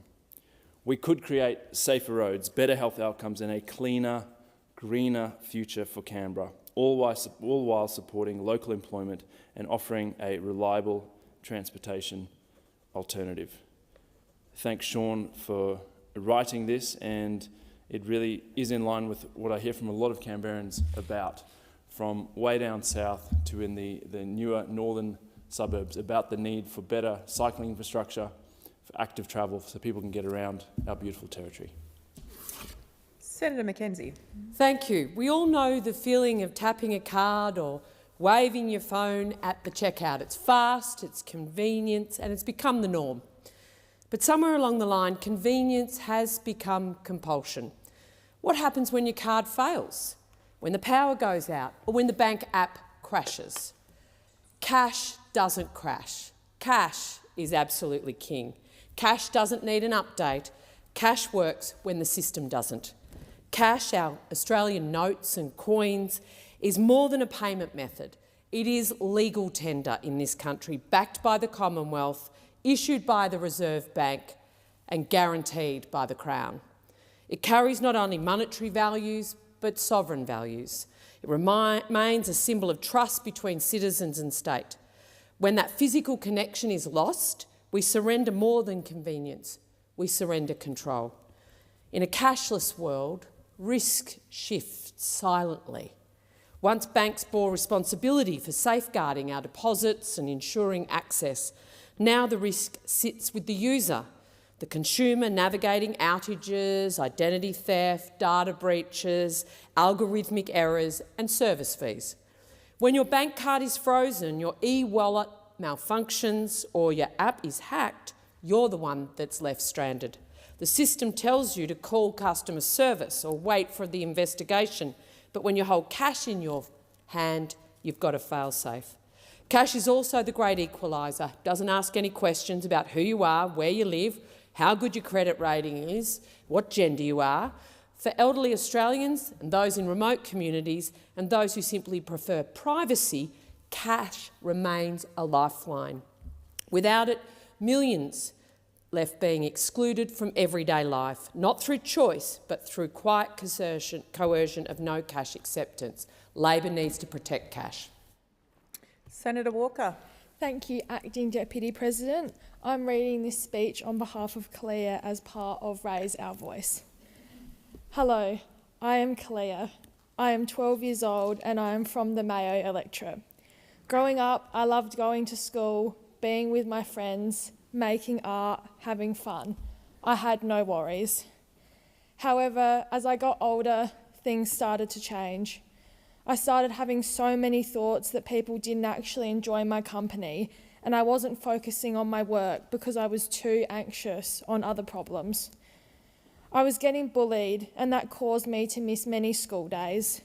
I had problems in the morning. Getting up was difficult. I started having days where my anxiety would make me think, what was I even doing here? I moved schools, but that is not enough for me. I want to change how schools do things. I want to build a stronger system to prevent bullying, and I want schools to be able to help, or at least understand what a kid is going through. Creating a better system for all these kinds of things could really help people. One way is to simply check up on your students. I'm not talking about all together as a group. Calling a kid out on that kind of thing would make them embarrassed and uncomfortable. Asking someone individually, giving them the privacy from other people could make them feel more safe and not as scared to answer truthfully. Giving a kid time is actually an amazing way to help. Do not push them, do not rush them, let them go at their own pace. What they are talking about can be really difficult, and it can take time to even put the words together. I have many more ideas, but I am sure you can all think of some together as the people of Australia. We need to take care of young minds to help them grow. Thank you for listening. Kalia, I would love to meet you. Please give my office a call. Senator Barbara Pocock. I'm honoured to deliver a speech today written by two young South Australians, Abel and Mitchell, as part of the Raise Our Voice campaign in Parliament. They say, to the honourable members of Parliament, it's important for us young people to be able to speak up about the things that concern us and what we'd like to see happen to improve our living and well-being in Australia. We think that the young people from around Australia should have the chance to have a place that they can call home. Many of us are going to find it hard to afford this. The cost of living is going up, and our parents can't help us to get a deposit for a house because they're finding it hard to pay for all of their cost of living. It will take us years to save up for a house deposit because we have to pay really high rents. So we're suggesting you could build houses and create loans so we can borrow money without high interest payments and slowly pay it back to government. Then we'd be able to live the dream of having our own home. All we're asking for is to make some small houses from the government to help those who don't have enough money. Thank you for listening to our voice. Well, thank you, Abel and Mitchell, for your thoughts. You are absolutely right. You should deserve a roof over your head, and it shouldn't rely on your parents having to go without to help you to do it. Your solutions to build more homes are right on target. They will work. They have worked before. And we could cap rents so you've have a shot at saving towards that deposit you will need. You've named the problems well. There are solutions there, and thanks so much for bringing your ideas to the Parliament. Senator Payman. Thank you. I'd like to share one of my constituents' stories. One chapter of my life will never leave me. The years my family spent fighting for our son Felix. He was born with a rare genetic disorder, Coates disease. At 6 months old, he was diagnosed blind in one eye. Every scan looked like something worse, retinal blastoma. For years, we lived in fear of hearing the word cancer. From that day until he turned 4, our lives revolved around hospitals, tests, and sleepless nights. The NDIS offered nothing. Medicare barely covered his care, and private insurance was useless because no private hospital would treat a child so young. We paid thousands out of pocket, juggled bills, and made impossible choices. We survived only because my father stepped in when the system would not. When doctors finally removed Felix's eye, it was to save his life. The disease had become so aggressive they feared it might already be cancer. When it was over, we thought the worst had passed, but the trauma lingered. Felix still needed support, and still there was none.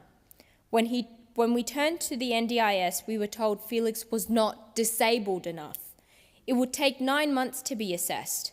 After 4 years of fear and pain, that was the final blow. The system had failed us. Minister Butler, under your watch and those before you, the NDIS has been hollowed out in the name of savings. This isn't efficiency, it's neglect, it's moral failure. Unfortunately, Felix's story is not unique. I've heard from countless families across Western Australia facing the same cruelty: denied help, dismissed, left to fight alone. Their stories call for real reform, compassion, and a supportive system. Thank you. Senator Collins. Thank you. This week, the Centre for Public Integrity released its Integrity Report Card on the Albanese government, and it is absolutely scathing. This independent report shows that the Albanese government is the most secretive and unaccountable government of this century. This government is absolutely petrified of transparency. Just what is the Labor government so terrified of showing us? The Centre for Public Integrity assessed the government across a key range of transparency benchmarks, and this Labor government has failed on all indicators. FOI redactions are the automatic response of departments under these ministers. Cronyism is rife. Lobbyists rule.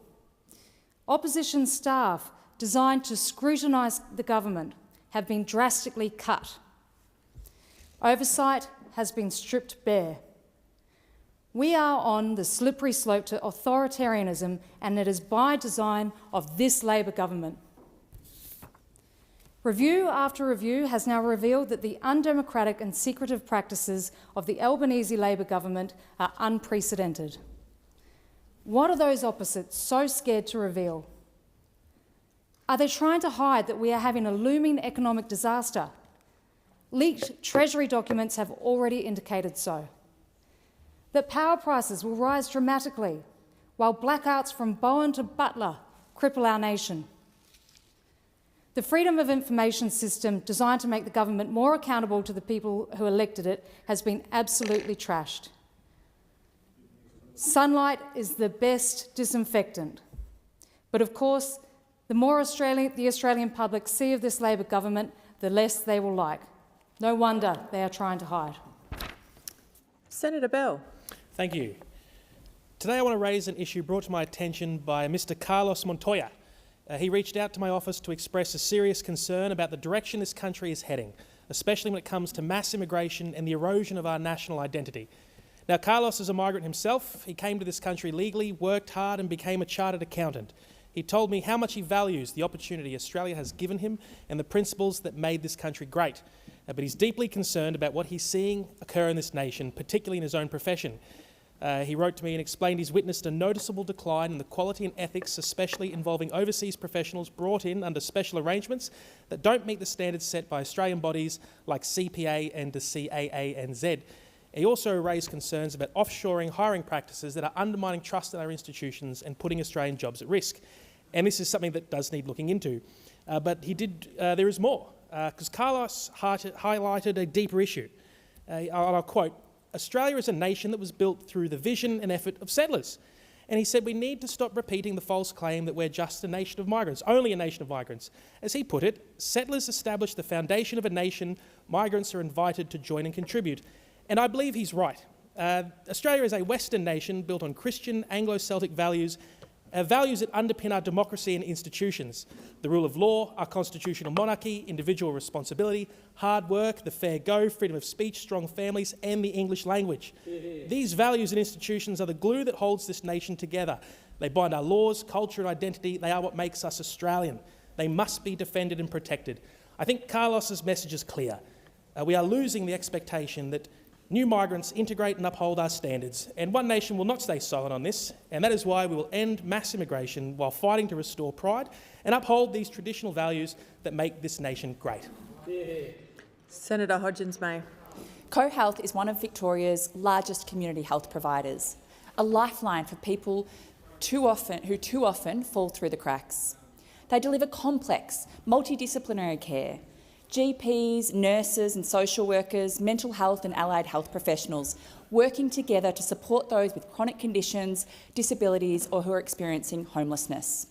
But this vital care is being squeezed by a Medicare system that simply can't keep up. Medicare rewards short, repeat appointments, not the complex consultations for those with multiple health needs. Now up to 12,500 1,000 patients risk losing care when CoHealth's Collingwood, Fitzroy and Kensington clinics close. These people will face out-of-pocket fees at already strained private billing clinics, filling overstretched urgent care and emergency departments, or worse, forego care altogether, worsening health inequities and driving up costs across the system. We are in a primary health crisis. The small increase to the bulk billing incentive next week does little when the Medicare rebate fails to reflect the real cost of comprehensive care. CoHealth has done the work, raising the alarm and making repeated federal budget submissions, yet still faces closure. Why are we punishing what should be the gold standard of community primary care, accessible, multidisciplinary, bulk billed services? Today, I'll table a petition with over 6,000 signatures calling on the federal and Victorian Labor governments to step in and save CoHealth before it's too late. Medicare is a proud Australian legacy, but under Labor it is crumbling. Let's save CoHealth and secure sustainable funding for the excellent, equitable care that Victorians deserve. Senator Tyrrell. Thank you, Acting Deputy. I want to talk about something that's hitting Tasmanians hard: the state of crisis mental health support and the way it's being left to fall apart while governments argue about who's meant to fix it. In Tasmania, we came within a whisker of losing the Hobart Clinic, the service that people rely on when things are at their absolute worst. The federal government sat on its hands, and it was the state government that had to step in at the last minute to keep the doors open. That's not good enough. You can't just leave desperate people waiting while governments play pass the parcel over who's responsible. We know of families who've had to drive hours from the northwest coast because there was nowhere local to go when someone hit rock bottom. I've talked to care centre workers who are stretched to breaking point because there's no backup, no beds and nowhere to send people in crisis. And I'll tell you this: the system's only holding together because of the amazing people who keep showing up to help others, even when they're running on empty. But they shouldn't have to do it alone. If a state government can find the money and the will to rescue a vital mental health centre, then the federal government should be right there beside them, not watching from the sidelines. We need to step up, fund crisis support properly, especially in rural areas where people are at significant risk. Make sure that when someone reaches out for help, there's actually someone there to answer. It's tiring to see the separation and handballing of state versus federal issues. This isn't about politics, it's about people. It's about supporting those who need it most, when they need it most, and Tasmanians deserve better than silence. Senator Gallagher. Thank you very much. Today, as part of the Raise Our Voices in Parliament week, I'm proud to share a speech written by a Canberra student. This year, my office received more than 60 speeches from students across the Territory. Every single one was thoughtful, passionate and impressive, and it was really hard to choose just one of them to read out. So thank you to all of those who sent them in. You should be incredibly proud of your work and your advocacy. The speech I'll be reading was written by Jai, who wrote, "In this day and age, using technology and smart devices is very common for kids and teenagers alike. Using these devices can also lead to online interactions on social media platforms, which can eventually lead to cyberbullying without proper restrictions from parents. Hello, my name is Jai and I am 12 years old. And at this age and slightly younger, a lot of kids receive their phones, and if not, their parents let their children use their parents' phones. And then kids can use social media platforms on the devices and then talk to other people. And because a lot of children have devices, it's very common for them to interact with each other. And without proper restrictions, kids can also take pictures of other people and post them with insults. This is a huge problem, and parents need to set restrictions on their children's devices or restrict the use of the devices, because even without restrictions on websites, kids can bypass them. After all, children are used to technology and know everything about it in and out. Cyberbullying also doesn't just involve text. It can also involve pictures of kids without their consent. So in conclusion, I strongly believe that parents should take responsibility for their kids' device use. So thank you, Jai. Thank you for participating in the Raise Our Voice in Parliament week, and to all of those other amazing Canberra students who sent speeches through to my office. I appreciate it. Thanks very much. Senator Mulholland. Acting Deputy President, you could have knocked me over with a feather yesterday when I received an invitation from Senator Henderson. I don't get many, but it was an invitation with Senator Henderson and Drew Hutton, co-founder of the Greens. We know they vote together. Now they're speaking at the same events together. What an outrage! Oh, okay, I think... No, it's 2 o'clock. We'll move to question time, and I call Senator Ruston. Thank you very much, President. No, I've got another week of it. Another week, Dale. My question is to the Minister representing the Prime Minister, Senator Farrell. Yesterday, the Senate exercised its power to extend question time to allow more scrutiny of this government. Reports suggest that the government intends to retaliate by stripping opposition committee deputy chair positions in the other place. Does the government seriously believe it has the right to punish senators for voting to strengthen accountability in this parliament? And will the Prime Minister immediately rule out these petty, vindictive threats? Order.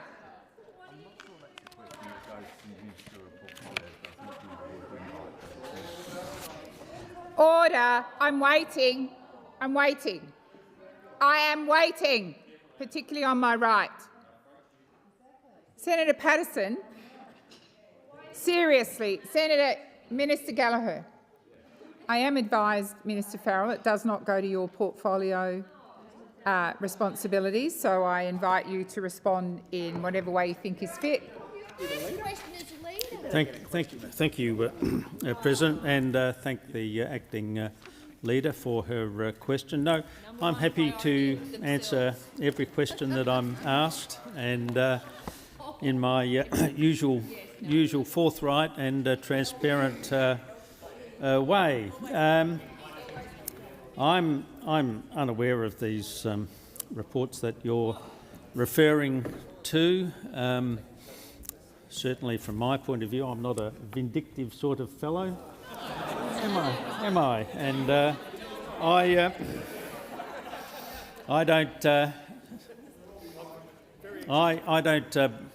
certainly don't bear grudges. But I will make this observation, Senator Ruston, that if the coalition seriously intend to be a party of government ever again, I don't know whether that is in your contemplation, but there has to be a degree of maturity and common sense in the coalition, in the way in which they approach the way in which this chamber is governed. And to... Senator Ruston. Thank you very much, President. On a point of order on direct relevance, I simply asked the President... No, Senator Ruston, I explained at the beginning of the question that it was outside of the minister's portfolio areas and he was fit to answer it in any way that he saw fit, so there is no point of order. We're not seeking clarification. This is question time. You've put your question. I've ruled on it and the minister is answering. I sought advice from the clerk and it's not his... I'm not in a debate with you, Senator Ruston. I made it very clear at the outset that the question was outside the portfolio area. I have made that assessment on previously. Senator McGrath, come to order. Senator McKenzie, come to order. You need to withdraw that, Senator McKenzie. I withdraw. Thank you. Minister Farrell, I invite you to continue. Look, I am a little bit mystified by Senator Ruston's point of order, given that I've offered to answer the question and answering it in the only way I can, which is an honest answer as to in response to your question. But the point I'm trying to make to the coalition and to all of your colleagues, I know there's a degree of division within your groups. And I read about a lot of that. Minister Farrell, the time for answering has expired. Senator Ruston, first supplementary. Thank you, President. Under our system of responsible government, the executive is accountable to the parliament. The government doesn't get to dictate to the Senate how it conducts its business. Why is the government so afraid of answering questions and so determined to keep Australians in the dark about how you operate? Thank you, Senator Ruston. Minister Farrell. President, and thank you. Order. Thank you, Senator Ruston, for your first supplementary question. We're here to answer the questions. I answered your first question. I answered your first question very, very directly, and I'll repeat the message I'm trying to give. I'll repeat the message that one of these days, maybe you'll be back into government, and you will understand just how important it is for the opposition to act in a responsible way, and to engage in cheap tricks with Senator Pocock is not the way in which it is not the way you are going to regain the trust of the Australian people. You're not going to get back. You're not going to get back into responsible government if you behave in this fashion. Thank you, Mr Farrell. Senator Ruston, second supplementary. I seek leave to table Senator Wong's speech to this parliament on this very matter. Is leave granted? Is leave granted? Well, I'm happy for the leader to speak. Order. I've asked the chamber if leave is granted. Courtesies that exist across this chamber are exercised, which is to give notice of what you want to table. Order. Senator Ruston, I believe that the government is having a look at that document and we'll come back to that. Senator Ruston. Thank you. The Centre for Public Integrity report card released this week assessed the Albanese government's transparency and accountability as woefully inadequate. Don't these extraordinary threats of reprisal prove that the Centre for Public Integrity's damning assessment of the government's secrecy and lack of accountability is correct? Thank you, Senator Ruston. Minister Farrell. President, and thank Senator Ruston for her second supplementary question. Look, I don't accept the assessment that's been made about the transparency of this government. Can I just give you one example in my own portfolio area where I sat down with the opposition and other parties in the course of the last parliament to make some changes to the electoral laws in this country, and it's Senator McGrath, it is absolutely relevant, because at the next election, for the first time, when Australians go into the to vote, they will know exactly who has made a contribution to the candidate that they're contemplating voting for the first time in our history. And not only that,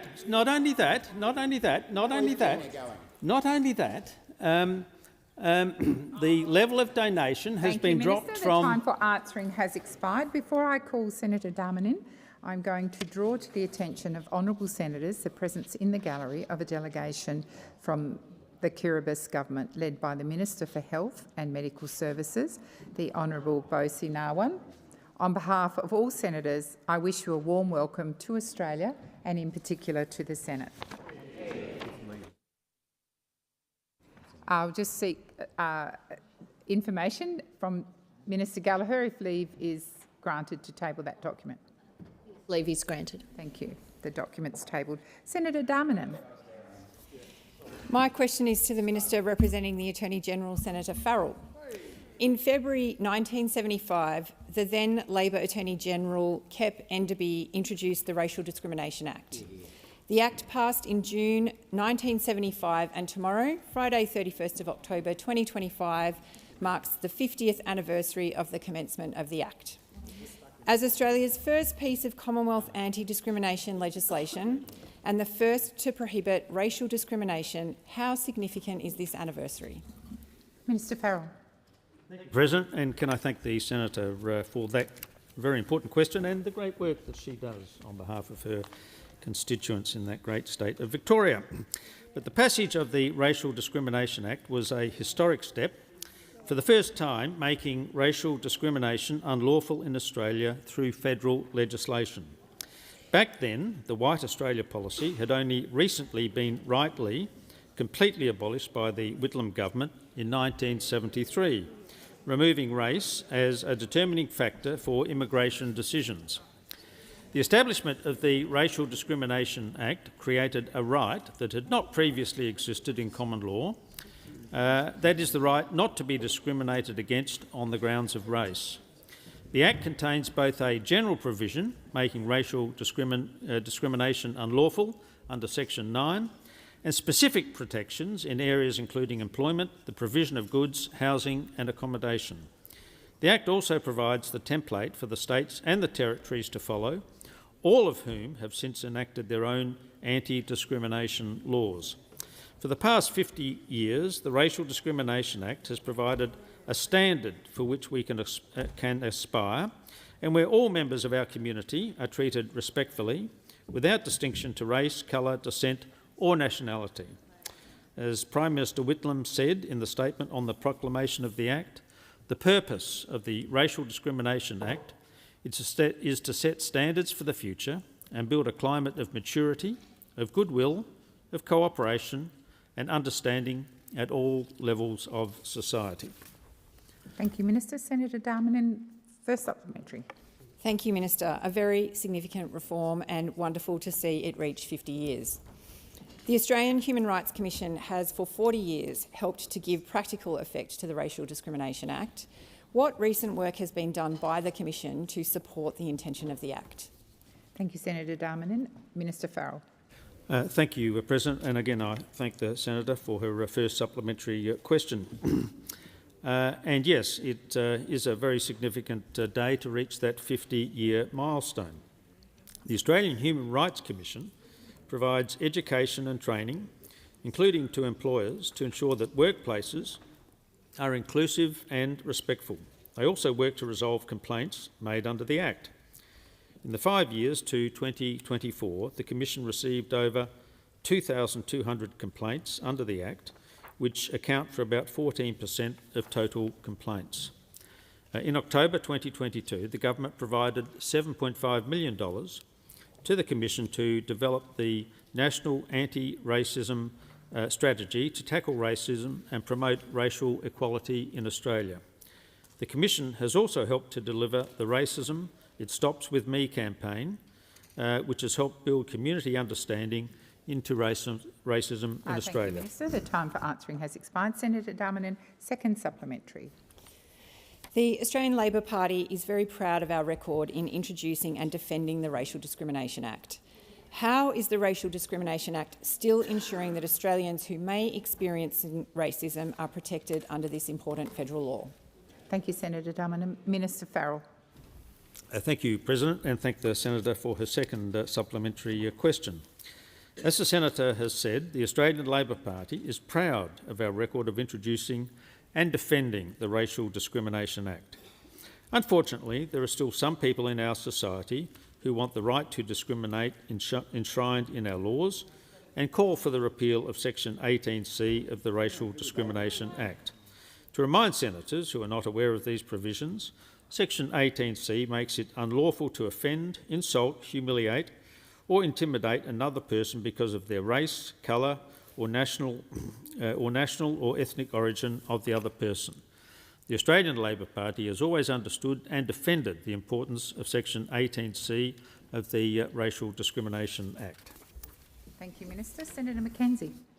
Thank you, Madam President. My question is to the Minister representing the Prime Minister, Senator Farrell. Yesterday, this chamber responded to the government's continued refusal to comply with orders of this chamber and, in addition, its failure to deliver on a commitment made by Senator Gallagher to this chamber to release a document that is now 2 years old. It was a constructive and proportionate response seeking to get answers from a government determined to give no answers. Minister, can you confirm that the government respects and understands the resolutions and decisions of this chamber? Order. Order. Order on my right. Order on my right. Senator Watt. Order. Order. Order across the chamber. I'm waiting for order. Senator Farrell. Thank you, President, and thank Senator Mackenzie for her question. Yes, the minister has said she will release the report, and in my experience, when Senator Gallagher says she will do something, she does do it. Now, well, one day, if you ever get back into government, Senator, you may understand that sometimes things, if you want to get them right, and I know so many times in government you got things wrong because you rushed them. We like to get things right. We're two things about this government. We're an action government. When we see a problem, we go in and we fix it. But secondly, when we fix a problem, we make sure we do it correctly. And we take the time.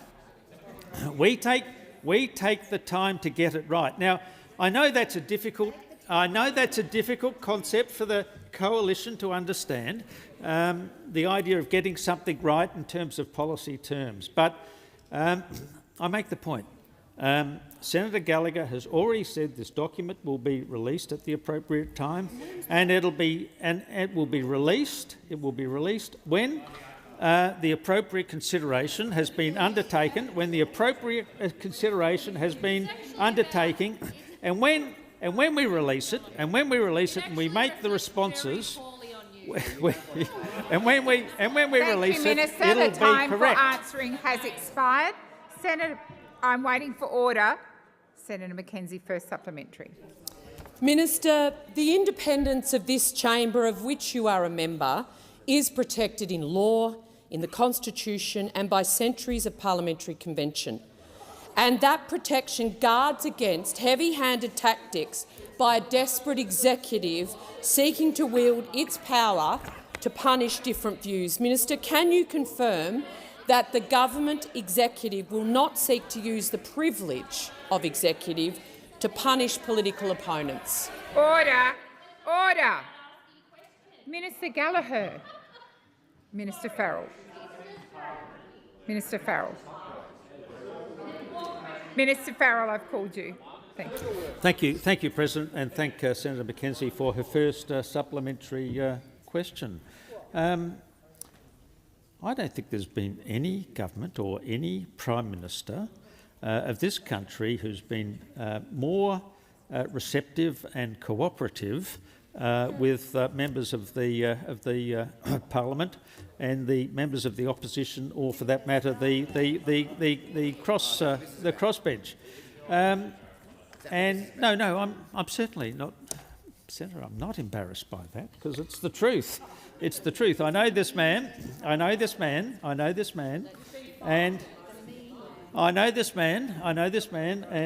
he. Well, in fact, from that point of view, Senator Mackenzie, I know him better than most. But we're a transparent government. I've spoken in my previous question that you asked me about many of the things that we've done on the transparency space. Thank you, Minister. The time for answering has expired. Senator Mackenzie, second supplementary. Minister, the opposition has been made aware that the government does intend to take retaliatory action as a result of its decision to vote in favour of transparency. I'm advised that the Leader of the House, in the other place, has specifically threatened to remove parliamentarians from positions and has stated that this is specifically to reduce their remuneration as a result of a decision in this chamber.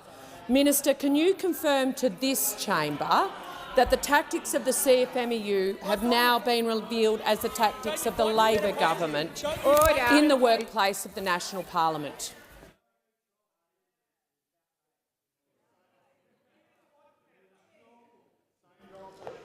Order. Order. Order. Senator McKenzie, I am advised that— Order!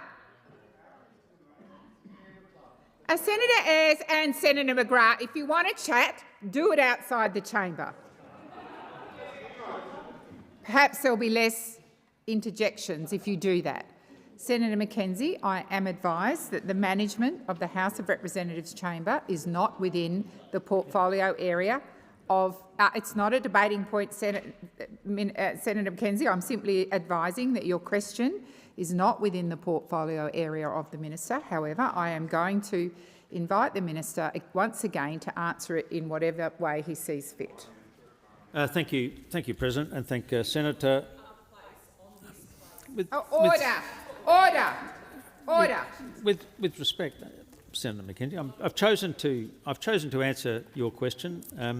I am totally transparent and will answer. Yeah. What with me, Senator McGrath. What you see is what you get. Nothing more. Nothing less. I'm unaware of the suggestions that you make in your question. Certainly, I haven't had any conversations with the manager in the other place. So many things are serious issues for the Australian people, whether it's cost of living, whether it's interest rates, whether it's housing, and you're completely focused. You're completely focused on your own issues. What about start focusing on the issues that affect Australian people? Why don't you focus? Thank you, Minister. Your time has expired. Senator Shoebridge. Thanks very much, President. My question is to the Minister representing the Minister for Defence. When it comes to defence, the Albanese Labor government has just promised Donald Trump another $1 billion for the US to build their own nuclear submarines. On top of the $1 billion Labor's already given them for that, Labor's building the US an $8 billion nuclear submarine base in Perth. Labor's building the US troops hundreds and hundreds of homes. And now Labor is planning to serve up Australia's critical minerals to US corporate and military interests. Minister, has your government ever said no to Donald Trump or the US? Are there any limits?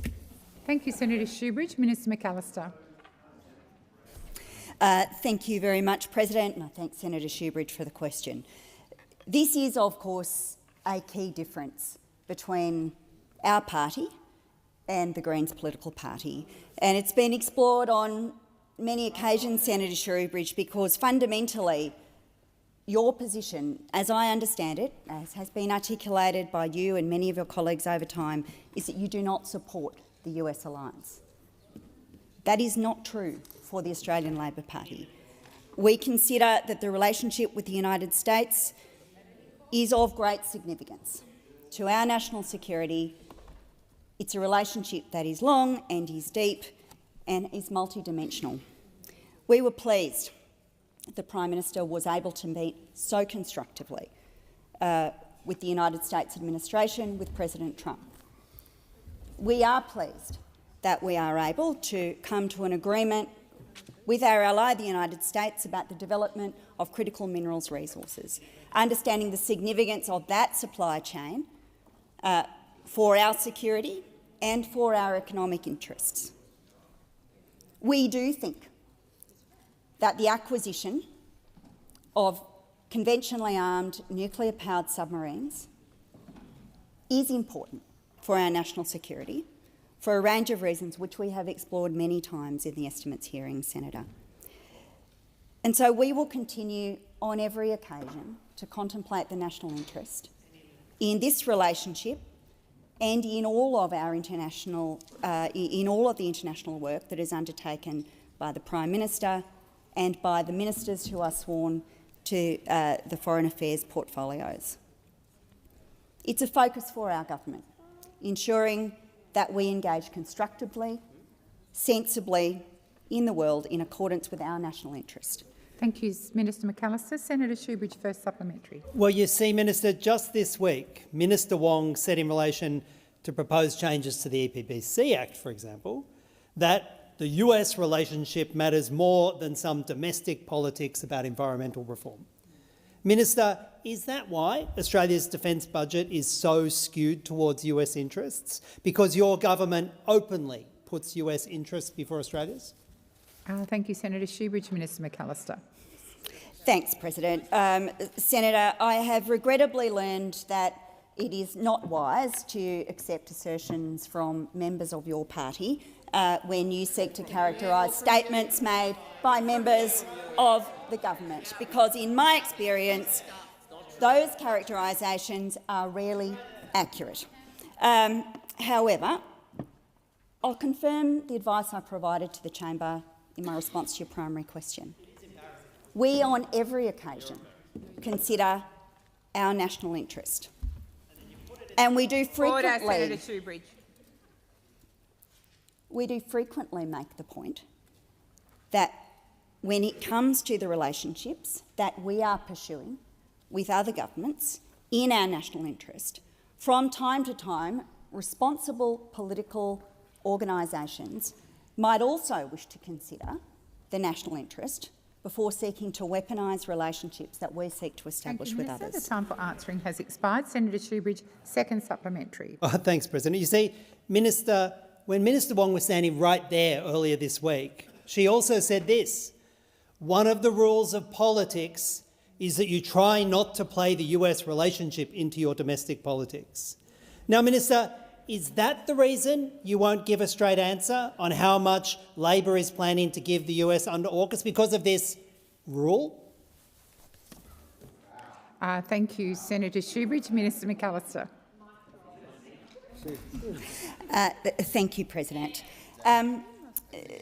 Senator, the point that I would make, and again, I don't accept the characterisation of Senator Wong's contribution, but the point that I would make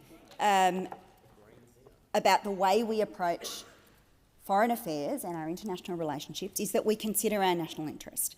Now, in the time I've been in this chamber, I struggle to recall an occasion when the Greens political party actually accepted that any of the national security threats or challenges that have been brought into this chamber were real.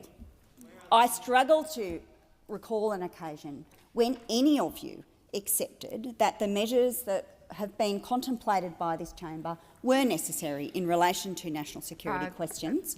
Minister McAllister. Senator Shoebridge. President, it's a question of relevance. My question was about this rule, the rule that Senator Wong referenced earlier this week, not about the Greens political party. Thank you, Senator Shoebridge. The minister is being relevant to the question, and I'll listen carefully to the next 6 seconds. Minister McAllister. I can sum it up this way, Senator Shoebridge. We will always put the national interest before petty party electoral interests, which is very different to your approach. The time for answering has expired. Senator Polley. President, my question is to the Minister for Women, Senator Gallagher. Minister, the Domestic Family and Sexual Violence Commissioner's yearly report was tabled in Parliament today. The Commissioner makes clear in her report that while Australia has made significant progress through record investment, new programs and a strong national plan to end violence against women and children, domestic, family and sexual violence remains a national problem. Could the Minister outline the key findings of the Commissioner's report and how the report will inform the next phase of the national plan to ensure we deliver measurable and real change for women and children in this country? Thank you, Senator Polley. Minister Gallagher. Thank you very much, President. I thank Senator Polley for the question. It's an important question about a report that was tabled this morning in the other place. And before I answer it, I would like to acknowledge the victims and survivors of domestic, family and sexual violence, and remember that women and children have been killed too often by men who have been known to them and who have claimed to love them. And these are words that the Minister for Social Services said in the House earlier today. But we do thank Commissioner Cronin, her team and the Lived Experience Advisory Council for their thorough and thoughtful work on the yearly report and for their ongoing advice to government. The report is important and its recommendations, including some that are already in train, are important advice to government as we continue to deal with and seek to end violence against women and children in a generation as the National Plan sets out. Thank you, Senator Waters. As a government, we have prioritised investment in services, more than $4 billion since 2022, and in addition to that, but it's not just about the money because the issues here are bigger than just what government can fund.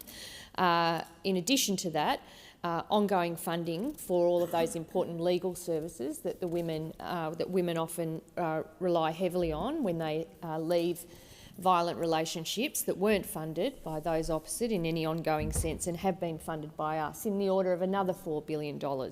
So we have prioritised important investments. We've also responded by implementing the leaving violence payment, making it permanent so that women have the financial support to leave. But we're also investing in perpetrator responses to break the cycle of violence. And today's report is an important part of that information, just as the rapid review, which we are responding to as well. Senator Polley, first supplementary. Minister, the report recognises the government's substantial investment, over $4 billion since 2022, and new initiatives like the Leaving Violence program. What has the Albanese Labor government delivered to ensure that the scourge, and that's what it is, it's a scourge of family and domestic violence, is properly addressed? Thank you, Senator Polley. Minister Gallagher. Thank you, and I thank Senator Polley for the supplementary. Ending family, domestic and sexual violence has been a core priority for the Albanese government, and as Senator Polley said, we have made those significant investments. We've invested more than any Australian government ever in frontline services, preventative programs, behaviour change and programs for children who have experienced violence. We've made the leaving violence payment permanent, $5,000 in financial help, as well as safety planning support for women leaving violence. $1.2 billion for emergency and transitional accommodation. We've legislated 10 days paid domestic violence leave. We've expanded discretion for Centrelink so perpetrators can't use the social security system to leave survivors with tens of thousands of dollars of debt. And we're currently doing an audit of key Commonwealth systems to ensure that they aren't being weaponised by perpetrators of abuse. There is more to do, but this government has a number of measures underway to do what we can to end violence against women and children. Senator Polley, second supplementary. Looking ahead, the report calls for transformational action, especially through the development of the next action plan, stronger accountability and a focus on priority groups including children, First Nations communities and emerging challenges such as technology-facilitated abuse. What further steps will the Albanese Labor government take to continue to deliver this really important reform? Thank you, Senator Polley. Minister Gallagher. Thank you, President. I thank Senator Polley for this supplementary and acknowledge all of the work she's done in advocating for support for programs in the state of Tasmania when it comes to ending violence against women and children. The Commission's report points to the development of the second action plan as a crucial moment to align efforts to new evidence and changing contexts. And we know that particularly in the area of technology and coercive control, we are seeing changing behaviour all the time. And today, as Minister Plibersek said in the other place, the first thing that is done when a woman attends an emergency accommodation service is to have their phone, their vehicle and a lot of other electronic devices checked for tracking devices that may have been placed on them by their perpetrator. This is the way that we have to respond to the changing use of technology and its impact on women and children. This report will help guide some of that work, as will all of the work that's been happening across the sector. We acknowledge of those who have advocated for decades to improve the lives of women and children in this country. Minister. Senator Thorpe. Thank you. My question is for the Minister representing the Attorney-General, Minister Farrell. Last November, the Race Discrimination Commissioner handed down the National Anti-Racism Framework. Built on extensive consultation, the framework presents a whole-of-society approach to getting rid of this racist nation, as it's known. A year on, the government has still not responded to the report or endorsed it. Why not? Thank you, Senator Thorpe. Minister Farrell. Thank you, President, and thank you, Senator Thorpe, for your question. I, of course, started my first question by referring to the fact that we celebrate 50 years of the Racial Anti-Discrimination Act, and so this government does have a distinguished record in terms of dealing with. Minister Farrell, please resume your seat. Senator Thorpe. Point of order on relevance. Why has the report not been endorsed or responded to is my question. Thank you, Senator Thorpe. I'll listen carefully, and if the minister is not directly relevant to your question, I will remind him of your question. Minister Farrell. She's not a minister yet. Oh, well, one never knows what happens in politics. Order. So, can I make this observation, Senator Thorpe? I'm not obviously the Attorney-General. I'm representing her in this place. Now that you've raised the issue, I shall consult with the Attorney-General and seek a response from her to direct... Order. Order. Well, Senator Thorpe. We're celebrating it, Senator, because it was a milestone. A couple of years after the end of the White Australia policy was abolished by Gough Whitlam, then it is worth commemorating. But you've asked the question. I am not the Attorney-General, but I shall seek a response as quickly as I can, Senator Thorpe, and I will come back to you with an answer to that question. Thank you, Minister. Senator Thorpe, first supplementary. So what has the government done since the framework was handed down to progress any of its 63 recommendations besides ignoring it? Thank you, Senator Thorpe. Minister Farrell. Thank you, President, and thank you, Senator Thorpe, for your first supplementary question. Look, I reject the suggestion that we're ignoring the report. This government takes the issue of racial discrimination seriously, and in one of the responses to the questions that I was asked, I referred to the large number of racial discrimination cases that have been dealt with just in recent times. I referred earlier, we're an action government. Where there are issues to be dealt with, we deal with them. We have an excellent Attorney-General in Minister Rowland. I know she takes this issue. She's a very fine Attorney-General. I know she takes these issues seriously. Thank you, Minister Farrell. Senator Thorpe. Well, just a point of order before the clock ran out. Well, the clock has run out. Well, before the clock ran out, President, is what I said. Senator Thorpe, you're not in a debate. Well, you weren't watching the clock. Senator Thorpe. So I had a point of order. Which I'm entertaining if you would just stick to the point of order. We've run out of time now. You stood up before the end My point of order was on relevance. I don't want to hear how great your Attorney-General is. I want to know when Senator racism will stop in this country. Senator Thorpe, the minister was being relevant to your question. In relation to your first question, he's taken it on notice, and he did go to points in your second question. Senator Thorpe, second supplementary. Thank you. So will the government endorse the anti-discrimination report as requested by the Anti-Discrimination Commissioner? Thank you, Senator Thorpe. Minister Farrell. Thank you, President, and thank Senator Thorpe for her second supplementary question. The government is obviously preparing a response.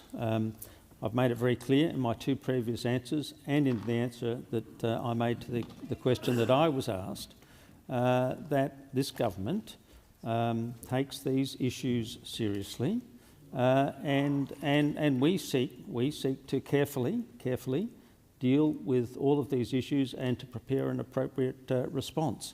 But again, I shall forward your question to the Attorney-General and come back with a formal response. Thank you, Minister. Senator Collins. Thank you, President. My question is to the Minister for Industry and Innovation, Minister Ayres. In January 2025, the Minister visited Tomago Aluminium to announce a $2 billion green aluminium production credit, declaring, and I quote, "This is what a future made in Australia looks like."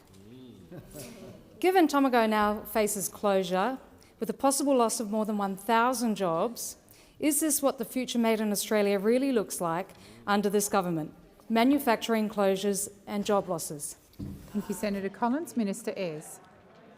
Well, thank you for that question, and I was interested to see whether at any point today, after all this fanfare about additional questions, whether there was ever going to be a moment,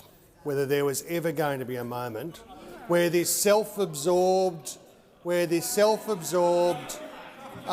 circular Canberra club, hopelessly divided amongst themselves, would actually ask a question about this important industrial facility in the Hunter Valley. And what it turns out we have is a question that is asked in precisely the same terms as a question that was asked 3 days ago over there. They can't even make up their own questions, this show. Can't even make up their own questions. Senator Mackenzie. Order. Senator Ruston. President, on a matter of relevance, I was wondering whether you might direct the Minister to answer the question. I think the Minister is being relevant, but if he's not directly relevant, I will draw him to the question. Minister Ayres. And what you will find, of course, is that in the period since I was appointed as the Minister for Industry, this is one of the questions that, of course, as the Minister, I have been very focused upon. The truth is that this facility is facing a very uncertain future. That is the truth. It is facing markets that are very challenging because of over-subsidisation and overcapacity in certain markets, particularly in China, tariff responses from economies around the world, not just the United States. It is facing a series of energy challenges, largely brought upon, I have to say, by 10 years of inaction on the energy front, which means that there is less supply than there could have been. Thank we'll you, see Minister if the next Ayres. question's original. Order.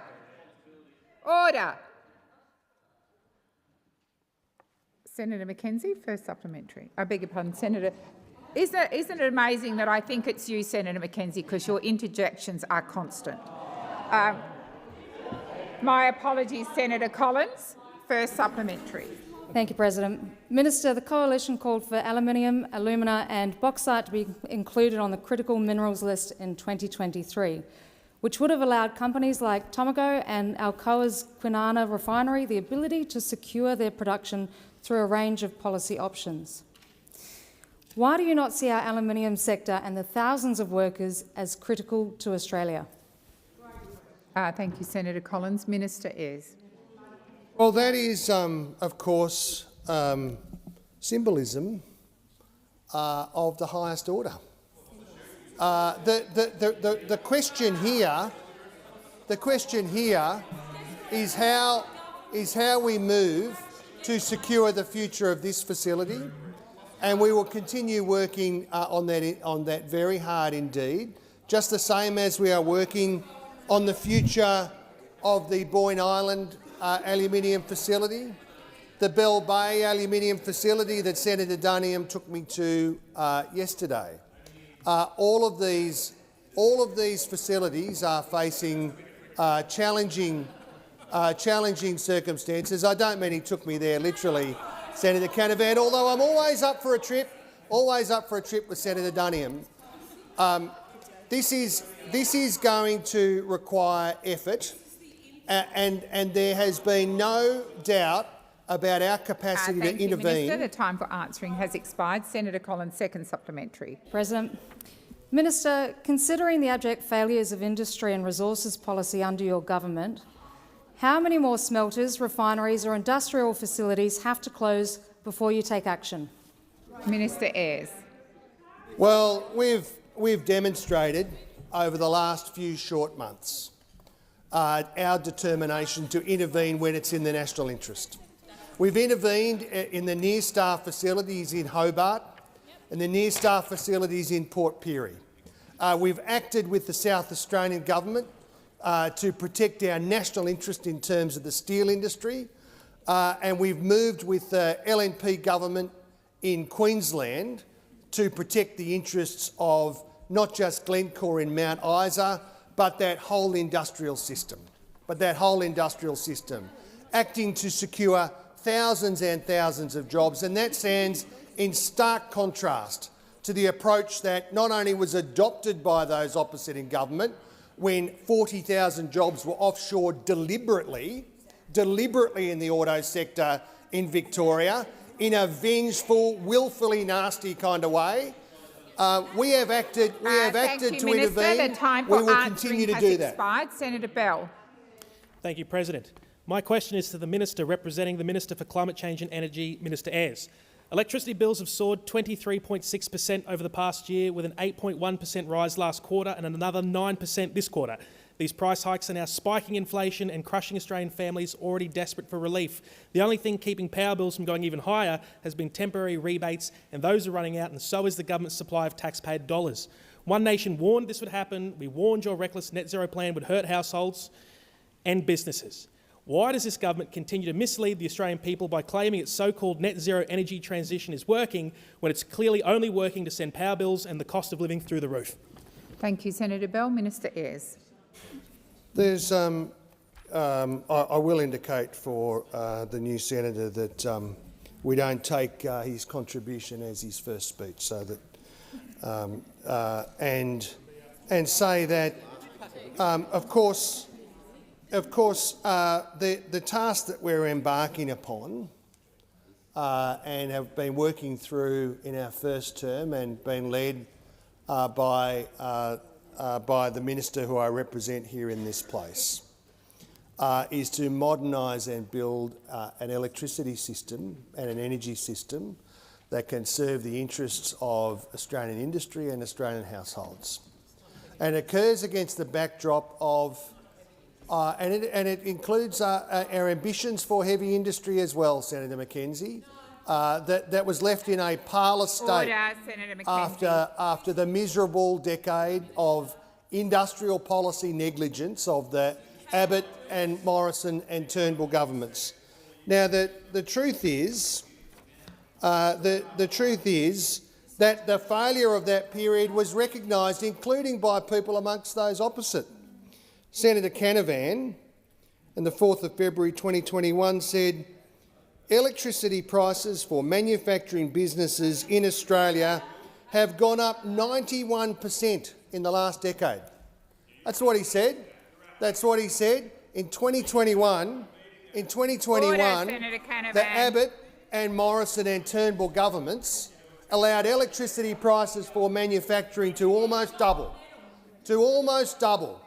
Right, that's what happened. And the reason that happens, that's what happens when you allow 24 out of 28 coal-fired power stations, Senator Canavan, to close down and don't have a plan to do anything about it, except send a press release out about a coal-fired power station in Collinsville that you never built. The time for answering has expired.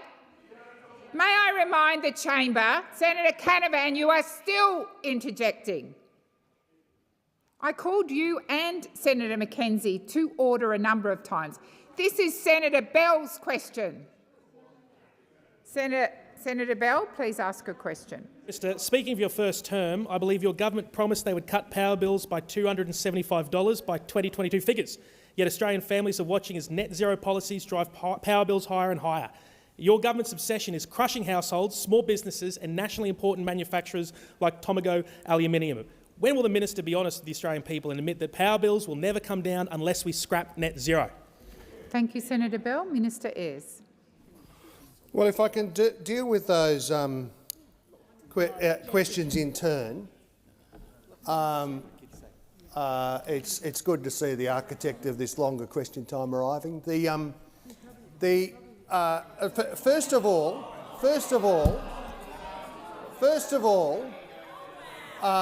Senator, there is nothing more calculated. To deliver higher costs for industry or households. Minister Ayres, please resume your seat. Senator Pocock. So, President, just a point of order. I think there's some sort of standing order against talking about senators coming in and out of the chamber. I just duck to the toilet quickly. Thank you, Senator Pocock. It is a convention, but I will remind Senator Ayres not to name senators who are here and senators who may not be here. Minister Ayres, please continue. The endeavour is always not to hurt anybody's feelings. There is nothing more calculated to put up electricity prices than more policy uncertainty. Because what we saw over the last period in government was a government that was determined to never land an electricity policy framework, and as a consequence, as Senator Canavan pointed out, prices nearly doubled under the last government. Expired. Senator Bell, second supplementary. Minister, inflation is now rising again, driven in large part by soaring electricity costs caused by Labor's net zero obsession, and everyday Australians are drowning. One Nation is asking you, and Australian families are asking you, and businesses are asking you, please end your dangerous and damaging race to net zero oblivion before more people lose their homes, their jobs and their livelihoods. Thank you, Senator Bell. Minister Ayres. I'm not sure there was a question in there, but I would just observe that it has been very interesting to watch over the last couple of days that some of the characters amongst One Nation and their adjoining... Senator Ayres, I'm assuming you are referring to elected officials, so please refer to them as senators, if that is indeed who you are referring to. President. And Senator Canavan himself has moved from complaining about net zero to proposing a solution. He's moved from that to actually it's positive. He's proposed that we should build some more coal-fired power stations. That's what he's proposed. He proposed that when the Morrison government was in government, it was called the Collinsville Power Station. I am going to draw you back to Senator Bell's question. Order. I appreciate you can take interjections, but on this occasion, Senator Canavan wasn't interjecting, so I'm going to draw you back to the question. The only thing, Senator, in response to your question, that would be a worse idea in terms of electricity prices than building power stations powered by coal, which were never built, were just press releases, is the nuclear plan that these characters brought to the last election. They would have put household bills up sky high. Would have put industrial bills up sky high. The time for answering is finished. Senator Stewart. Thank you, President. My question is to the Minister for Indigenous Australians, Senator McCarthy. The Albanese Labor government is committed to improving health outcomes for First Nations Australians and supporting Aboriginal community-controlled health organisations to deliver care in partnership with Indigenous Australians directly. How is the First Nations Health Worker Traineeship program delivering on this commitment, and what is the progress of this program? Thank you, Senator Stewart. Minister McCarthy. Thank you, President, and I thank the Senator for her question.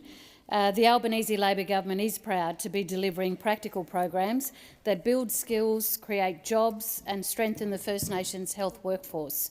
Since the First Nations Health Worker Traineeship program commenced in July 2023, we have seen more than 550 enrolments across the country. Of those, 152 trainees have already completed their studies.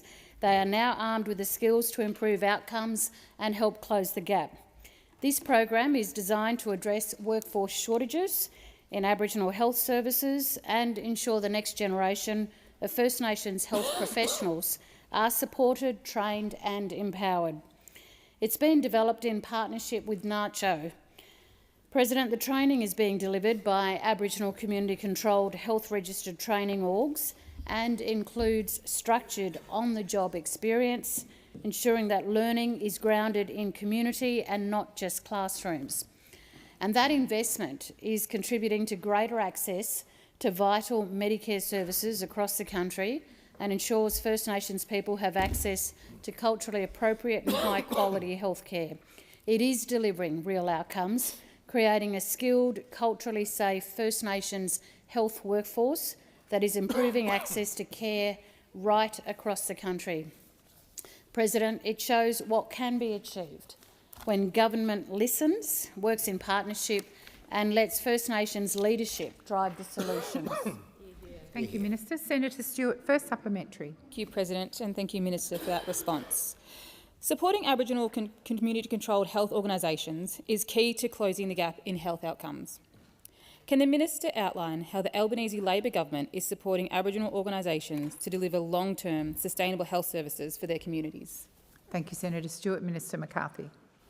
Thank you, President.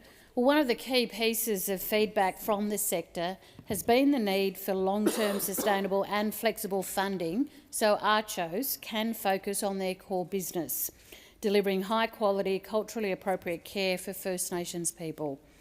And that's why from July 2024, we delivered an additional $300 million to implement rolling funding agreements for ARCHOs, bringing total funding under the Comprehensive Primary Healthcare Program to $2.7 billion over 4 years, providing certainty and flexibility for their operations.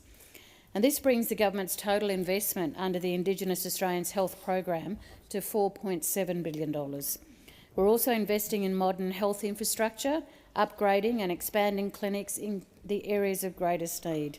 And this includes $8.9 million from Urundi Aboriginal Community-Controlled Health Service in Murray Bridge and $1.5 million for Witchopperen Health Service in Queensland. Senator Stewart, second supplementary. Thank you, President, and thank you, Minister.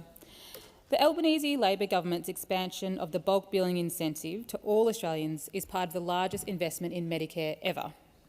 How will the Aboriginal community-controlled health organisations benefit from the government's new bulk billing incentive arrangements? Minister McCarthy.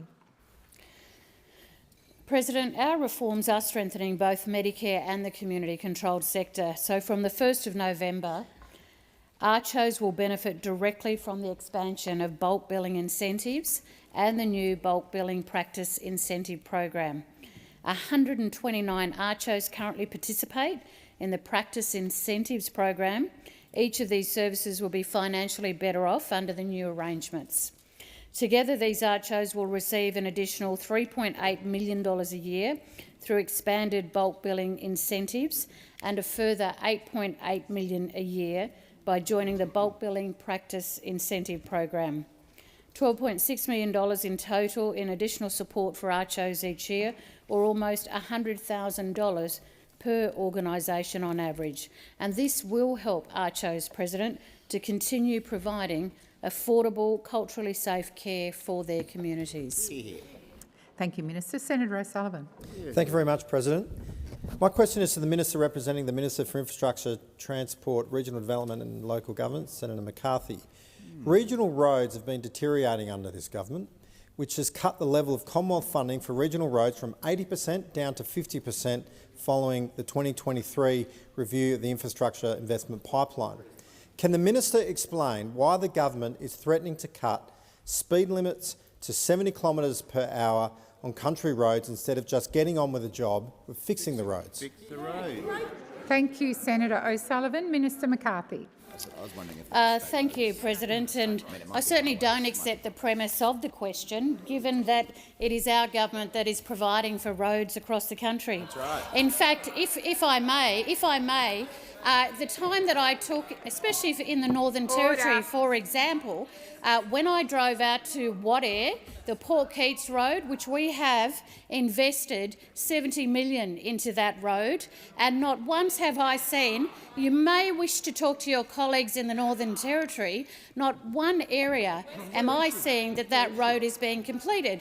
Our government is very much contributing the funding for roads right across Australia, but it does come down to, Senator, it does come down to the relationships with the leadership of each of those state and territory jurisdictions. Now, if you do take places like the Northern Territory, who need to be able to work and actually roll those roads out when we have provided the funding, I would suggest to you that talk to your colleagues up there to be able to assist us with that.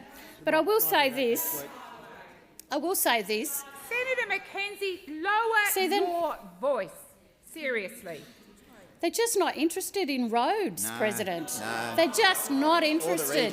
All the regions, for that matter. Senator I'm a bit McCarthy, surprised at Senator I've McKenzie. got Senator O'Sullivan on his feet. Senator O'Sullivan. Yeah, thank you, President. On relevance, my question was about reducing the speed limits. The senator has not gone anywhere near reducing. Had a preamble, Senator O'Sullivan, that you may wish to check, which went to regional roads. The senator is being directly relevant, and if your colleagues don't intervene, perhaps I can listen more closely to the answer. Senator McCarthy.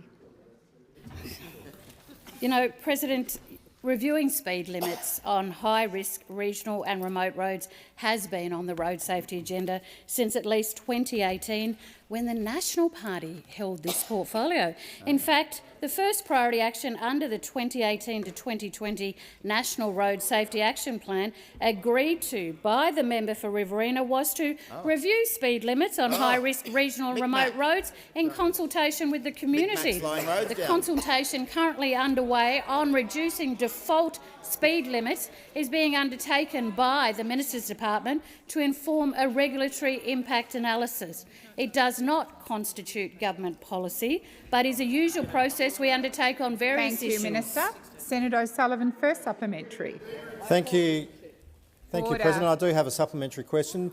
The government has cut critical programs to regional roads, including abolishing the Roads of Strategic Importance and Local Roads and Community Infrastructure program. With dozens of projects axed and regional road funding bogged down in bureaucracy, why won't the government restore these important programs to help country roads instead of cutting default speed limits from 100 to 70 kilometres per hour? Thank you, Senator O'Sullivan. Minister McCarthy. Thank you, President, and I do thank the senator for the question. It's actually not the first time he's asked it. He actually asked it in Senate estimates in the RAC committee, in terms of the Local Roads and Community Infrastructure program. And let me repeat, as we did in our responses on these questions, the Local Roads and Community Infrastructure program was a COVID-19 stimulus measure to fund local projects that would support local economies and create jobs during the pandemic.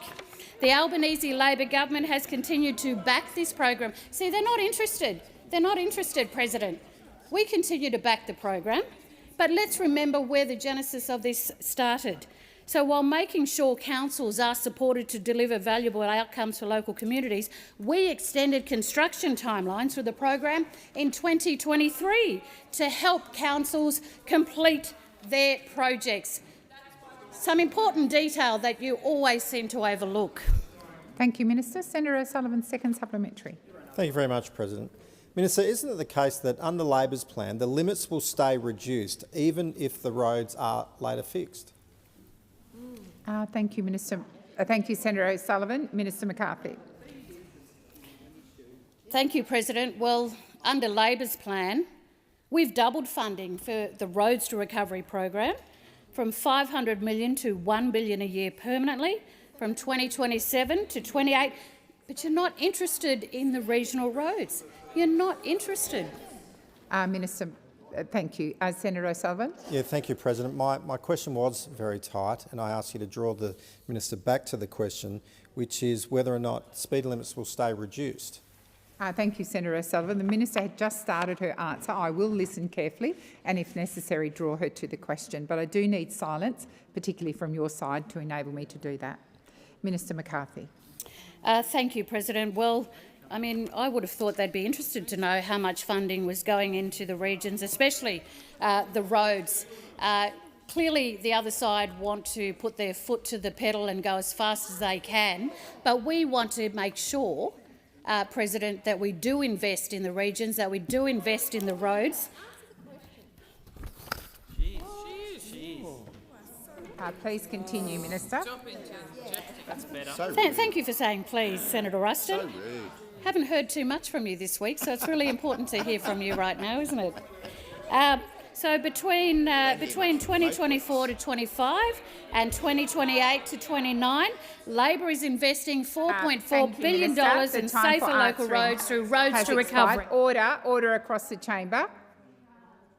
I have received a list for the next lot of questions from the government. I am assuming it has been negotiated across the chamber. So with that in mind, and that is the only piece of information I can add, I will call Senator Faruqi. President, my question is to Minister Watt. Minister, on Tuesday we woke up to distressing images of a humpback whale, a species protected under federal and state laws, killed in a shark net off the coast of New South Wales. Whales, dolphins, rays, turtles, dugongs and endangered shark species are getting entangled almost daily in New South Wales and Queensland by these indiscriminate nets of death. While a shark net was killing that whale in New South Wales, dozens of bull sharks were feeding in the shallows at Snapper Rocks in Queensland inside the shark nets and drum lines. This irony proves again that shark nets are not a safety barrier. Minister, have you seen these awful images? And what have you got to say to Australians, and indeed many around the world, who are distressed and angry at this state-sanctioned animal cruelty? Thank you, Senator Faruqi. Minister Watt. Thanks, President, and thanks, Senator Faruqi. And I welcome a question from the Greens political party about the need for environmental law reform.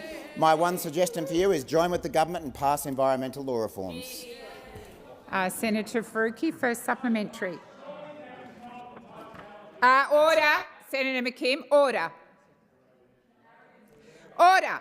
I remind the chamber that this motion was agreed by the chamber yesterday. I am not entertaining interjections. I have called Senator Faruqi. I expect her to be able to give her question without interjections. Senator Faruqi. Thank you, President. That was just another example of what a farce this question time has become. Minister, order. Because we want you to answer the questions. Senator Faruqi, please resume your seat. Order across the chamber, particularly on my right. I had just finished saying that Senator Faruqi has the right to be heard in silence. Order. Senator McKenzie, I've had to call you to order for the first 10 lot of questions. I'd like some silence, particularly from you, but particularly from my right. Senator Faruqi, please continue. Thank you, President. Perhaps for once you can try and answer the question. Minister, New South Wales and Queensland shark cull programs are enabled by a federal exemption. Will you today commit to ending this 86-year-old failed policy that doesn't keep our oceans safe for humans or for precious marine life? Thank you, Senator Faruqi. Minister Watt. Thanks, President. Well, Senator Faruqi, I find it rather ironic that you're complaining about question time, given you supported the coalition as part of the coalition to make sure that question time continues to be happening. I mean, it's your choice that we're here. As I say, we have today introduced a bill to the House of Representatives to reform Australia's environmental law, and I invite you to work with the government to get it passed. Thank you, Minister Watt. Senator Faruqi, second supplementary. Minister, at the most recent estimates, the Greens discovered that the Queensland government is in discussions with the Federal Environment Department about expanding its shark cull program. This, of course, requires federal approval. Will you at least today rule out allowing this to happen? Will you do your job as the Environment Minister and protect whales and other marine life? Because you are a failure at your job. Senator Faruqi, withdraw. I withdraw. Thank you. Minister Watt. Well, I always appreciate a bit of free character assessment from the Greens political party, who of course spent 3 years opposing environmental law reform and housing reform and lost almost every seat they held in the House of Representatives. So continue that approach and we'll get the last one that you've got and then we'll take some Senate spots as well. Senator Hume. Thank you, Madam President. My question is to... Senator Hume, please resume. Order! I've given the... May I remind the Senate, this is a motion you voted for. I said at the outset there is to be silence. Senator Smith, resume your seat. I've already called Senator Hume. Senator Hanson-Young, you may leave the chamber if you can't stop interjecting. Senator Hume. Thank you, Madam President. My question is to the Minister representing the Treasurer, Senator Gallagher. Minister, on Monday, the Treasurer said that he would not be watering down the superannuation performance test and that he takes his responsibilities as a Labor Treasurer seriously as the custodian of super.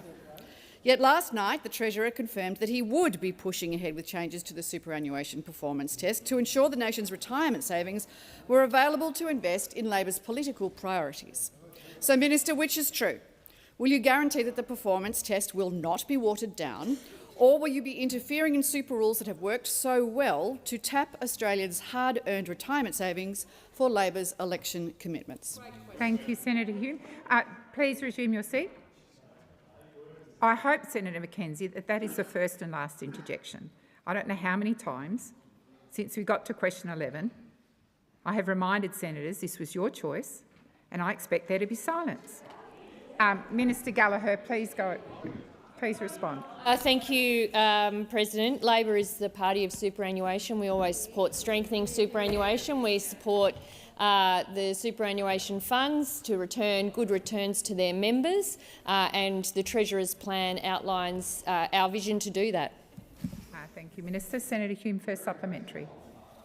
Minister, the superannuation performance test does not stop superannuation funds from investing in any asset, so long as the investment stacks up financially, and you know this. It only prevents super from becoming a vehicle for a political agenda.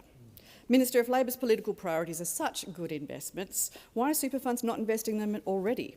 Isn't it because Labor's priority projects are, in the opinion of the investment professionals, not in members' best financial interests? Thank you, Senator Hume. Minister Gallagher. No. Minister Hume, Senator Hume, second supplementary. Minister, surely after 3 years of inflation-driven bracket creep and high commodity prices generating record levels of taxation, you could use the Commonwealth's revenue to fund Labor's election commitments. Is the reason your government wants to tap superannuation for its nation-building projects because Labor and you can't manage the budget? Yes. Thank you, Senator Hume. Minister Gallagher. Senator Tyrrell. Thank you, President. My question is for the Minister for Industry and Innovation. Sorry, Senator Tyrrell. Please resume your seat. Once again, I remind the chamber I've asked for silence. If you can't be silent in this chamber, please take up my invitation and leave. Senator Tyrrell. Thank you, President. So it's for Minister Ayres. The Tasmanian Bell Bay aluminium smelter is at risk of closure by the end of the year. The smelter is a cornerstone of Tasmania's economy, employing over 600 people and supporting hundreds more through a supply chain of almost 300 local businesses, helping communities like Georgetown, West Tamar and Launceston. Not only that, it is also the only renewable powered smelter in the country. I wrote to you on the 16th of October asking you to work with the Tas government to keep Bell Bay open. Consistent with our Future Made in Australia agenda, we must ensure sovereign metals manufacturing remains in Australia's future. If your government is so committed to sovereign manufacturing, will you stand up today and commit to funding to keep Bell Bay aluminium smelter open? Thank you, Senator Tyrrell. Minister Ayres. Thank you, Senator Tyrrell, for that question. It is an important question. I can confirm that I and this government are working very closely with the Government of Tasmania. There are negotiations going on between Hydro Tas the government-owned, state government-owned electricity provider in Tasmania and the owners of that facility. I am very focused on making sure that those negotiations conclude with the best possible result. It is absolutely my preference and the government's preference that, you know, where these aluminium facilities have been established around the country, where largely they have been there because there is a state-owned electricity generator, apart from those states now where they've been privatised, and the aluminium smelter owner is facing a private market. In Tasmania, there is a publicly owned facility. It's a proud Tasmanian asset. I've been engaged with the state government at all levels. My department's been engaged at official level. I want to see proper accountability about that process. I've spoken to the Premier of Tasmania and the relevant ministers. I think I've even had a couple of chats with some of my colleagues on the other side here who've expressed an interest, and they should. Very open about that process. It's an important facility in the Tasmanian economy, as is the adjoining Liberty Bell Bay manganese smelter. Thank you, Minister. Senator Tyrrell, first supplementary. Thank you, President. The federal government has already intervened in other industrial closures on the mainland, including South Australia's Whyalla Steelworks, Queensland's Mount Isa copper smelter, a New South Wales Tomago aluminium smelter. Do you treat Tasmanian metal metal manufacturers differently to mainland smelters? Yeah, it's long. Thank you, Senator Tyrrell. Minister Ayres, wait for the call. Minister Ayres. Thank you, President. Yes, we will pay exactly the same amount of attention, exactly the same detail. The facilities in Tasmania is on the mainland. Senator Tyrrell, second supplementary. Thank you, President. I promise I won't stutter this time. If you treat Tasmanian smelters the same as mainland smelters, you are running out of time and deliberately putting Tasmanian jobs at risk. As a party meant to support the workers, you are choosing to toy with their job security. Why won't you support Australian jobs and today commit to helping the nation's only renewable-powered smelter? Thank you, Senator Tyrrell. Minister Ayres. We'll approach this in a very disciplined way in the Tasmanian interest and in the national interest. Senator Steele-John. Thank you very much, President. My question is to the Minister representing the Minister for Health, Disability and Ageing. Minister, people across the country are struggling to access affordable health care right now. Out-of-pocket costs are continuing to rise at community health care centres, including CoHealth in Victoria, are closing their doors. Minister, why are community health care centres closing under state, Labor and federal governments? Thank you, Senator Steele-John. Minister McAllister. Thanks very much, President, and thank you, Senator Steele-John, for the question, because I'm actually very pleased to speak about the approach that this government is taking to restoring the strength and the availability of Medicare-funded services, because I think, as everyone in this chamber will understand, it was a key focus for us in the last term of government, and it is an even bigger focus for us this time. You asked about the decision by CoHealth, and this decision we consider deeply disappointing. It seems that CoHealth have got themselves into a difficult financial situation. That is very concerning, especially for the local community that they serve. The finance, the governance of CoHealth is the responsibility of that board, and I am disappointed that they find themselves in this position, and I understand that we have requested that the board reconsider its position. But more broadly, Senator, of course we intend to invest in Medicare. Of course the $8.5 billion package we are bringing forward will make a difference, and it will be a focus for this government each and every day. Senator Steele-John, first supplementary. Thank you, President. Many in our community need longer appointments to get wraparound care for complex health conditions, yet the government refuses to lift rebates to support this model of care. Minister, when will your government listened to GPs and left the rebate for longer consultations? Thank you, Senator Steele-John. Minister McAllister. Thanks very much, President. Well, of course, the government is making very substantial investments to increase the availability of Medicare, bulk billed services. These investments, in fact, commence on the 1st of November, and we expect to see a significant increase in the availability of bulk billed services in that time. Senator Steele-John, second supplementary. Thank you, President. Many in the community will find that kind of response frustrating, given that we know that longer consultations are the reality of what is required from so many general practitioners, particularly for mental health consultations, which are the overwhelming majority of consults done by GPs now. Will Labor commit to properly funding community healthcare centres like CoHealth in Victoria so that they can continue to provide the care that is needed? John, the time for asking has expired. Minister McAllister.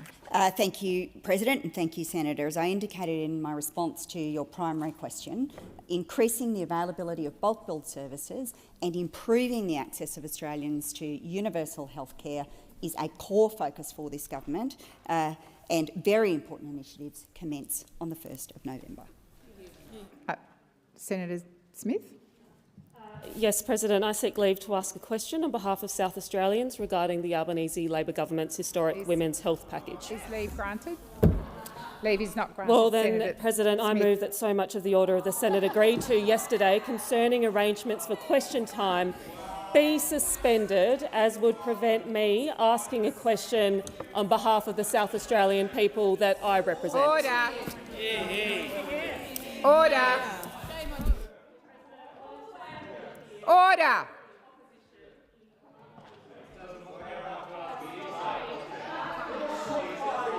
Order. Order. Senator Smith, please resume your seat. Senator McGrath, you will withdraw those comments. I withdraw. Thank you.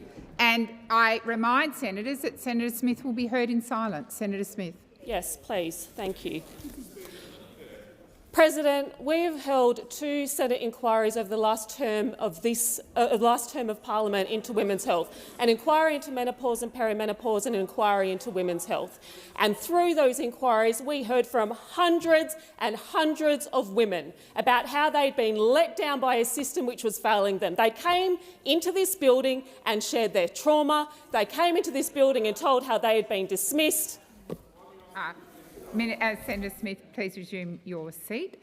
Senator Askew. Point of order on relevance. The contribution should be on the urgency and why we need to actually do it, rather than your point. It's not in standing orders. Senator Smith, it is a suspension to standing orders. It's not. And then she moved to the issue. We're now on the issue of urgency, I believe. So you do need to inform the Senate as to why the matter is urgent.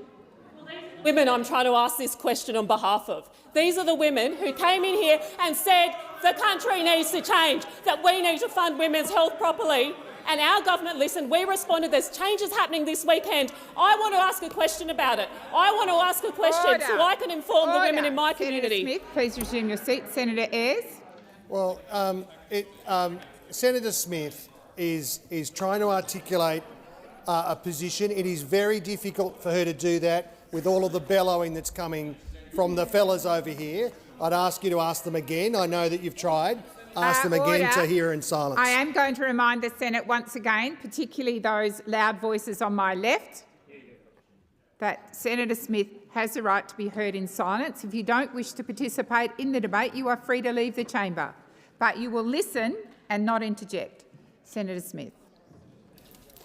There are important changes happening this weekend which my community deserves to know about. I started my day on radio in regional South Australia to spread the word of those changes. I have a democratic right as well. The only person who has a democratic...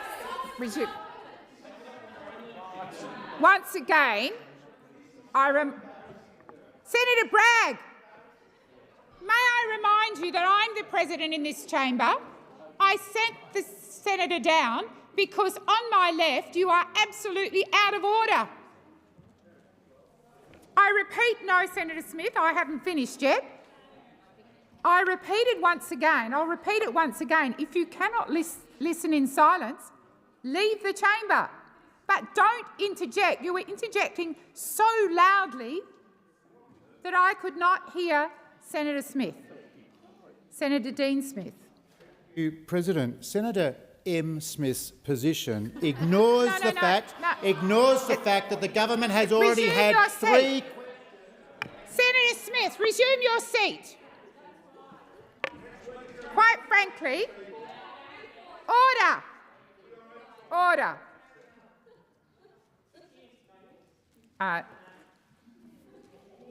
Senator Smith, I am going to remind you need to talk about why the matter is urgent. Please continue. Well, President, it's urgent because there are 19 non-executive members of this chamber who are now having their right to ask questions in this place curtailed. It's 19 members of this chamber who have come in here today asking questions of the utmost seriousness, asking questions on the Racial Discrimination Act, asking questions on... Senator Smith, once again, I'm going to call you to order. Order on both sides of the chamber. Order. Well, Senator Mackenzie, quite frankly, I wish you'd take your own advice on that interjection. Minister Watt.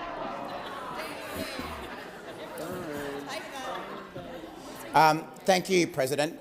Thank you for your efforts to try to bring some order to this passage of question time. I would invite the opposition members, in particular the male opposition members, to have a bit of self-reflection about the fact that they're yelling at a woman trying to ask a question about women's health. Senator Watt. That might be something worth Senator reflection. Watt. Order. Order. Order. Senator Smith, were you on a point of order? Okay, I have a number of senators standing up. So if you resume your seat, I am going to try once again for order in this place. I had Senator Patterson and Senator Henderson stand. I don't know which one of you stood first, but perhaps because you're on the front bench, Senator Patterson, I'll entertain your presuming it's a point of order and not a statement.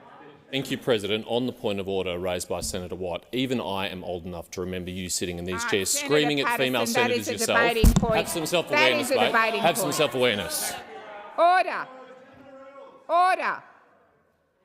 Order. Senator Henderson, and if it's not a genuine point of order, I intend to sit you down. Senator Henderson.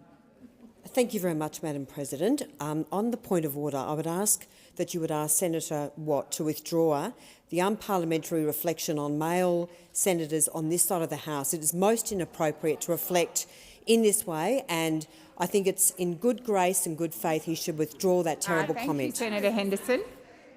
Senator Watt, I invite you to withdraw. Thank you. There does need to be silence. There does need to be silence. Order. Order. Senator Watt? No. Order. Senator Smith. Thank you, President.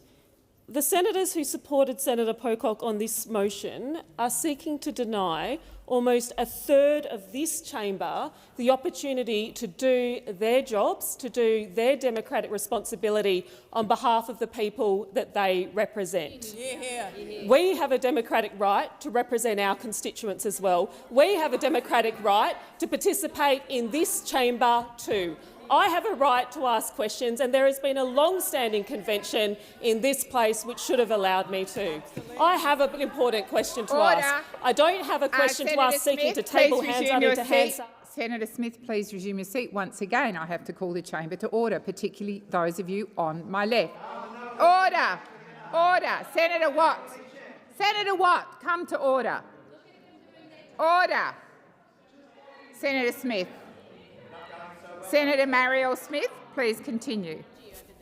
What is happening here is this chamber is denying non-executive members of the government, like myself, from the opportunity to ask a question which matters to the women of my state. There are big changes happening this Saturday which we fought tooth and nail for, which hundreds of women walked into this place and shared trauma and stigma and stories of being dismissed and silenced in the hope that our government would change the law, change the way women's health is funded and change their treatment. Things are changing for them this weekend and I want to be able to ask about it. Senator Smith, please resume your seat. Senator Duniam, President, if this is not a genuine point of order, I will sit you down. I understand. So My point. I'm over the statements that are being made in the guise of points of order. Senator Duniam. My point of order, President, was on relevance. The question before the chair is about suspension of standing orders, and this doesn't go to that. It does. The senator is required. I haven't finished, Senator Smith. The senator asked for leave. Leave was not given. She moved to suspend. I have reminded her, and she has kept telling the Senate what is urgent about this matter. So that is what she is doing. Senator Smith, I invite you to continue. You may not think it is urgent, Senator Duniam, for the women of my community to be able to understand the changes which are happening to our pharmaceutical benefits scheme this weekend, to understand the changes which are happening to Medicare this weekend. As I said, I've used every opportunity available to me to try and get this message out, and I don't think you would doubt that. I want to use my democratic Senator right Smith, in this place. Please resume your seat. And before I call you, Senator Henderson, I am going to take the interjection, Senator Duniam. It has always been my practice to hold firmly to the view that suspensions should be about detailing why a matter is urgent.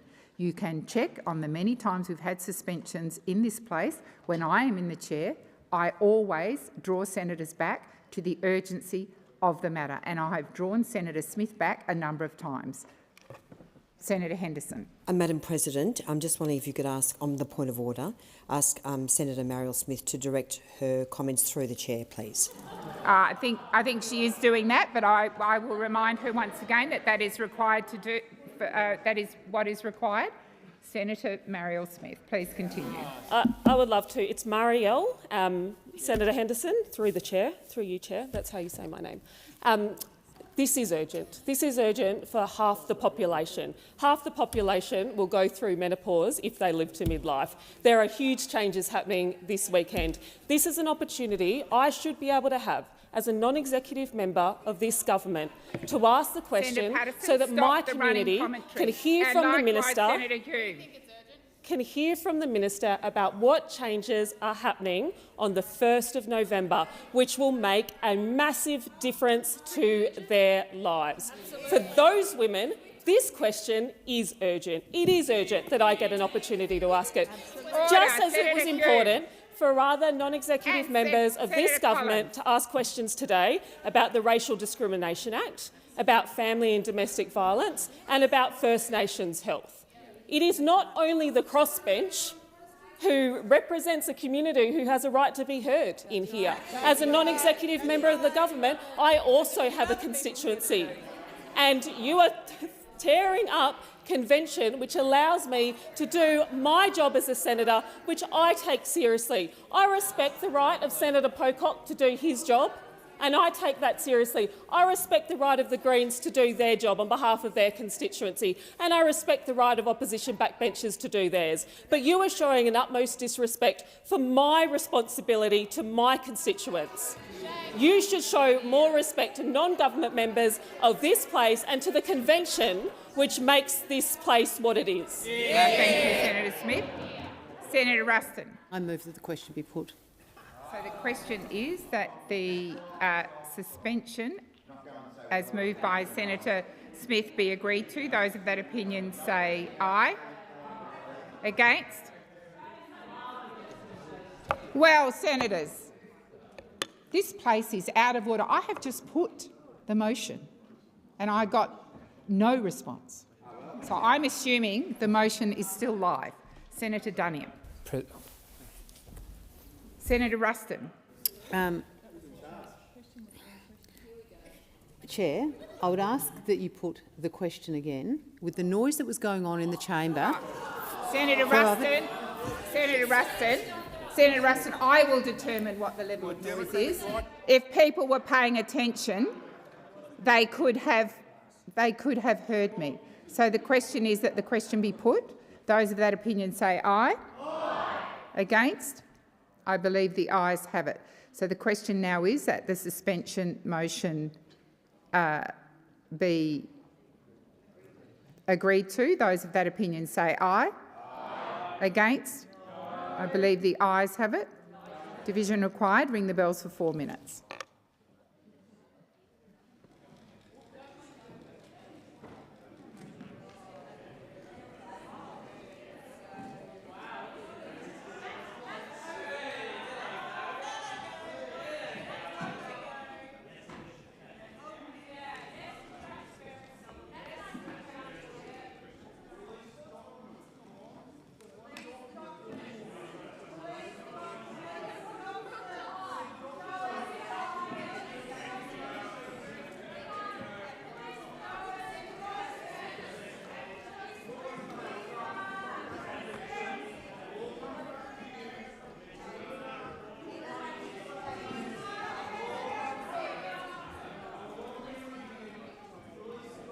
Order across the chamber.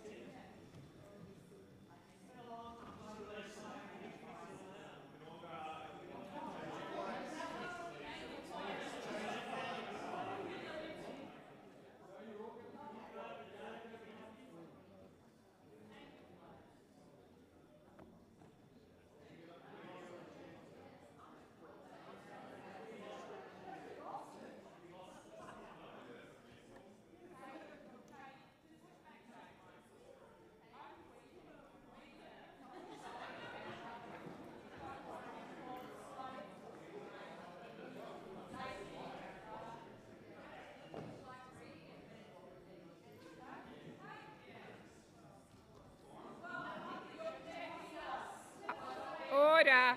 Order. Order.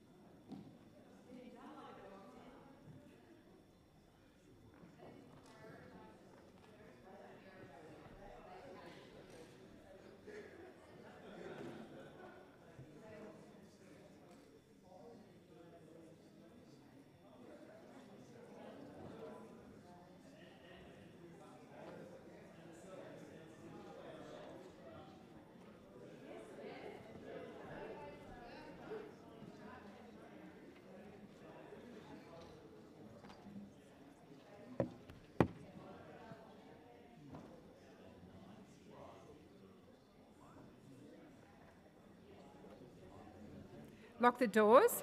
So the question is that the suspension motion as moved by Senator Marielle Smith be agreed to. Those of that opinion, the ayes shall move to the right of the chair, the noes to the left. I appoint Senator Sheldon as teller for the ayes and Senator Askew as teller for the noes.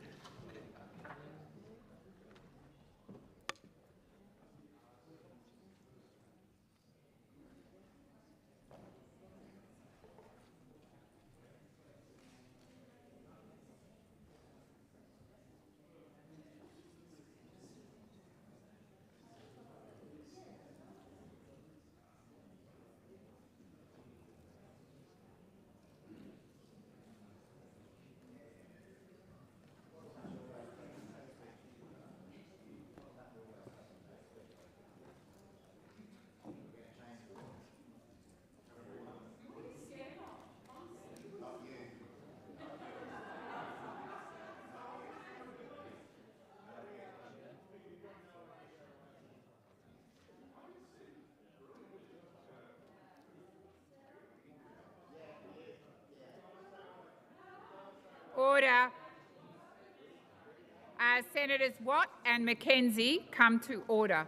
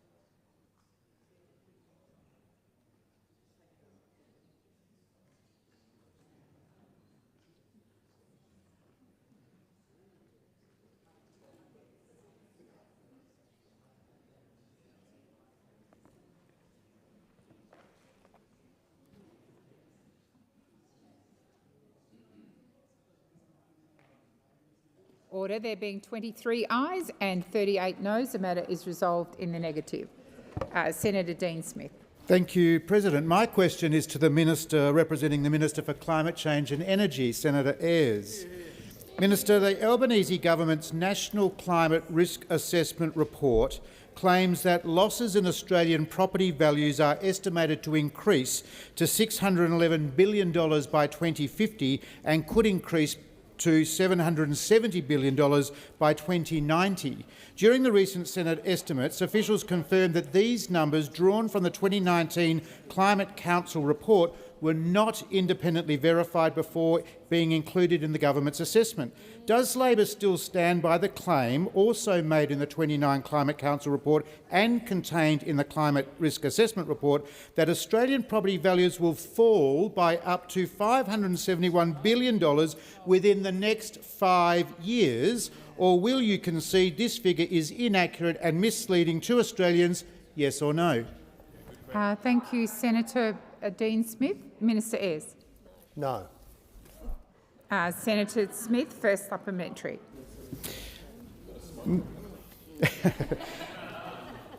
Minister, will you remove these unverified alarmist figures from your report or keep misleading Australians with the claim of more than $500 billion property collapse in the next 5 years? Yes or no? Thank you, Senator Smith. Minister Ayres. I never want to disappoint Senator Smith. No. And Senator Smith, second supplementary. I remind senators there is to be silence. Silence, Senator Ayres and Senator McKenzie. Senator Smith. Thank you, President. Minister, if no verification was done on the figures in question, how can Australians trust any of the other modelling or data contained in the Climate Risk Assessment report? Thank you, Senator Smith. Minister Ayres. Well, I have lost the thread of this question a bit, but this government believes in science and we believe in the validity of the modelling. Senator Ruston. Do you want to end question time or not? No. Okay. I'm just wondering whether it was possible to seek clarification from you, Chair, or President, in relation to two issues earlier during question time. Sure. Okay. In the first instance, I was just seeking clarification. In the first question, primary question asked by myself, and in the second supplementary question, question 3 asked by Senator Mackenzie, you indicated that you believed that the questions were outside the ministerial responsibility of the minister who was representing the Prime Minister, and I was just wondering if I could seek clarification as to who you believe the question should have been directed to. I think believe is the wrong term to use. Senator Ruston, I sought the advice of the clerk, and I was advised, and I did explain it, perhaps not as clearly when you asked your question, but certainly when Senator Mackenzie asked hers, that it is not within the portfolio of the ministers in this chamber to make comment on the management of the House of Representatives. So therefore it was outside of their portfolios, and I advised you and Senator Mackenzie at the time. I sought the advice of the clerk. On that matter, President, the matter that Senator Mackenzie and myself were trying to determine was an action that was taken by the Labor Party, the executive, the government of this country in relation to an action that had been taken in this place. Yesterday afternoon, the Senate made a determination in relation to... I'm seeking clarification, Minister. Yep. Order. Seeking clarification. Senator Ruston, your question went to matters in the House. They went to matters in the House. Yep. Sorry, I'm just seeking clarification, President, as to the matter actually related to an action that took place in this chamber yesterday afternoon. I'm just wondering if you could give me some direction as to where we would direct that question. And this is the last time I'm going to do it because I have made my decision and you are either dissenting from my decision or you are accepting it. I was very clear that the matter that you were referring to was about the management of the House. It's irrelevant where a motion may or may not have been passed. Your question went directly to what you allege were threats made in the House. That is what I responded to. On the advice of the clerk, it is outside of the portfolio. Now, I've answered the question. If you have further questions, I would invite you to write to me. Thank you very much. And on the second point that I was seeking clarification, I was just wondering if you would give us some direction about what the practice that you're going to adopt in terms of the order of the call. It's been practiced that the order of the call is provided to the chair, which I believe was provided at the start of question time. Whether you intend for the practice in question time, particularly as it relates to questions 11 to 15, what was the practice that you are going to adopt in this chamber? Senator Russell, I'm not quite sure I understand your question. I said at the outset that I informed the chamber. Don't argue with me. If you're seeking clarification, it's actually your turn to listen. I informed the chamber when we got to question 11 that I had received an email from the government setting out the order and that I had assumed that that order was agreed to by the chamber. I have not participated, nor is it my role to participate in debates or discussions across the chamber. I was given the order by the government and that's the order that I went to, and there were no objections, so I'm assuming the order I got was to the satisfaction of the chamber. Senator Mulholland. I seek leave to ask a question on behalf of Queenslanders regarding the Albanese government's commitment to net zero. Leave granted. Senator Kovacic, I've called Senator Mulholland. I do believe the call is mine to make. I've made it. Senator Kovacic, please resume your seat. Senator Mulholland is seeking leave. You don't need to seek leave, Just ask the question. Senator Mulholland, leave is denied. My regarding the Minister Representing the Minister for Climate Change and Energy, Senator Ayres. Order across the chamber. How does the Albanese government's real action on climate change Senator impact? Mulholland, you were seeking leave. Sure. Leave has been denied. Just ask.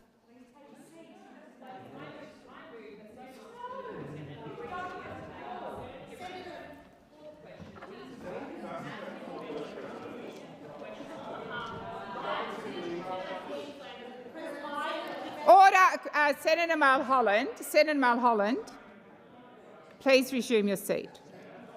Senator Kovacic, take your seat. I have made my call. It is not up for debating. I have given the call to Senator Mulholland. There's not a debate about this. Please, you can either continue standing, but I'm not giving you the call. I've not given you the call. Senator McGrath, I've asked the senator to resume her seat. No, Senator McGrath. Senator McGrath, resume your seat. Resume your seat. Resume your seat. Senator Kovacic, if you have a point of order at this point, but you have been standing and making a claim that you stood before Senator Mulholland, so I'm not engaging on that point of order. I've made my decision, but if you have a further point of order, I will entertain that point of order. Thank you. Thank you, Senator Kovacic. Stand on what basis, given what you have just noted in terms of the agreed list for questions, I'm not permitted to ask my question given I'm next on the list?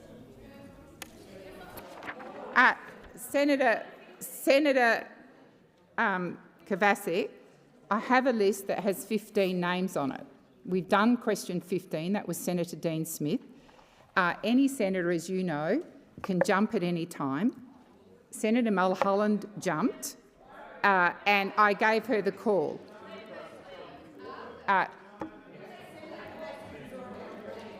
Senator Kovacic, that may be your view. It's not my view. I've given Senator Mulholland the call. She is in the process, I think, of moving a suspension, so please resume your seat. Thank you. So much that of the order of the Senate agreed to yesterday concerning arrangements for question time be suspended, as would prevent me asking a question on behalf of Queenslanders. Those opposite have been an absolute rabble this week, President, an absolute rabble. Earlier this week, we warned Australians that the no-alition was Senator back, Ruston, and it was back Senator again. Mulholland, please resume your seat. Senator Ruston. President, I was just wondering whether you could rule on whether the commentary so far from the senator actually goes directly to the urgency of the reason that she's suspended. Thank you, Senator Ruston. I was going to call the senator to order, but as we're only a few seconds in, I was going to give her the benefit of the doubt, but I'm well alive to that question. Senator Mulholland, I remind you, you need to talk about the urgency as to why you are seeking a suspension. Thank you, President. It is disappointing that the opposition are seeking to prevent me, an elected senator for the great state of Queensland, to get up in this place. They didn't want to hear from my senator colleague, Senator Smith, about women's... Resume your seat. Senator Mulholland. Senator Kovacic. Just a point of order, President. I don't believe that Senator Mulholland actually moved her suspension. She did, Senator Kovacic. And order, and that is exactly why I've asked for silence. Order. Senator Mulholland, please continue. Thank you very much. So earlier this week, we warned Australians that the no-alition was back. The coalition has been voting with the Greens all week in this place, President. All week. And so they were so far off the reservation, the Greens are over here Senator before Mulholland, Senator Mulholland, please resume your seat. Senator Mulholland, I will again remind you, you need to be informing the chamber as to why this matter is so urgent that you are seeking to suspend standing orders. Thank you, President.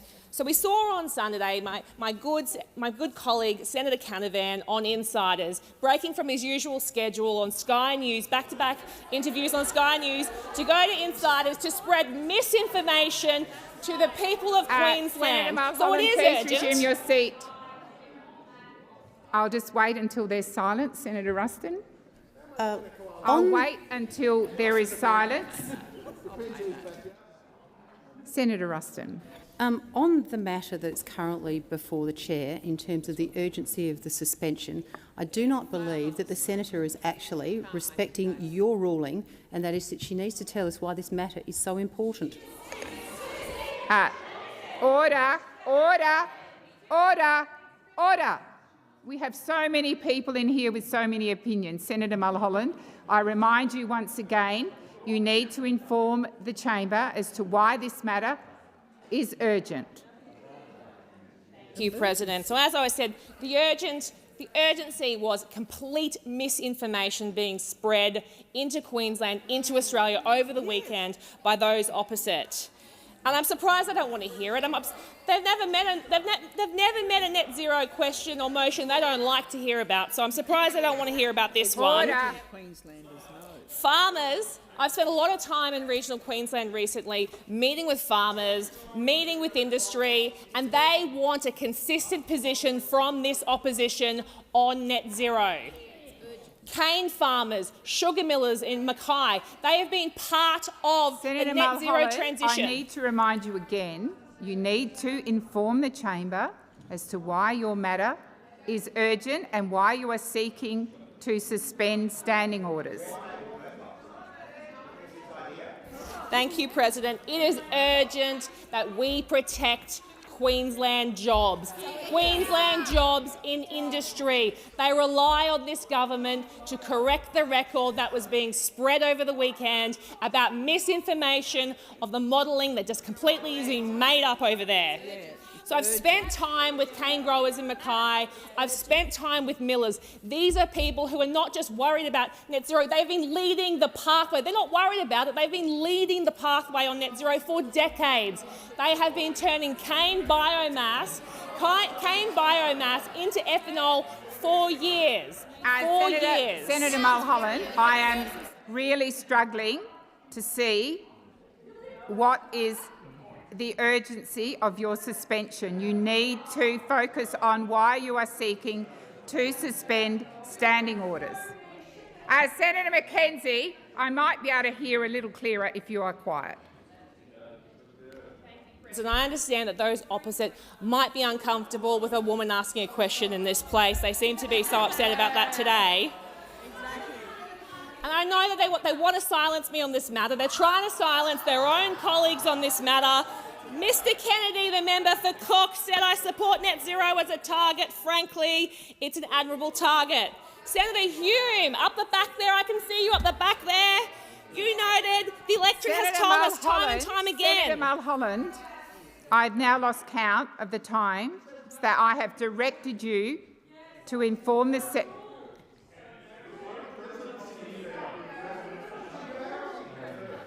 when the front bench on my left has quite finished, you need to inform the Senate as to why your matter is urgent and you are seeking to suspend standing orders. It's not about farmers in your state, Senator Mulholland. It is about the matters.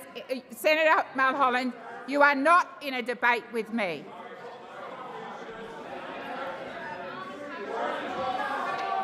Order. Senator Mulholland, please resume your seat. Order on my left. Order on my left. The behaviour in this place is absolutely disgraceful and disrespectful. Order.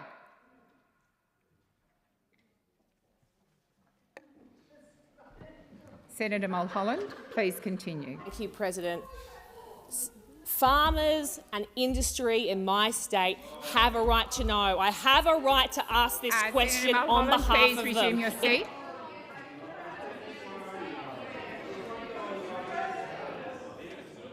Perhaps you could get your colleagues to be quiet, Senator Mackenzie. They haven't noticed that you are standing on a point of order. Senator Mackenzie.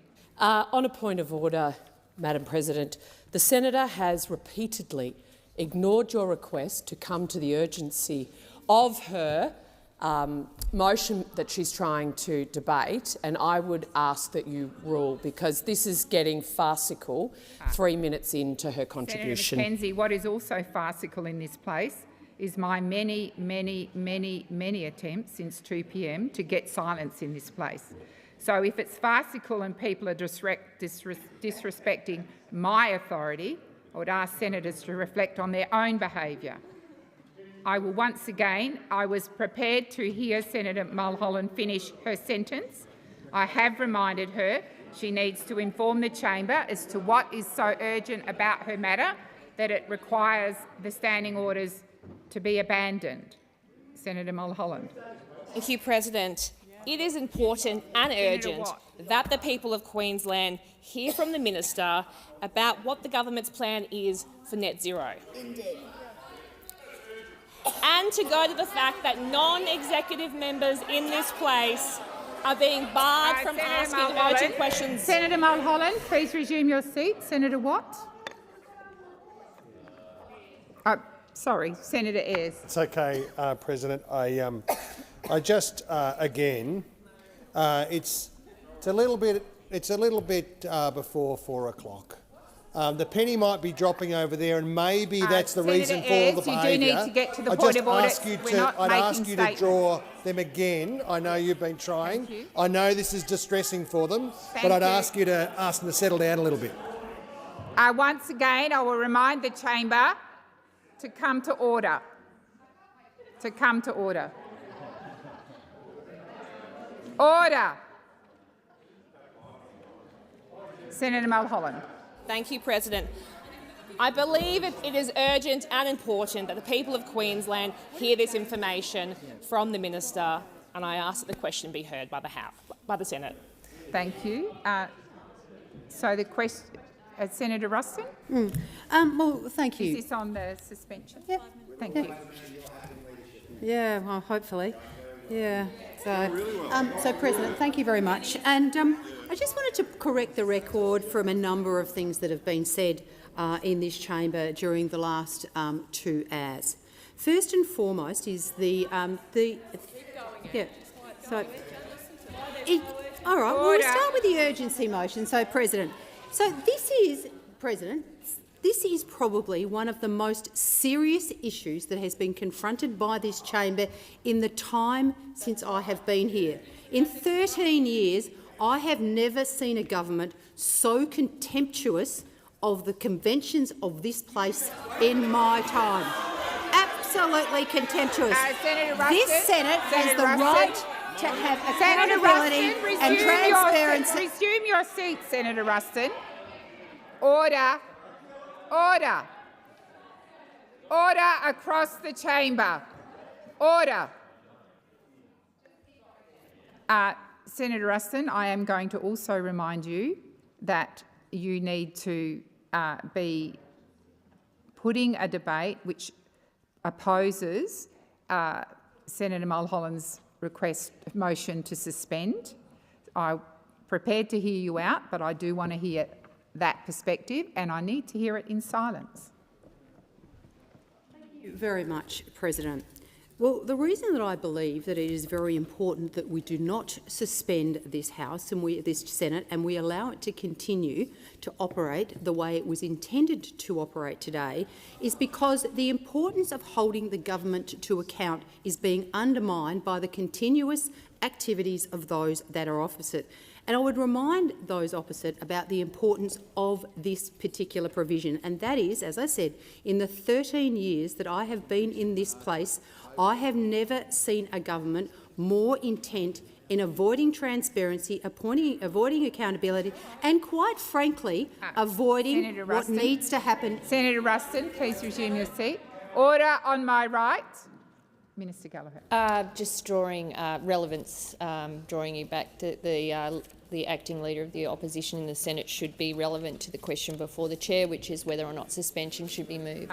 Thank you, Senator Ruston. I do remind you to be relevant to the suspension order and why you believe it's not necessary. Thank you very much, President. Well, the reason I believe that this suspension is unnecessary is because the actions of this chamber are determined by the majority of members in this chamber. And the majority of members in this chamber yesterday determined what the order of business was going to be today. Now, the one thing that unfortunately you seem to have forgotten in the hubris of your coming into government is the fact that the rule of this chamber is determined by the majority, not by the government, who does not have a majority in this place. And so to come in here and constantly suspend on the basis that you just want to make some silly point about the processes, and they're talking about really serious issues. The serious issue that Senator Mario Smith raised, a very, very serious issue that she raised. Order. But why didn't she ask the question during question time? Right. If it was so serious, Senator Smith, why did you not choose to ask it in the 3 questions that you're always able to ask on a Thursday? Equally, Senator Mulholland, why, if your question was so important, did you not ask it in the 3 questions that you are always able to ask on a Thursday? So there has been no restriction whatsoever in the number of questions that the government has been able to ask this Thursday than any other Thursday throughout the entire time of this particular parliament. So the reality is that we have got a very serious issue before this Senate. The very serious issue before this Senate is that you are still refusing to comply with the order of this Senate as per the motion moved by Senator Pocock to provide him with a document. So unless you are prepared to take seriously the will of this Senate, the majority of this Senate, then you continue to sit here in contempt of the Senate. There could be no more urgent or serious issue, President, than the fact that the Labor government, the minority number of people in this place, are showing complete contempt for a decision of the Senate. Contempt, absolute contempt, to table the document. So when you actually are prepared to come into this place and honour the greater will of this Senate, the majority of this Senate, when you're prepared to come into this place and actually accept the will of the Senate should prevail, then that will be when we accept the fact that you are not in contempt. But the reality is that things are different when they're not the same in this place because, as I said, you come in here and you are contemptuous. Senator Ruston, please resume your seat. Minister. Relevance. It sounds like the Leader of the Opposition in the Senate is about to embark on a new line of remarks and is not being relevant to the question before the chair, which is whether or not we should suspend. It sounded very much like she was about to quote something. Thank you, Senator Minister Gallagher. I will listen carefully. I did think you were starting to drift, Senator Ruston, but I'll give you the benefit of the doubt and I'll continue to listen. Okay, look, thank you very much. And I think that exactly what we just saw as a point of order is the point at stake here, and that is every time anybody seeks to make any comment that would actually call the government out for its rank hypocrisy, its lack of transparency, its lack of accountability, they call a point of order and try and make sure they shut us down. Well, you can't shut the people of Australia down. We are sent here to do a job. This Senate has got a role to play, and the first thing that you need to realise is that the majority will of the Senate should prevail. Thank you, Senator Ruston. Minister Gallagher. Thank you very much. And I welcome the opportunity to support the suspension that's been moved by Senator Mulholland and argued for very strongly. And it is a legitimate point that both Senator Smith and Senator Mulholland raise, which is the right, when representing their state, the good state of South Australia and Queensland in this place, that they be afforded the same rights as any other member of this place to ask a question. Senator Patterson. Yesterday... Sorry. Once again, on my left, I ensured that your leader was heard in silence, and that respect will now go to Minister Gallagher. Minister Gallagher, please continue. Thank you very much. And to continue on there, the fact that we have senators here who are being restricted by a motion of this place in their ability to ask questions, not only today, but in an ongoing sense, including restricting Mondays to just 2 questions for government senators. So for everyone who turns up to work here and works hard here, not allowed anything more than 2 questions on a Monday, 3 on any other sitting day, whilst everyone else is afforded the opportunity to ask a question. So we raise a legitimate point raised by Senator Mulholland and Senator Smith. You've had your 15 questions. We're moving into the next stage. They have every right to stand up and seek leave, just as you have a right to deny it, as you will continue to do, it seems, this afternoon. But we have a right for our senators to ask questions as well, and we will continue to argue for that through question time. We did not agree and did not support the motion yesterday, and some come in here and talk about convention. Well, convention was ripped up yesterday. That's right. That's what happened. This chamber relies on a level of cooperation because it is a minority chamber. No one has the numbers. It relies on cooperation, and for a large part it does. For most people, they don't see those levels of cooperation because it is done collegiately, just as it is done on committee systems. But yesterday that changed. And of course, we have every right to defend our members of the government, and their right to ask questions through question time, which is what they're seeking to do. And moving a suspension, if that's the only way that will be allowed. Minister Gallagher. Senator Ruston. Maybe you could draw the minister's attention to the fact to explain why it's so urgent. The minister is explaining why it's urgent. Senator Ruston. Minister Gallagher. Senator Ruston, how embarrassing. I just literally said the word suspension when you jumped to your feet and said I wasn't being relevant. I literally said the reason why— Minister Gallagher, please resume your seat. Senator Ruston, is this a point President. of order? I wasn't talking about the suspension. I was asking you why Senator it's so Ruston, urgent. this is not a debating— we're not in committee stage debating across the chamber, although quite frankly it feels a bit like that.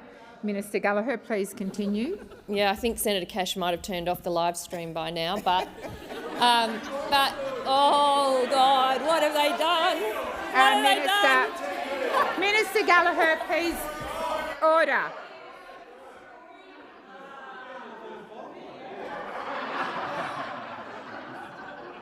Senator Scarr, I'm sure you're aware that your voice is very, very loud. And I would ask you, one, not to interject, but if you are going to ignore my order, then do it quietly. Minister Gallagher, please continue. Thank you. We did not support the motion yesterday, and we didn't support the motion because for as long as I can recall, and we can go back and check, convention has been that the roster for question time has been agreed, as presented by the government, but agreed across the parties, and yesterday that changed. Now, Senator Smith wanted to ask a question on women's health, denied by this chamber. Senator Mulholland wants to ask a question about net zero, denied by this chamber. So we can seek leave, and we will support our members and their right to ask questions. And we will make you deny them leave, and everyone will watch you, this shambles of an opposition that can't even agree on how to handle a bill without requesting it be split.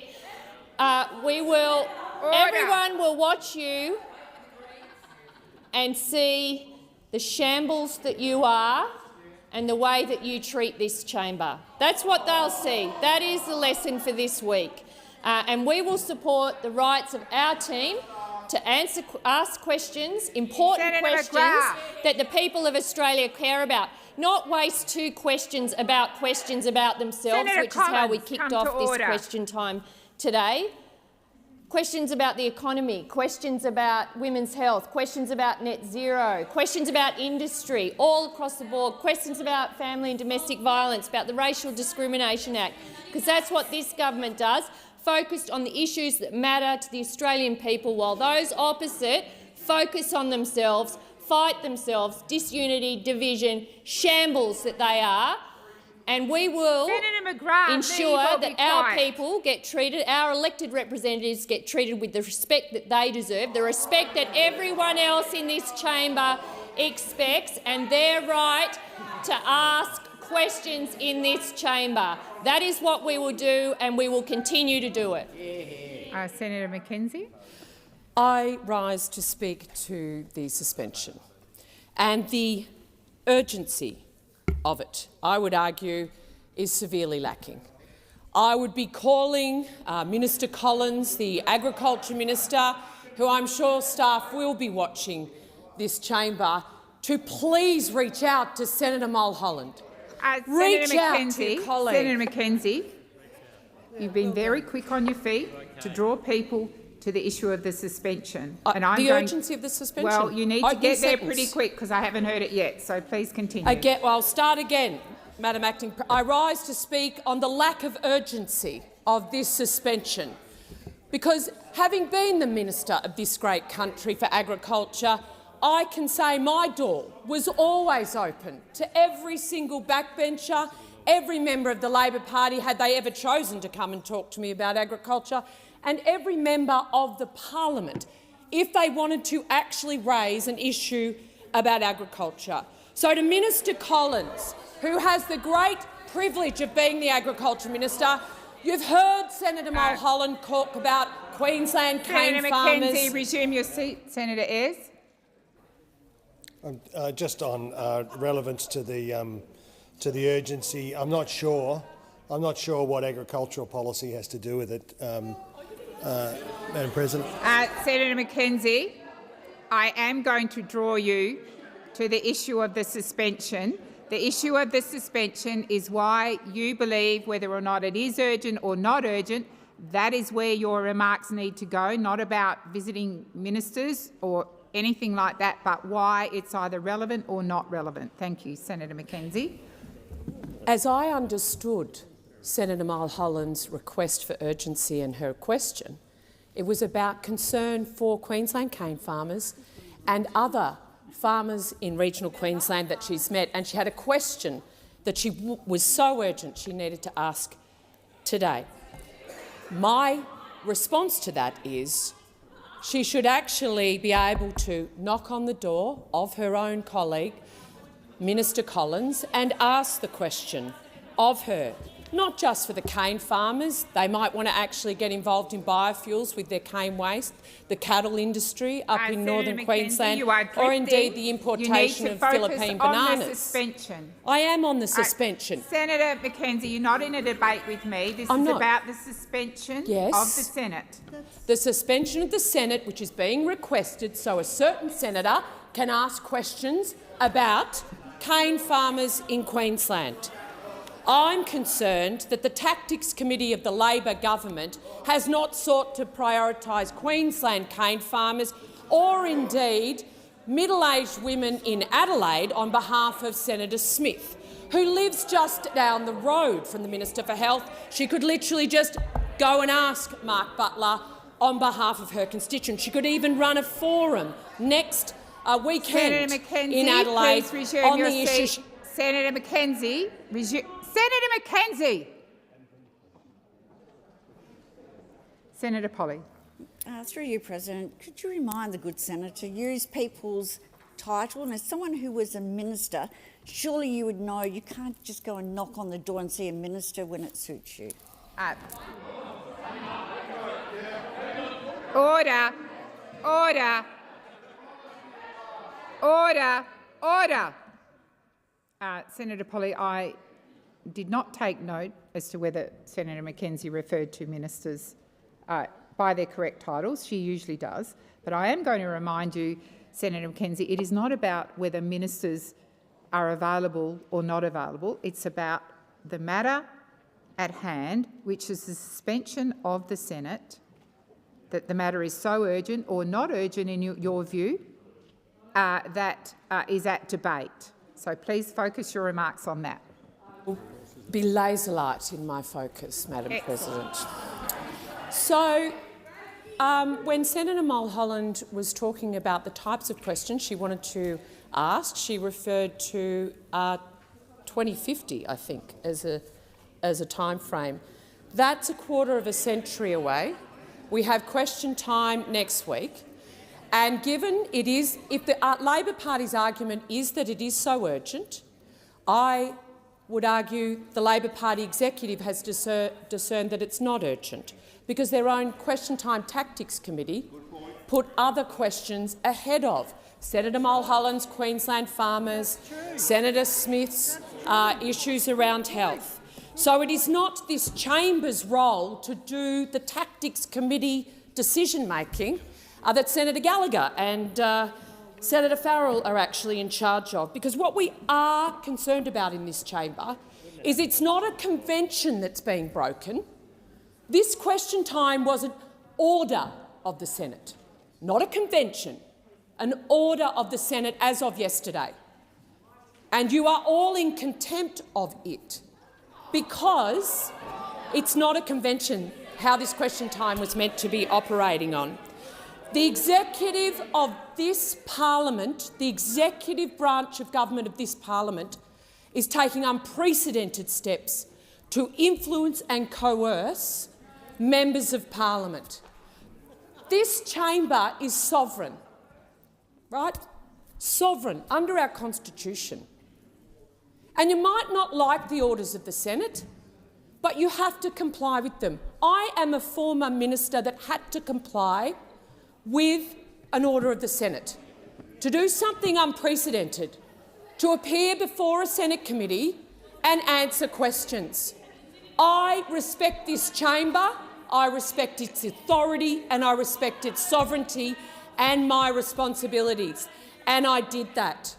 The Labor Party's absolute ridiculous response here today has shown they are not up for being accountable and transparent as a government.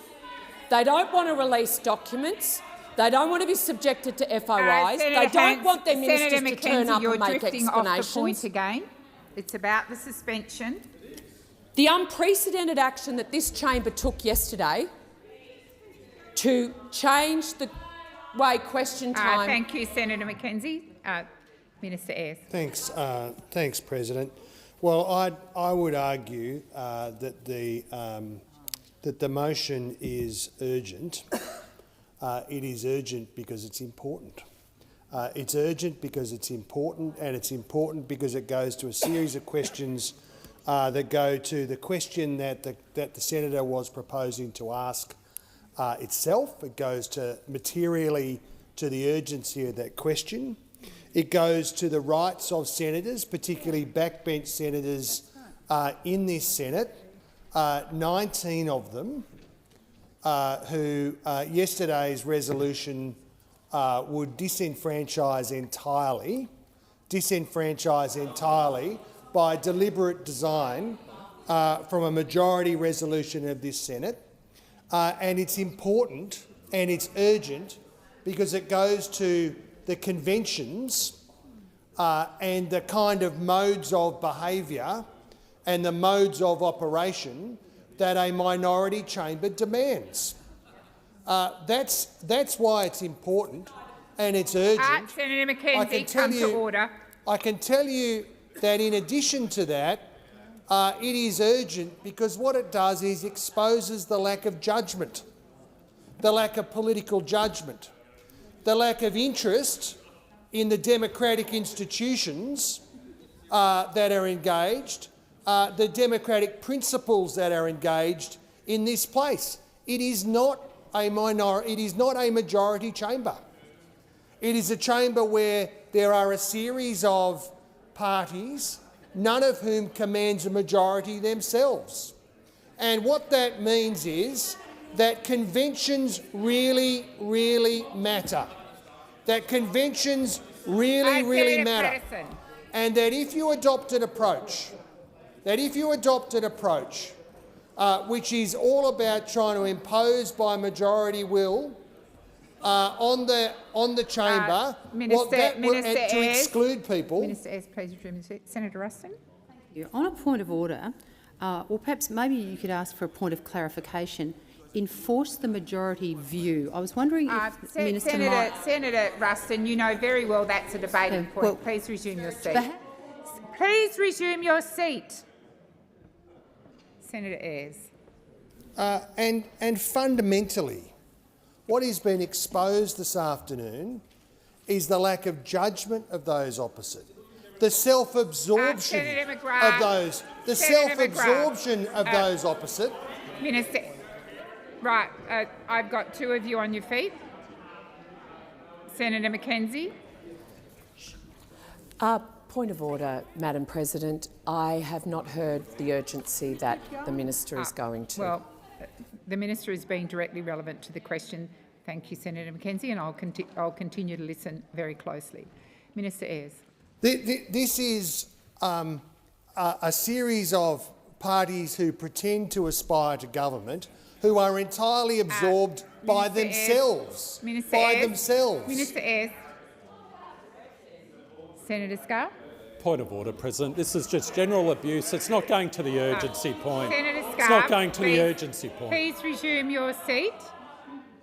I will listen very carefully to the remainder of this sentence, and as you should have observed by now, if any senator is not being relevant, I'll remind them to be relevant. So I'm listening very carefully. Minister Ayres. President, as I said at the outset, this matter is urgent because it's important, because it goes to the capacity of this chamber to perform its proper function.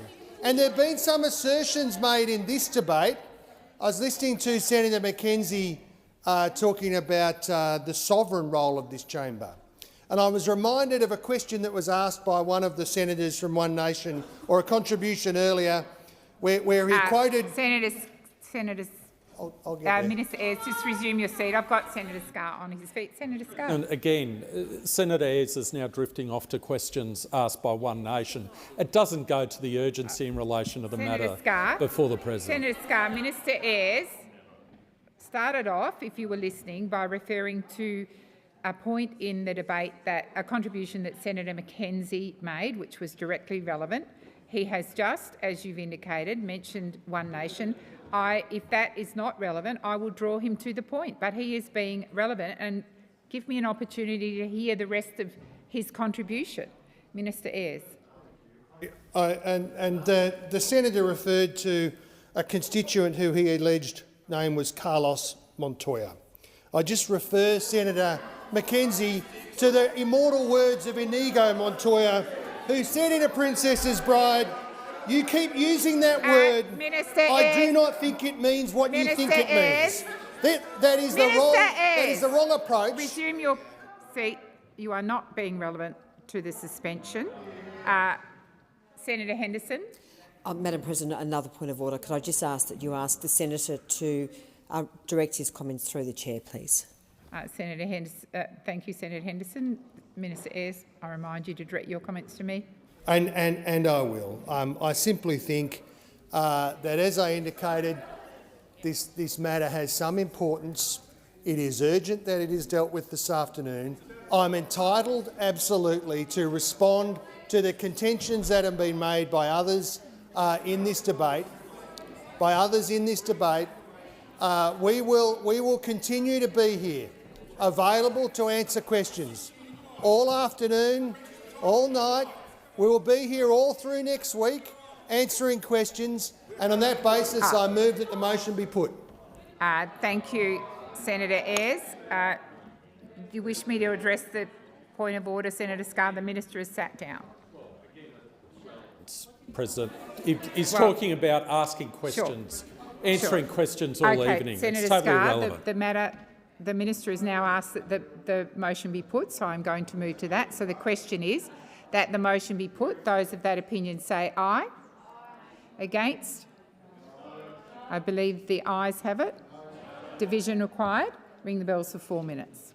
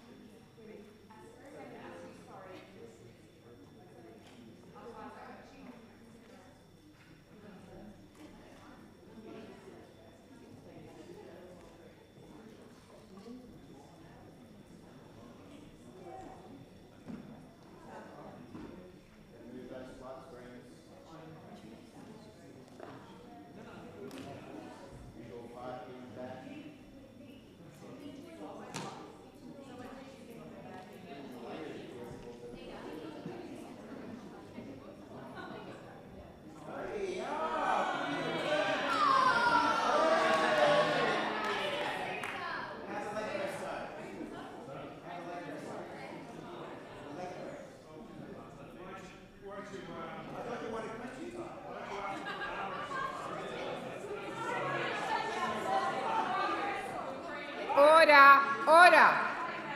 Order.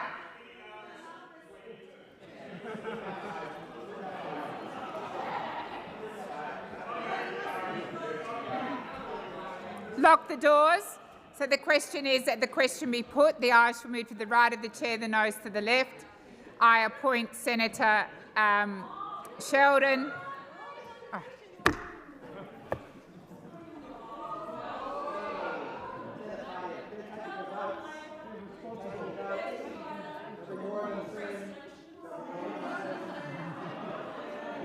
I am just wondering how long I have to stand here.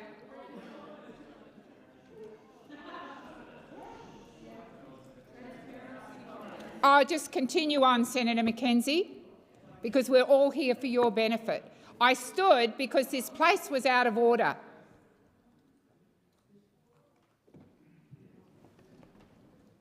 We are adults, and earlier this week we passed a motion about respect. And in the last 2.5 hours, I am really struggling to see that. It is one thing to have a robust debate. It is quite another to ignore me when I call for order.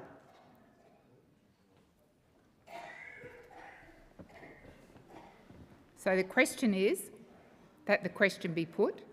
The ayes shall move to the right of the chair and the noes to the left. I appoint Senator Sheldon as teller for the ayes and Senator Askew as teller for the noes.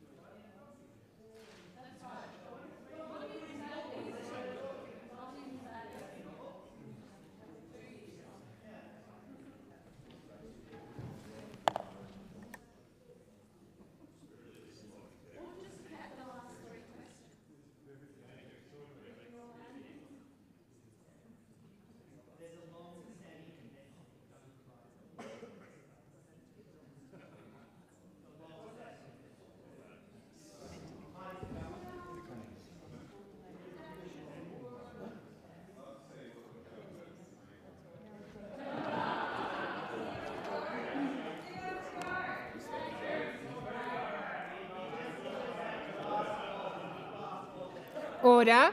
There being 25 ayes and 32 noes, the matter is resolved in the negative. I believe there is 1 minute left. Senator Patterson. Thank you, Acting Deputy President. On the question of urgency— Senator Patterson. Sorry, you're right. President. on the question of urgency, I've got empathy for Senator Mulholland and Senator Smith. We've all been there, government backbencher, hoping to get a question in question time, hoping the Tactics Committee will pick our question. But sometimes we don't get our question up. And that can be frustrating, that can be disappointing. But when you're upset about that, when you're angry about that, you've got to direct your frustration to the right place. Because the people who decide who gets to ask the questions that you're allocated is not the chamber, it's not the opposition, it's not the crossbench, it's not even the Greens. It's your own Tactics Committee. It's your own leadership. If your colleagues agreed with you that your questions were genuinely urgent, they would have given you one of the many questions that you could have asked this week, one of the 3 questions that you had this week. And as touched as I am by your efforts to fight for the ancient rights to ask Dixers, they're not convincing anyone. Senator Kovacic. I'm ready for my question, thank you. My question is to the Minister representing the Prime Minister. Senator Kovacic, I thought you were on a point of order. We now need to put the question on the suspension. Oh, I thought we were over time. Thank you. So the question is that the motion to suspend be agreed to. That's a motion moved by Senator Mulholland. Those of that opinion say aye. Aye. Against? No. I believe the ayes have it. Is a division required? So the matter gets deferred to next week because we are at the point where there are no divisions. Senator Kovacic. My question is to the Minister representing the Prime Minister, Senator Farrell. Minister, the Building Industry 2000 Slush Fund was first exposed at the 2014 Royal Commission more than a decade ago as a CFMEU-controlled slush fund worth over $1 million used to bankroll union and political campaigns. Today it still holds over $920,000, yet under this government's watch, former CFMEU bosses John Setka and Ralph Edwards secretly transferred the fund's registration to Edwards' private home address, and the administrator appointed to clean up the union didn't even know it had happened. Given the administrator has known about this fund for over 10 years and it has been on the public record since the Royal Commission, how can the Prime Minister possibly have confidence in him when the same slush fund is being used to undermine his administration? Thank you, Senator Kovacic. Senator Farrell. Thank you, President, and thank the senator for her question. Look, it's the Labor government that's been taking on the CFMEU. It's the Labor Party, particularly under Minister Watt, that took all the steps to put Minister Farrell, please resume your seat. I remind senators of the motion passed in this Senate yesterday for extra questions. As I said at the onset of question 11, these questions will be heard in silence. If you can't maintain your silence, please leave the Senate. Minister Farrell, please continue. Thank you, President, and thank you for that protection. Look, it's this Labor government that has been taking the action against the rogue CFMEU. You had all these organisations in place to try and deal with it, and none of them did the job. It's the Labor government. It's the Labor government led by Prime Minister Albanese, and I'll point out that it was Prime Minister Albanese who expelled John Setka from the Labor Party. Not only have we taken action against the union, we've taken against which part of my request for silence did you not understand? So I totally reject the premise of your question, Senator. This is I've mentioned before, and I'll say it again. This is an action government. This is an action government. Where we see a problem, we act. Minister Farrell, please resume your seat. Senator McKenzie. On a point of order, direct relevance, Madam President, the Minister hasn't gone anywhere near the fund that the Senator mentioned in her question. He knows that Premier Malinowskis— That's enough. We're not having statements. The Minister is being relevant to the question, and I'll continue to listen carefully, and if he isn't, I will draw him back to the question. Minister Farrell. Are you finished? Senator Kovacic, first supplementary. Thank you. There was no answer to my initial question. However, Minister, if the Administrator didn't even know this transfer had occurred, how can Australians have any confidence that he is in control or that Minister Rishworth is? Does the Prime Minister still have confidence in his minister, given that she doesn't know what's happening under her watch, or she simply does not care? Thank you, Senator Kovacic. Minister Farrell. Thank you, President, and thank Senator Kovacic for her first supplementary question. I would have no doubt that the Prime Minister has the greatest confidence in Minister Rishworth. I've known Minister Rishworth for a very, very long time. I also have the greatest of confidence in her. If anybody can deal with the issues of corruption and other issues in the CFMEU, it will be Minister Rishworth. She's full bottle on all of these issues, and I think she's absolutely the perfect person to be taking it up to the CFMEU, and she will get to the bottom of all of these things, have no doubt. Thank you, Minister. The time for answering has expired. Senator Kovacic, second supplementary. Can the Minister confirm that Mr Zack Smith is still a member of the ALP National Executive? Senator Kovacic, I believe that is not a portfolio question. That goes to party machinery. But I would invite the Minister, Senator Kovacic, I would invite the Minister to respond in whatever way he thinks is appropriate. Minister Farrell. Thank you, President. Look, I don't know, but I'll find out for you. Thank you, Minister. Senator Farrell. Oh, beg your pardon. Sorry, Senator Kovacic, I think you've got a second supplementary. No, you're finished. Senator Sheldon. I seek leave to ask a question on behalf of the State of New South Wales regarding smelting in the Australian manufacturing sector. Is leave granted? Leave is not granted. Senator Sheldon. Oh, Senator Ananda Raja. Thank you, President. I seek leave to ask a question on behalf of the State of Victoria regarding the Pharmaceutical Benefits Scheme. Is leave granted? Leave is not granted. Senator Ananda Raja. Senator Ruston. Thank you. My question is to the Minister representing the Minister for Health and Ageing. Yesterday, the Minister for Health, Mark Butler, revealed on the ABC that if GPs cannot afford to fully bulk bill after the 1st of November, that the government will, and I quote, intervene in the market. Can the Minister please outline how the government intends to intervene in the market and what the impact that would have on a small family practice? Thank you, Senator Ruston. Minister McAllister. Thank you very much, President. Well, the government is determined to defend the principle of universal health care. We believe that that is critical for Australians, and we want to make sure as many Australians as possible can access bulk billing. Minister Butler made some comments yesterday. I think they are self-explanatory, and he referred to some of the steps that have been taken here in the ACT in consultation with Senator Gallagher to make sure that those services are indeed available here. McAllister.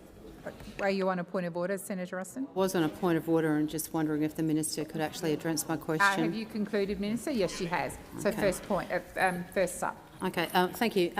Minister, will the Minister rule out compulsory acquisition of small family practices if they choose not to sign up to the government's program? Thank you, Senator Ruston. Minister McAllister.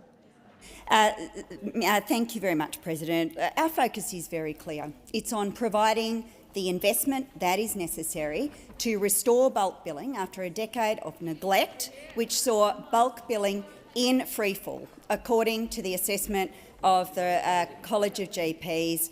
We intend to deal with that because we understand that public health care and universal availability of health care is part of our Australian tradition and in the interests of all Australians.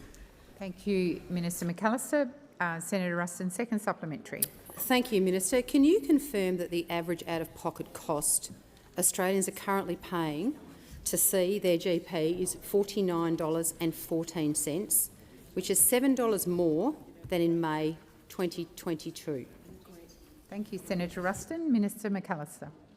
What I can confirm for the senator is that next week we will see very substantial numbers of GP practices deciding to bulk bill, where this week they are not. And that is a good thing and in the interests of all Australians and their health care. Thank you. Senator Walker. Thank you, President. I seek leave to ask a question on behalf of the mighty state of South Australia regarding housing for all Australians. Please leave granted. Leave is denied. Senator Walker. Senator Henderson. Thank you very much, Madam President. My question is to the Minister representing the Treasurer, Senator Gallagher. The Treasurer blocked public access to documents exchanged between the superannuation industry and the government back in 2022 and 2023 concerning payment structures between Housing Australia and investors. Can you please explain why Assemble, a developer majority owned by Australian Super and Hester, is now the biggest beneficiary of round one of the HAF, receiving over $2 billion of taxpayers' money? Thank you, Senator Henderson. Minister Gallagher. Thank you, President. I thank Senator Henderson for the question, going back into the question archives to get that one from 2022, none less. On superannuation, there is no greater supporter than superannuation and of superannuation than the Treasurer, and as the Senator knows, all applications to the Housing Australia Future Fund and decisions about the fund and the first round offers are all handled independently of government. Thank you, Minister. Senator Henderson, first supplementary. Minister, can you please tell the Senate what the super funds told the government to do when you were consulting with them on the creation of the Housing Australia Future Fund? Thank you, Senator Henderson. Minister Gallagher. There was a wide range of discussions with superannuation firms as part of the work that was done on housing in general. You know, I'm not in a position, I can't summarise what would be 3.5 years of discussions across government, across departments and across relevant ministers here in the chamber today. Thank you, Minister. Senator Deleija are you second sup? Sorry, Senator Henderson, then I'm going to Senator Deleija. Minister, community housing providers have expressed significant concerns about for-profit entities like big super funds being involved in social and affordable housing, with an anonymous provider telling the ABC, and I quote, "If you can make a 6% return out of social and affordable housing, you can't be managing your tenants very well." Does the government believe the super funds are the best landlords for Australians? Thank you, Senator Henderson. Minister Gallagher. Thank you. Well, my dealings with the community housing sector is that they're pleased that they've got a government that actually cares about social housing, as opposed to those opposite that did nothing and built no social housing for the entire decade that they were in government. We are using every lever available to us, whether it be working with superannuation funds, other investors, build to rent, help to buy, you name it, because we're serious about delivering housing to the people of Australia after a decade of neglect from those opposite. Sure. So the Minister has indicated she's finished her answer. So if you... Well, the Minister's... I'm sorry I didn't see that you were standing, Senator Henderson, but the matter is finished. Senator Deleija, you stood before. Was Senator Whittaker? Thank you, President. I seek leave to ask a question on behalf of the people of my great home state of Western Australia regarding frontline service improvements. Order. Senator Henderson, I'm going to invite, because I've asked for respect in here. Senator Henderson, I've asked for respect. I'm going to invite Senator Whittaker to put her question again. Senator Whittaker. Thank you you, will wait President. until she's finished speaking. Senator Whittaker. Thank you, President. I seek... You've got to be joking. Can't ask a question, but also can't seek leave. Senator okay? Whittaker, just put your point. I seek leave to ask a question on behalf of the people of my home state of Western Australia regarding frontline service improvements. Thank you, Senator Whittaker. Is leave... Thank you. I'm going to go to Senator Pocock. Thank you. Thank you very much, President. I've got a question for the Minister representing the Minister for Health, Senator McAllister. But could also just say, I think this is a really landmark question time because Senator Pocock, no. this is part of my question. This is part of my question. Okay, well... I can say what I want. The clock's running. I can say what I want. Order on my right. Order. Order. Order. It's landmark because we have Labor senators actually asking questions on behalf of their state, not on behalf of the Labor Party. Order! Senator Pocock, resume your seat. Order. Senator Watt. Senator Watt.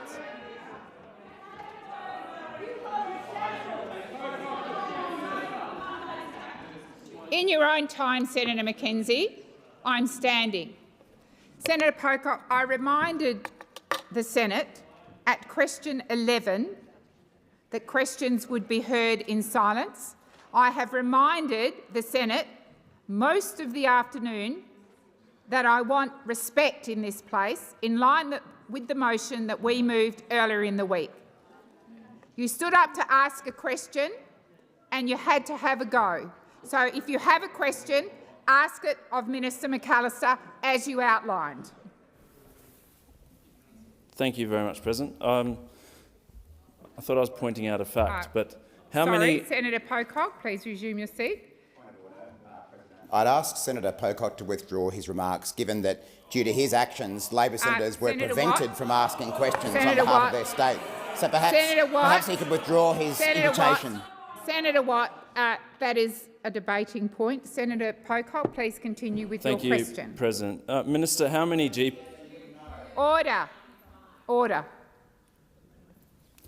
Minister, how many GP practices in the ACT have signed up to My Medicare and expressed interest to bulk bill all services from the 1st of November?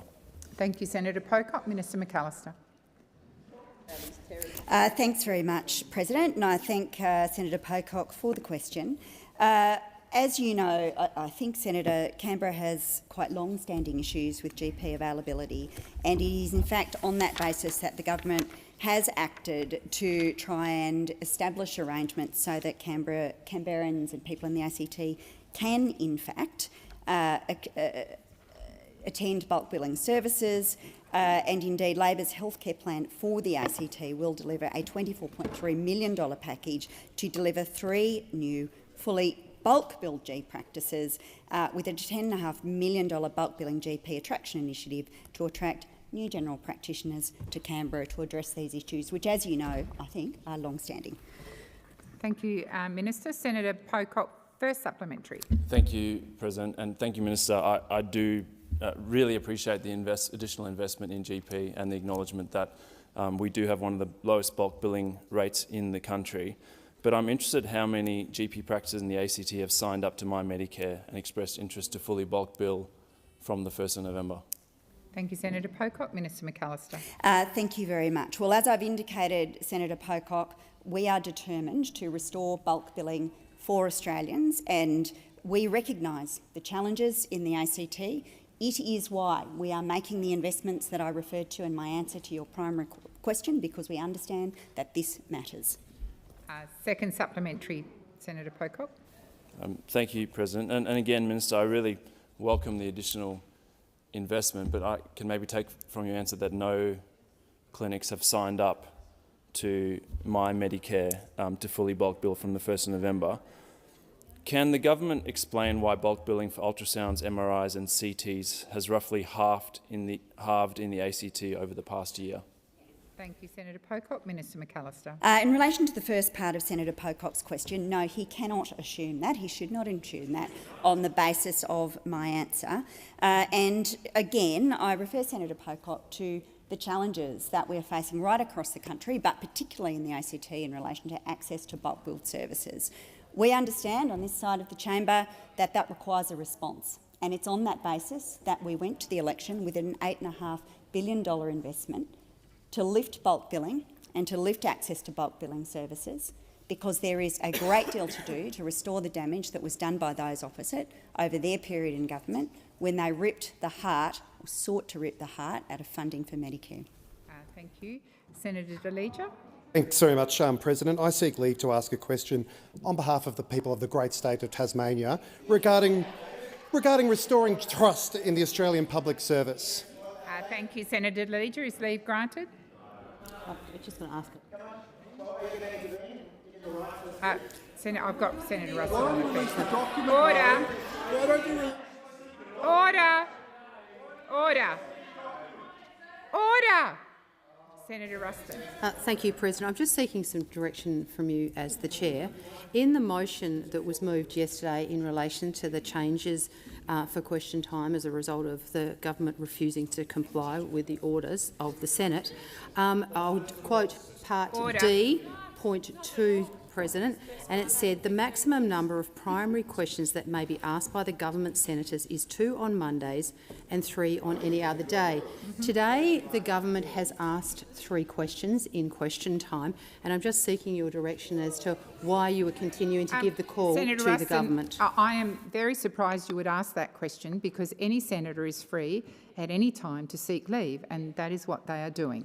So I believe Senator De Leger sought leave. He's been denied, sorry. I'm now going to Minister Gallagher. I seek leave to move a motion that the Senate does not adjourn until the Leader of the Government in the Senate asks that further questions be placed on notice. Is leave granted? Leave is not granted, Minister Gallagher. I'm going to give the call to Senator Henderson. I remind senators, order, order, order, order across the chamber. Order. I've got Senator Hanson-Young on her feet. I remind senators that I said at question 11 there would be silence, and that I remind senators of the motion we passed earlier in the week about respect. I don't mind robust debate, that is what we are here for, but it will be respectful, and that includes not interjecting across the chamber. And when I ask for order, you need to come to order. Senator Hanson-Young. Thank you, President. I seek leave to give a notice of motion, and I just the reason I'm asking for this, President, if I could just let you know, is that I would like to get this motion, give notice of this motion before 5:30, given that's the adjournment date. And earlier today there was a confusion over the timing of when notice of motions was called, and I would like to be able to give a notice of motion for another day.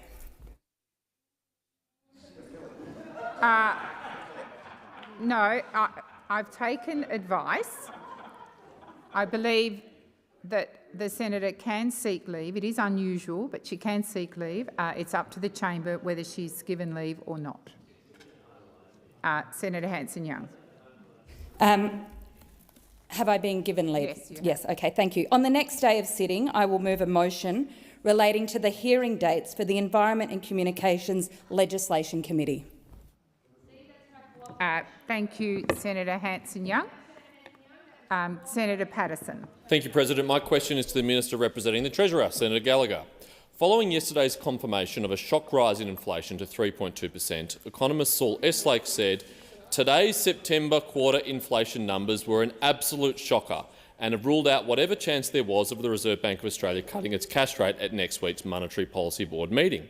The ABC's Alan Kohler said yesterday's numbers were generally seen as a very ugly report, noted that the annual rate for the last 6 months was actually 4.2%, and that odds of the November rate cut were now zero.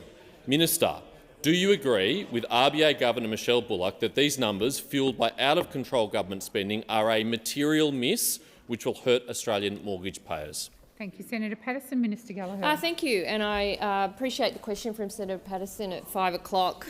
Some 3 hours in, we get to dealing with the shadow finance spokesperson on matters on the economy. I do agree that Senator Patterson routinely verbals the Reserve Bank Governor, and he's done that again today. As Senator Patterson knows, we've got inflation down, debt down, real wages are growing, unemployment low, interest rates have fallen 3 times. There is more work to do, and this is a government that's rolling its sleeves up and doing it. Senator Patterson, first supplementary. Thank you, President. Yesterday's figures confirmed electricity costs annually have risen 23.6%. KPMG's chief economist, Brendan Rinnie, said, and I quote, "We knew there was going to be an uptick in inflation once electricity rebates were wound back, but unfortunately today's spike is much higher than any of us anticipated." Will the minister finally admit the government's promise to reduce power prices is now in tatters, causing more pain to Australian households? Thank you, Senator Patterson. Minister Gallagher. The government will always support Australian households with cost of living pressure, and those opposite are the ones that have voted against it time and time again. Thank you, Minister. Senator Patterson, second supplementary. Thank you, President. Since the government brought down its high-spending, high-deficit budget, annual inflation on food has jumped to 3.1%, housing to 4.7%, health to 4.2%, education to 5.3%, and even pet services are up 5%. Citibank economist Josh Williamson said, and I quote, "All major expenditure groups barring one rose in the September quarter, suggesting price pressures were being felt across the economy." Will the government change its reckless spending policies which are driving up prices across all essential aspects of life? Minister Gallagher. Thank you. Well, we know those opposite. We know what they want to do. They want to cut Medicare, they want to cut payments to people, they want to cut pensions, they want to cut the public service. Nothing has changed from the shambles of an opposition that went to the last election. They keep going on about out-of-control spending. What they don't say is Medicare, pensions, payments will all be cut if they ever got back into government again. And this government takes a responsible approach and will continue to do so. Minister Watt. President, I am aware that there are at least 2 Green senators at the airport, despite wanting to be in question time instead. But I seek leave to move that I'm not mentioning them by name. I seek leave to move that the Senate does not adjourn until the Leader of the Government in the Senate asks that further questions be placed on notice, because if people are so insistent about doing question time, we are here all night. Is leave granted? Is leave granted? Thank you. Did you have a question, Senator Scott? Point of order. Yep. Point of order. Senator Watt reflected on the absence of 2 Green senators. He should withdraw that reflection. Senator Scarr, he really should. He didn't name anyone. The custom is that you don't name senators if they are absent from the chamber. They were not named. Senator Hanson-Young. Thank you, President. I mean, we are partly in this mess because there's a particular senator who is not here, and it's Senator Wong who isn't at the table. So let's just not. Let's not just get into pettiness right now. Senator Hanson-Young.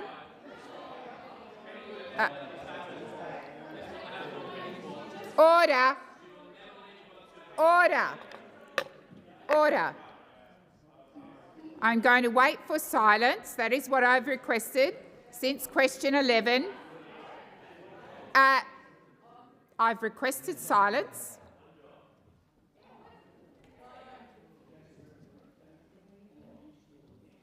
Seriously. Senator Ruston, which bit did you miss? I've requested silence. I'm waiting for it. Senator Ruston. Senator Ruston. Just wondering if you might ask Senator Steele to withdraw. Well, I didn't hear what was said. Thank you, Senator Shoebridge. If I need your intervention, I will ask for it. Senator Steele, I'm sure, will withdraw. President, I certainly will. There was a number of things I said, but I'll withdraw the whole lot. Thank you. I have Senator Shoebridge. Senator Shoebridge on a question. Yeah. Oh, thanks, President. My question is to the Minister representing the Minister for Defence. Minister, as highlighted in Crikey today, your government decided to breach the standard payment terms of 30 days to rush through a $798 million payment to the US under AUKUS in May. Why did your government abandon Commonwealth procurement rules to rush through this payment to Donald Trump in May in just 24 hours? Thank you, Senator Shoebridge. Minister McAllister. Thank you, President, and thank you, Senator Shoebridge. As I indicated in answer to the question you asked earlier, the government is wholly committed to advancing the AUKUS arrangements, particularly in relation to the acquisition of submarine capability. And as we have canvassed on many occasions in the estimates hearings, that includes an agreement that we have formed with the United States to uplift their industrial base. We don't step away from those agreements. And we don't stand a step away from our commitment to AUKUS because we believe it is in the nation's national interests.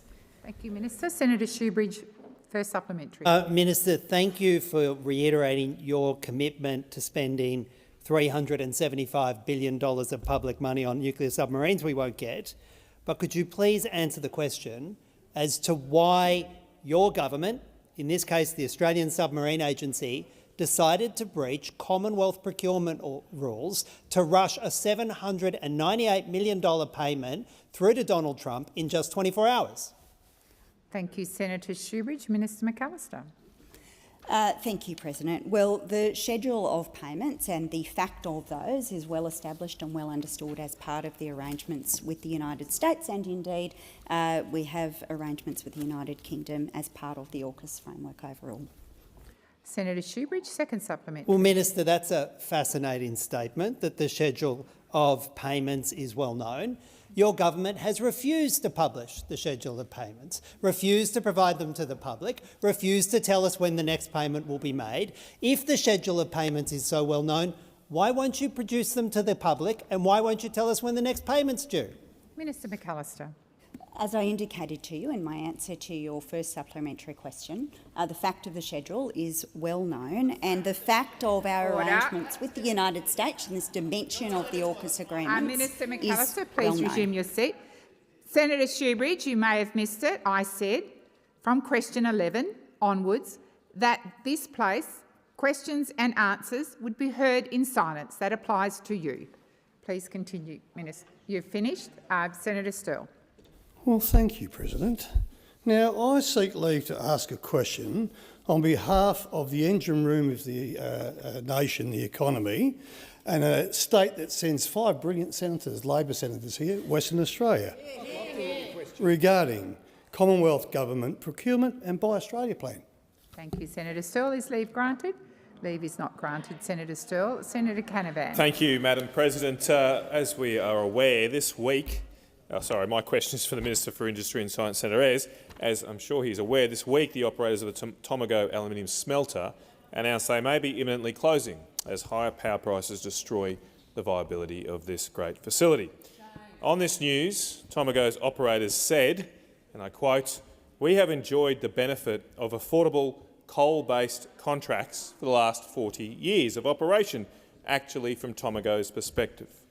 Minister, cheap coal-fired energy has powered this facility for 40 years, and just 4 years into this government's renewable obsession, they are looking to shut down. When will this government admit that its obsession with renewable energy targets over everything else is destroying Australian manufacturing jobs? Thank you, Senator Canavan. Minister Ayres.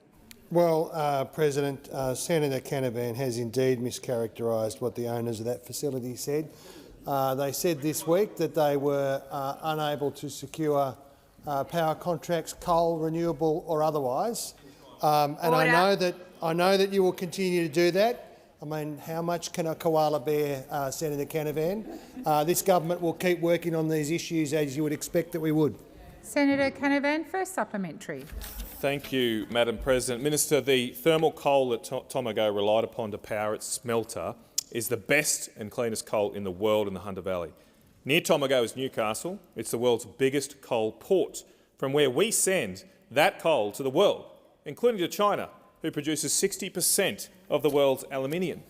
Minister, why is it okay for us to send Australian coal to China to create aluminium jobs there, but not okay for us to use Australian coal here to create Australian jobs in our country? Thank you, Senator Canavan. Minister Ayres. Because we're for blue-collar jobs and for maintaining the cheapest possible electricity in Australia, and your plan would mean less jobs and would smash blue-collar industry in this country. I remind those senators on my left that since question 11, I have asked for silence, and that is what will happen in this chamber. Minister Ayres, please continue. You've finished. Senator Canavan, second supplementary. Thank you, Madam President. Look, earlier this year, yourself, along with the Prime Minister, travelled to Tomago and told the workers there that we're switching to reliable electricity from Gladstone to Portland and Bell Bay to Tomago. Minister, the Bell Bay smelter risks imminent closure. Tomago is knocking on death's door, and the Portland and Boyne Island smelters are battling against skyrocketing power costs too. The government's reckless and renewable energy plan has failed, and it's sending manufacturing jobs offshore. When will you change course and protect Australian jobs? Thank you, Senator Canavan. Minister Ayres. Well, we'll always protect Australian jobs. We've demonstrated over the course of just the last few months how hard we'll work on behalf of jobs, including in Queensland, including at the Boyne Island smelter, which is out there now underwriting wind contracts, solar contracts, being supported by the LNP Queensland government too. Senator Cox. Thank you, President. I seek leave to ask a question on behalf of my constituents from the state of Western Australia regarding environmental law reform. Is leave granted? Leave is not granted. Senator Cox. Senator Blythe. Thank you. My question is to the Minister representing the Prime Minister, Senator Farrell. The government has publicly described the incident on 19-20 October in the South China Sea, in which a Chinese Su-35 fighter jet release flares dangerously close to a Royal Australian Air Force PA-8A, Poseidon maritime surveillance aircraft, as unsafe and unprofessional. Yet the PM still labels China as friends. What is the government's view of the incident, and does the PM truly believe China is our friend? And how is Australia ensuring its aircraft and crew are safe in the region? Thank you, Senator Blythe. Minister Farrell. Thank you, President, and thank the Senator for her question. And the Australian government places the highest priority on the protection and defence of our military, whether they're at sea, on land, or in the air. There's no greater responsibility that this government has to ensure that our defence forces are protected. The issue that you refer to has been raised by the Prime Minister with the relevant officials of the Chinese government. And we have made our position very clear, as you have spoken about. Thank you, Minister. Senator Blythe, first supplementary. Thank you. How does the government balance maintaining trade with its friend China versus regional security concerns? Thank you, Senator Blythe. Minister Farrell. Well, thank you, President, and thank you, Senator. This government can walk and chew gum at the same time. Thank you, Minister. Senator Blythe, second supplementary. What steps is the government taking to reassure Australians, including the families of ADF personnel and the Australian public more broadly, that our maritime surveillance and freedom of navigation operations will continue safely? Minister Farrell. Thank you, President, and thank the Senator for her second supplementary question. Well, Senator, we're spending $365 million to build submarines to do exactly, and they're being built, in your home state Farrell, of South please Australia. resume your seat. I have asked for silence. Thank you, Senator McGrath. Minister Farrell, please continue. Thank you. Senator Pocock. Thank you, President. My question is for the Minister representing the Minister for Housing, Minister Farrell. On the 8th of October 2024, in response to my question on the progress of the National Housing and Homelessness Plan, you said, and to quote, "We are working with the states and territories as we speak. The new Minister, Claire O'Neill, is working very hard to get movement on that project." I again asked for an update in February this year. We're now in October and the plan has still not been released. Can the Minister tell the Senate when the plan will be released? Senator Farrell, Senator Pocock, I think you directed your question to Senator Farrell. I'm happy to ask the senator to... I've got it wrong. Is it Minister Ayres? Thank you very much. Minister Ayres. Well, this government has an ambitious program for housing. It's worth many tens of billions of dollars. It's focused on supply, and it's also focused on supplying people with the opportunity, young Australians, for 5% home deposits, and we're getting on with it. Senator Pocock, first supplementary. Thank you, President. I appreciate the many things that the Labor government is doing in terms of housing, but one of them that we haven't seen is a National Housing and Homelessness Plan, which was promised at the 2022 election, and I was hoping if the Minister could give an update to the Senate as to when that will be finalised. Thank you, Senator Pocock. Minister Ayres. Well, the Minister is working hard on that process.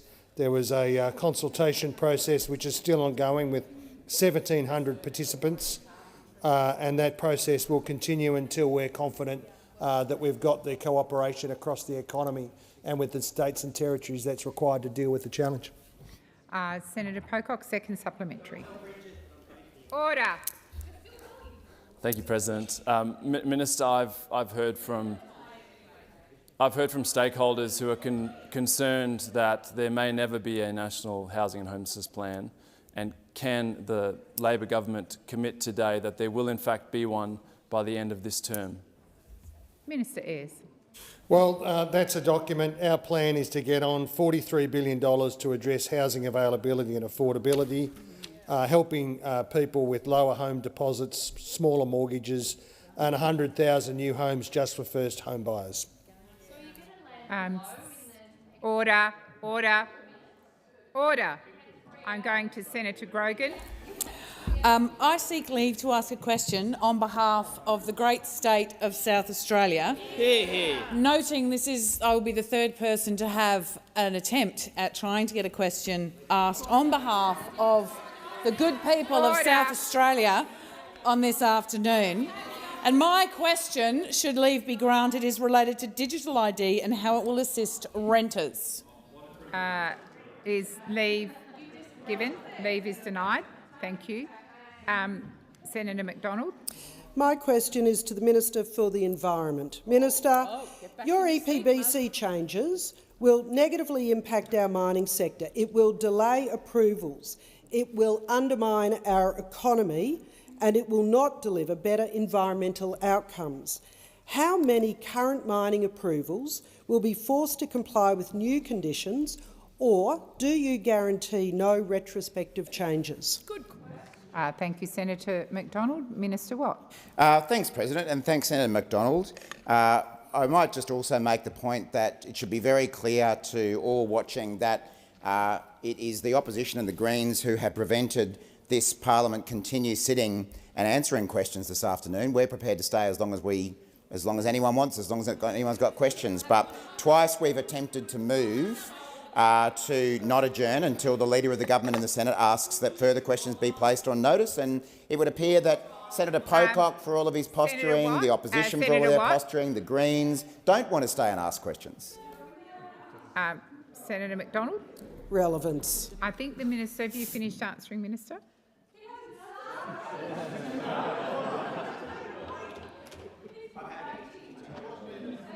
Okay, so, Senator McKenzie, I have reminded the Senate since question 11 that these additional questions came from a motion of the Senate yesterday, which was agreed by the chamber, and I have said since question 11, questions and answers will be heard in silence. I also remind all senators of the motion that was passed earlier in the week, which went to respect. So I should not have to call individual senators. I should not even have to call order. You can have the robust debate in the answer to your question, but in the intervening time, you will listen in silence. Senator McDonald, you were making a point of order. I will draw the Minister to your question. Minister Watt.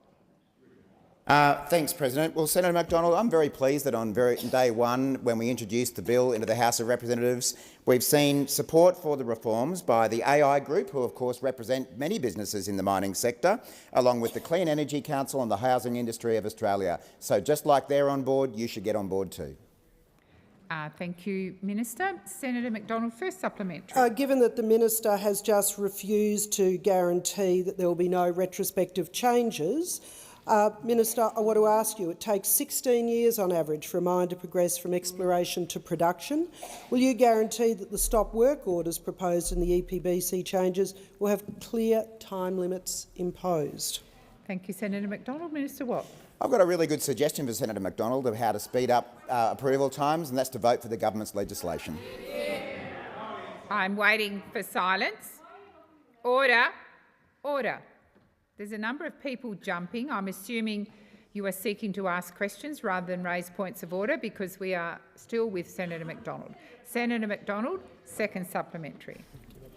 Just to be clear, the Minister has failed to ask two questions. Minister Gallagher. Order. Just to be clear, the Minister, the government has failed to answer two very specific questions that industry is asking, and you can pretend that they're not asking as much as you like, but that is the question on their lips. So, Minister, will you rule out a climate trigger in the EPBC reforms? Thank you, Senator McDonald. Minister Watt. Did that already. Senator Ghosh. Order. Order. Senator Ghosh, please resume your seat. I'm waiting for order.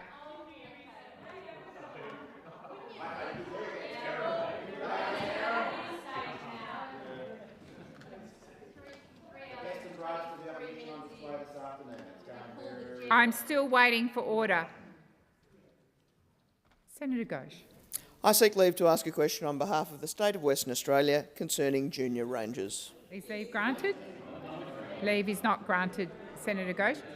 Thank you. I'm going to go to Senator Hodgins-May. Thank you, President. I seek leave to table a non-conforming petition.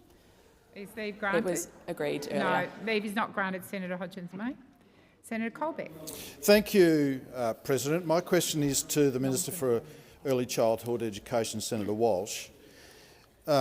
Minister, on the 28th of July, in response to a question from me, you said that, and I quote, "We are implementing the findings of that report," that being the Productivity Commission report into childcare.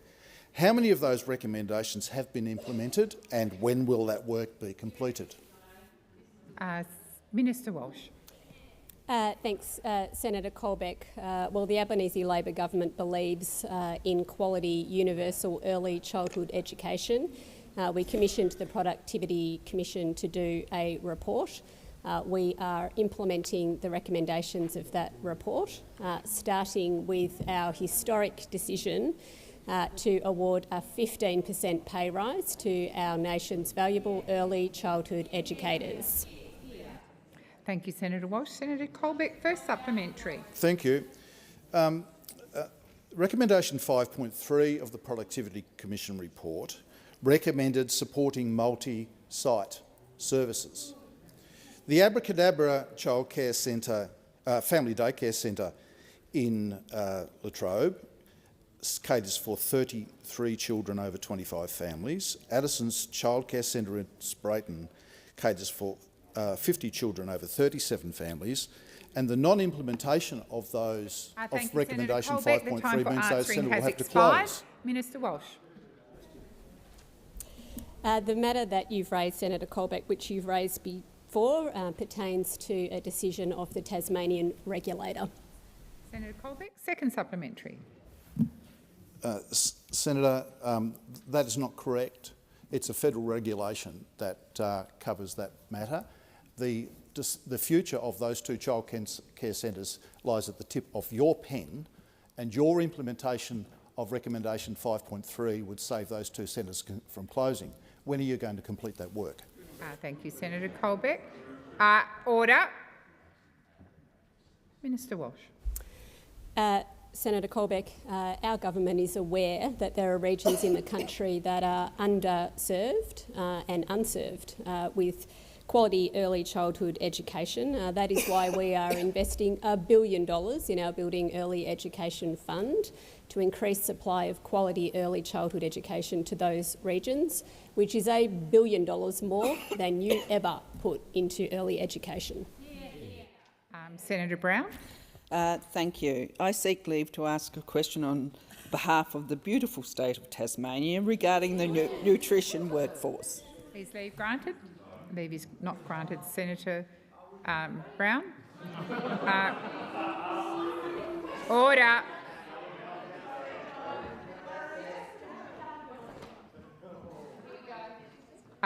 Order. Senator Pocock, I'm going to Senator Scarr. As a senator from the beautiful state of Queensland, my question is directed to the Minister representing Home Affairs, Minister Senator Watt.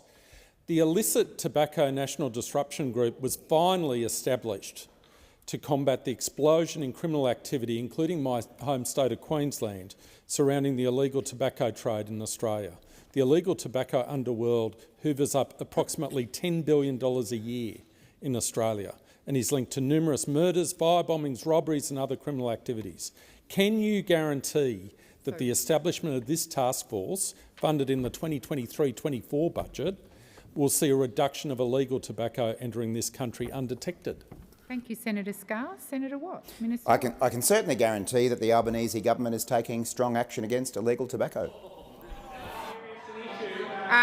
I remind the Senate once again that since question 11, I have demanded that, and I've ordered, that questions be heard in silence and answers be heard in silence. Senator Scarr, first supplementary. Thank you, President. Earlier this year, a 27-year-old woman was killed in her home in Melbourne after a failed attack by gangs involved in the illegal tobacco trade targeted and burnt down the wrong house. Will no further lives be lost, businesses be firebombed and robberies occur now that this disruption group is finally in place? Thank you, Senator Scarr. Minister Watt.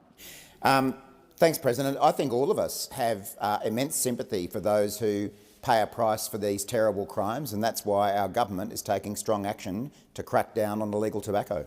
Thank you, Minister Watt. I'll wait for silence once again. I'll wait for silence. Senator Scarr. Thank you, President. Criminal activity has exploded under your government's watch, with people living in fear and small businesses having to close their doors after robberies and firebombings. Given that you cannot assure Australians that this task force will ensure their safety or stop the import of illegal tobacco in Australia, how many firebombings, robberies, killings will now take place, and how many tonnes of illicit tobacco will now enter the country in the next 6 months? Do you have an estimation? Thank you, Senator Scarr. Minister Watt. Thanks, President. Thanks, Senator Scarr. Well, as is very much on the record, additional funding has been provided to Border Force to support frontline resources to tackle illegal tobacco. We've committed $188.5 million to the ABF over 4 years. Among other investments, we remain committed to tackling illegal tobacco, and we'll do everything we can to crack down on it. Senator Ruston.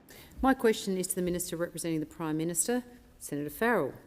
Does the Prime Minister stand by his commitment? It being 5:30, Senator Ruston, the Senate will now adjourn. And Minister Gallagher. Thank you. I ask if you are not in the adjournment debate to leave the Senate quietly. Minister Gallagher. Thanks very much, President. And what we've seen here today is 10 senators try to ask a question representing their state, and over there have shut them down every single time, doing the work to shut down question time for government senators in this place. What we've also seen is all of the no elision, all of that being led by Senator Pocock, all of them filing in behind Senator Pocock to ensure that the conventions in this place were torn up yesterday, that they were absolutely torn up yesterday. That is what happened. And we've just had a 3.5-hour question time, and I don't think a blow was landed. I mean, I could be biased here, but honestly, is that you had every opportunity talking about transparency, talking about all the questions we need to answer, and we gave you 3.5 hours, and I think we saw the results of that. We saw what happened. They didn't have lots of questions to ask. Their first 2 questions were actually about themselves and whether or not they were going to be able to ask questions. It was absolutely unbelievable what we've just seen. 3.5 hours of the opposition flailing about the shambles that we know they are, not able to land really anything on the government. We've sat here for 3.5 hours answering questions, and all you've done is shut down the ability, those great transparency warriors, those great warriors of, oh, everyone has a voice, everyone has a voice in this chamber except for the voice that the coalition want to silence. And that's what's happened today. When we wanted to sit, and we would have sat right through the night. We've moved twice to sit through the night to keep question time going so every question could be answered, and you voted it down. The Greens voted it down. Senator Pocock voted it down. The opposition voted it down. So what of this thing? What has this all been about? All these questions we've got to answer. Senator Smith, I will not entertain interjections. Remove. Speech. Please continue. And now look, everyone's racing out to get their little trolley bags and head off to the chairman's lounge. Couldn't believe they've been delayed, frustrated that they've had to sit in here, some of them who sat in here this afternoon and didn't land a blow. Didn't land a blow. 3.5 hours, and what, that was your best? That's your 18 that you bought today? Michaelia wouldn't have let it happen. Senator Ayres. 10 senators. Important questions. Important on health, on infrastructure, on defence, on national security, on women's health, on asking questions on behalf of their community. And what did we see? We saw this great big stitch up. Oh, no, no, no, you're not allowed questions. We're the only ones that are allowed questions. And then what did you do with it? Honestly. And when we say, oh, let's keep going, we're here, we'll stay all night. I'm here, I've got my question time folder, got the helpful information, everyone's ready to go, we're all locked in. And what do? No, 5:30.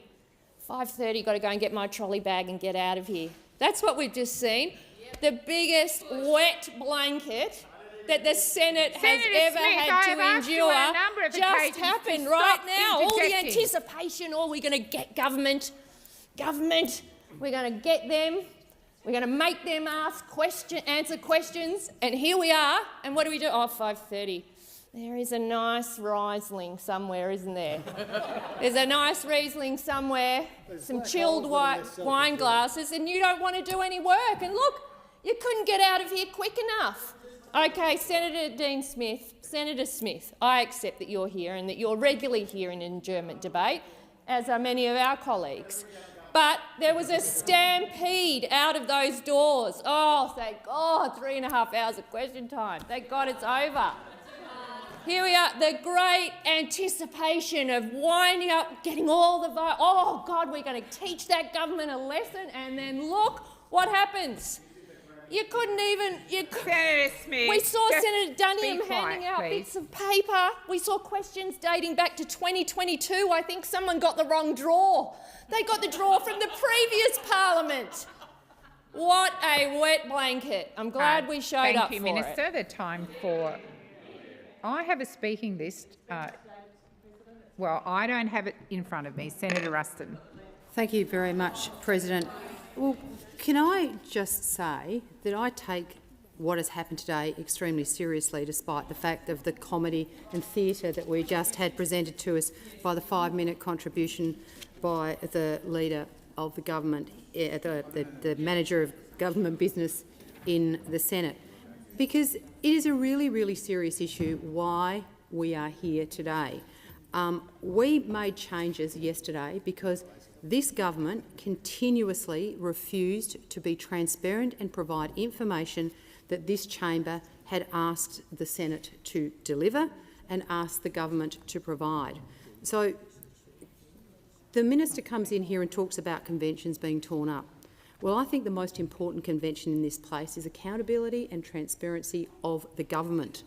And this was a government that came to power in 2022 promising a new way, promising accountability and transparency. And they have been about as transparent as a brick.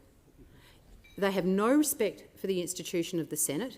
They have no respect that the result that came from yesterday was that you didn't answer the question that was put before you to deliver a document so that not only could the Senate scrutinise what was going on, but the Australian public, who have the right to see this document, because it was the will of the Senate that that document be delivered.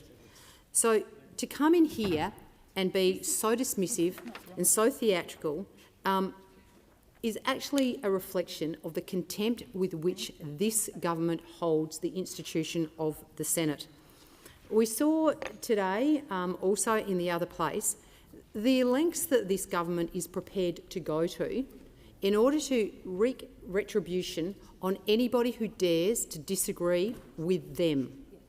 So for the executive of the Labor government to think that it is okay to threaten members of this parliament in ways that they have attempted to do, not just over this latest incident but in previous incidents as well, shows a vindictive government that is prepared to do anything to get its own way.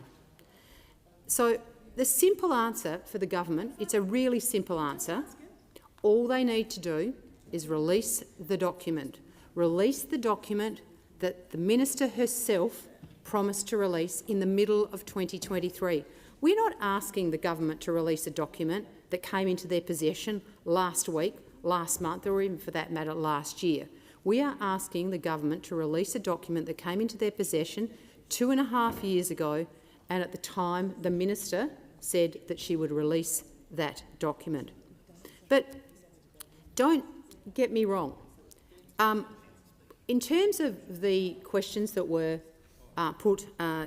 were attempted to be asked by the government today, they could all have been asked if they had been important enough to the government to put them actually on the list for question time. Could have all been. Every week in this place, under convention of the agreement between the parties, the government gets at least 2 questions on Monday, 3 on Tuesday, 3 on Wednesday, 3 on Thursday. And guess what? This week they got 2 questions on Monday, 3 on Tuesday, 3 on Wednesday and 3 on Thursday. So there was no restriction whatsoever from the normal accepted number of questions that the opposition got. What we sought to do by our motion yesterday was to try and attempt to hold the government to account, to allow us greater scrutiny, because the very act of why this motion was moved was because of your lack of preparedness for any scrutiny at all. And we talk about this one particular document, which was the reason for the actions of yesterday. But this is just a chain of behaviour that we have seen from this government, and their refusal time after time after time to release documents that this chamber, the majority of this chamber, the will of this chamber, has asked them to release. And they come in here with some of the most incredibly spurious reasons as to why they shouldn't answer those questions. So what I would say to the government, if you really are serious about the transparency and accountability that you said that you were going to bring to this new parliament, then release the document that was the subject of this particular motion, but consider into the future that it is your responsibility as the government to make sure that you do not withhold information from the Australian public that they have every right to see. Under our system of responsible government, the executive is accountable to the parliament. Thank you, Senator Ruston. I note there are more people on the speaking list than the time allows. Unless there's sharing going on, I intend to adjourn bang on 6 p.m. Senator Polley. Thank you, President. Well, I was going to make a contribution tonight about the chaos of those opposite, the new relationship between, well, it's a continual relationship really between the Greens, the crossbench, the Nationals, the Liberals. I'm not sure how many Liberals are in the same team or how many National people who are still in the same team, but I was going to talk about the chaos and the undermining that's going on with their leader. But I think that was so evident today in question time. But in fact, it started yesterday, and I thought, I missed that yesterday. And I thought, why would they do that? Why would they want to deny government senators from being able to ask questions about issues that impact their communities? Because after all, we take very seriously our roles as senator and representing our states. And we know this weekend the result of the largest investment into Medicare is going to be rolled out, with changes to ensure greater access to GPs in bulk billing. We also know that this government, the Labor government, has actually invested more money in women's health than any previous government. These are things that we need to talk about, and we need to ensure that Australians, and in particular my home state of Tasmania, that they know about. We also know that there's the largest investment in aged care being rolled out this weekend as well, to ensure older Australians get the support they need to stay living at home for as long as possible. Now, we know that when those people on that side were in government, they did nothing in terms of investing in women's health, nothing. We know that under them, for the 10 years they were in government, they had 5 failed ministers for aged care. Not one of them actually had an interest. They did nothing except undermine and run aged care down in this country. We also know that it's in their DNA. They don't care about Medicare. They don't care whether people can see a doctor when they need it. They did nothing. We have actually introduced, under probably one of the best ever health ministers, Minister Mark Butler, who not only has overseen greater investment in aged care and the foundations of building a better future for older Australians, but he's done exactly the same thing with the government to ensure there's greater investment into women's health. These are good things. We know he's a great protector, just as everyone on this side of government and in that other place will fight every day for Medicare and the investment, because that gives us universal health. It gives Australians an opportunity to see a GP when they need one. But we also introduced urgent care clinics, amazing success that they have proven to be. The urgent care clinic in Launceston is, if not the very best in the country. The amount of doctors that work there, the continuity of service, the amount of people that are using it, keeping it out of accident and emergency. So this is another demonstration. It's not just when there's shadow ministers like Mr Hastie resigns, the pressure that's putting under the leader of the opposition, but it is also the fact that they split on a bill. They can't, and they will not accept climate change. They will not accept that there needs to be reduction in emissions. This opposition is the worst opposition ever, and do you know why? Because they cannot come to terms with the rejection the Australian people gave to them at the last election. And why did they do that? Because they had no policies. They had 22 energy policies while they were in government, and they delivered not one. They come in and lecture us about being the gurus of financial management and the economy. How many surpluses have you delivered in that 10 years? None. Zero. How many have we since we've been in government? Very stark difference, very stark. So don't come in here trying to lecture us about transparency when you have now entered into your coalition with the Greens, when it suits you, in bed with the Greens and the crossbench, and, you know, on a good day when the Nationals are together as one National Party, and when you're together as one Liberal Party, you actually get together. The Australian people see you for what you are, and that is you are a failure in government and you're a failed opposition. Senator Smith. Thank you.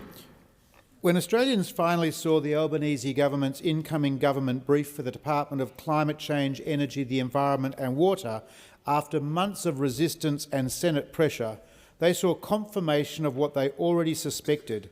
Labor's energy and emissions policies are costing more, delivering less and pushing Australia further from its own targets.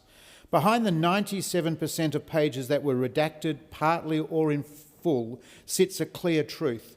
The brief warns that the DMO points to a further significant increase in retail electricity prices next financial year.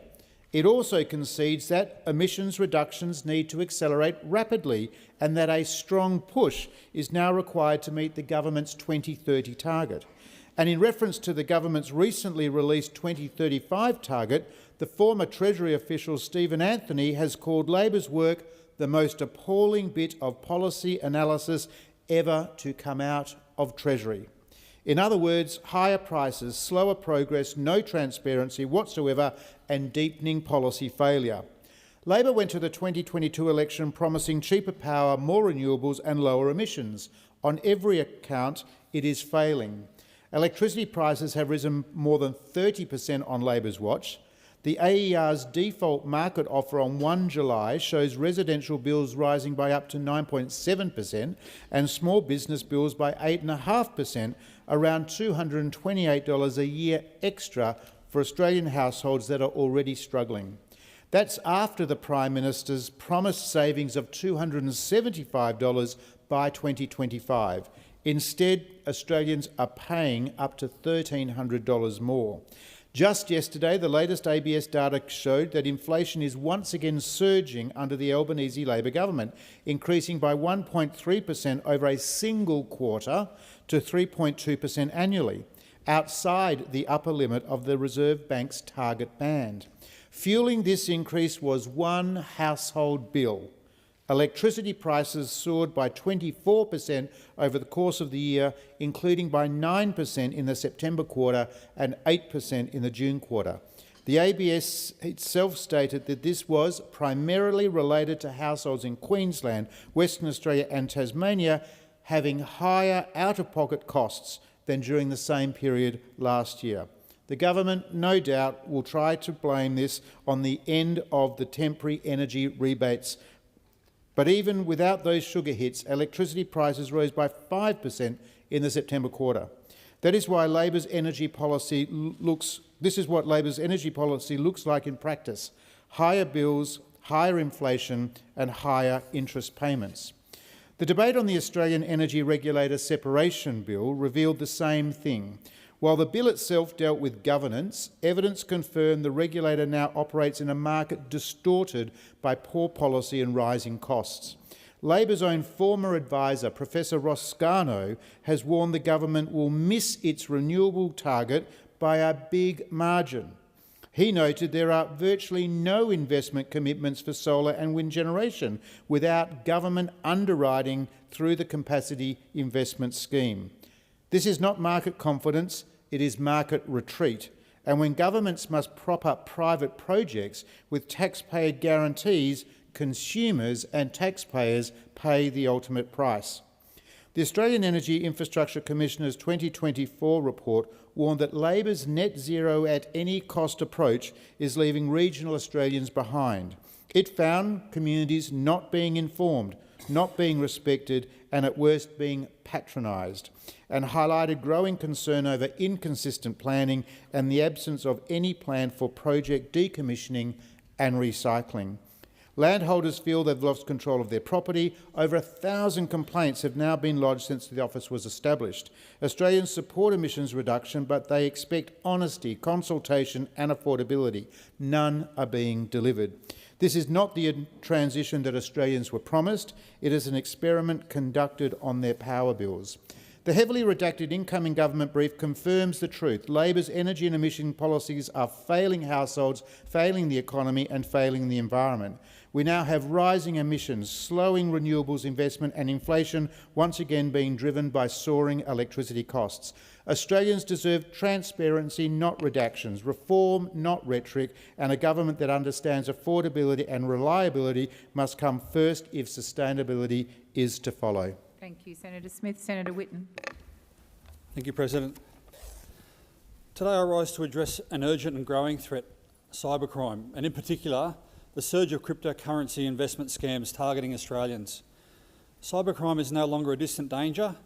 It's a pervasive, sophisticated and devastating. Both international syndicates and local offenders are preying on everyday Australians, leaving behind financial ruin and deep emotional scars.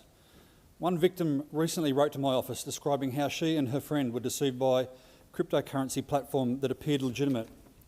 She wrote, "I'm writing as a victim of an online cyber scam that is currently under investigation. My friend, who was also a victim, purchased an $8,000 package and began seeing what appeared to be daily profits.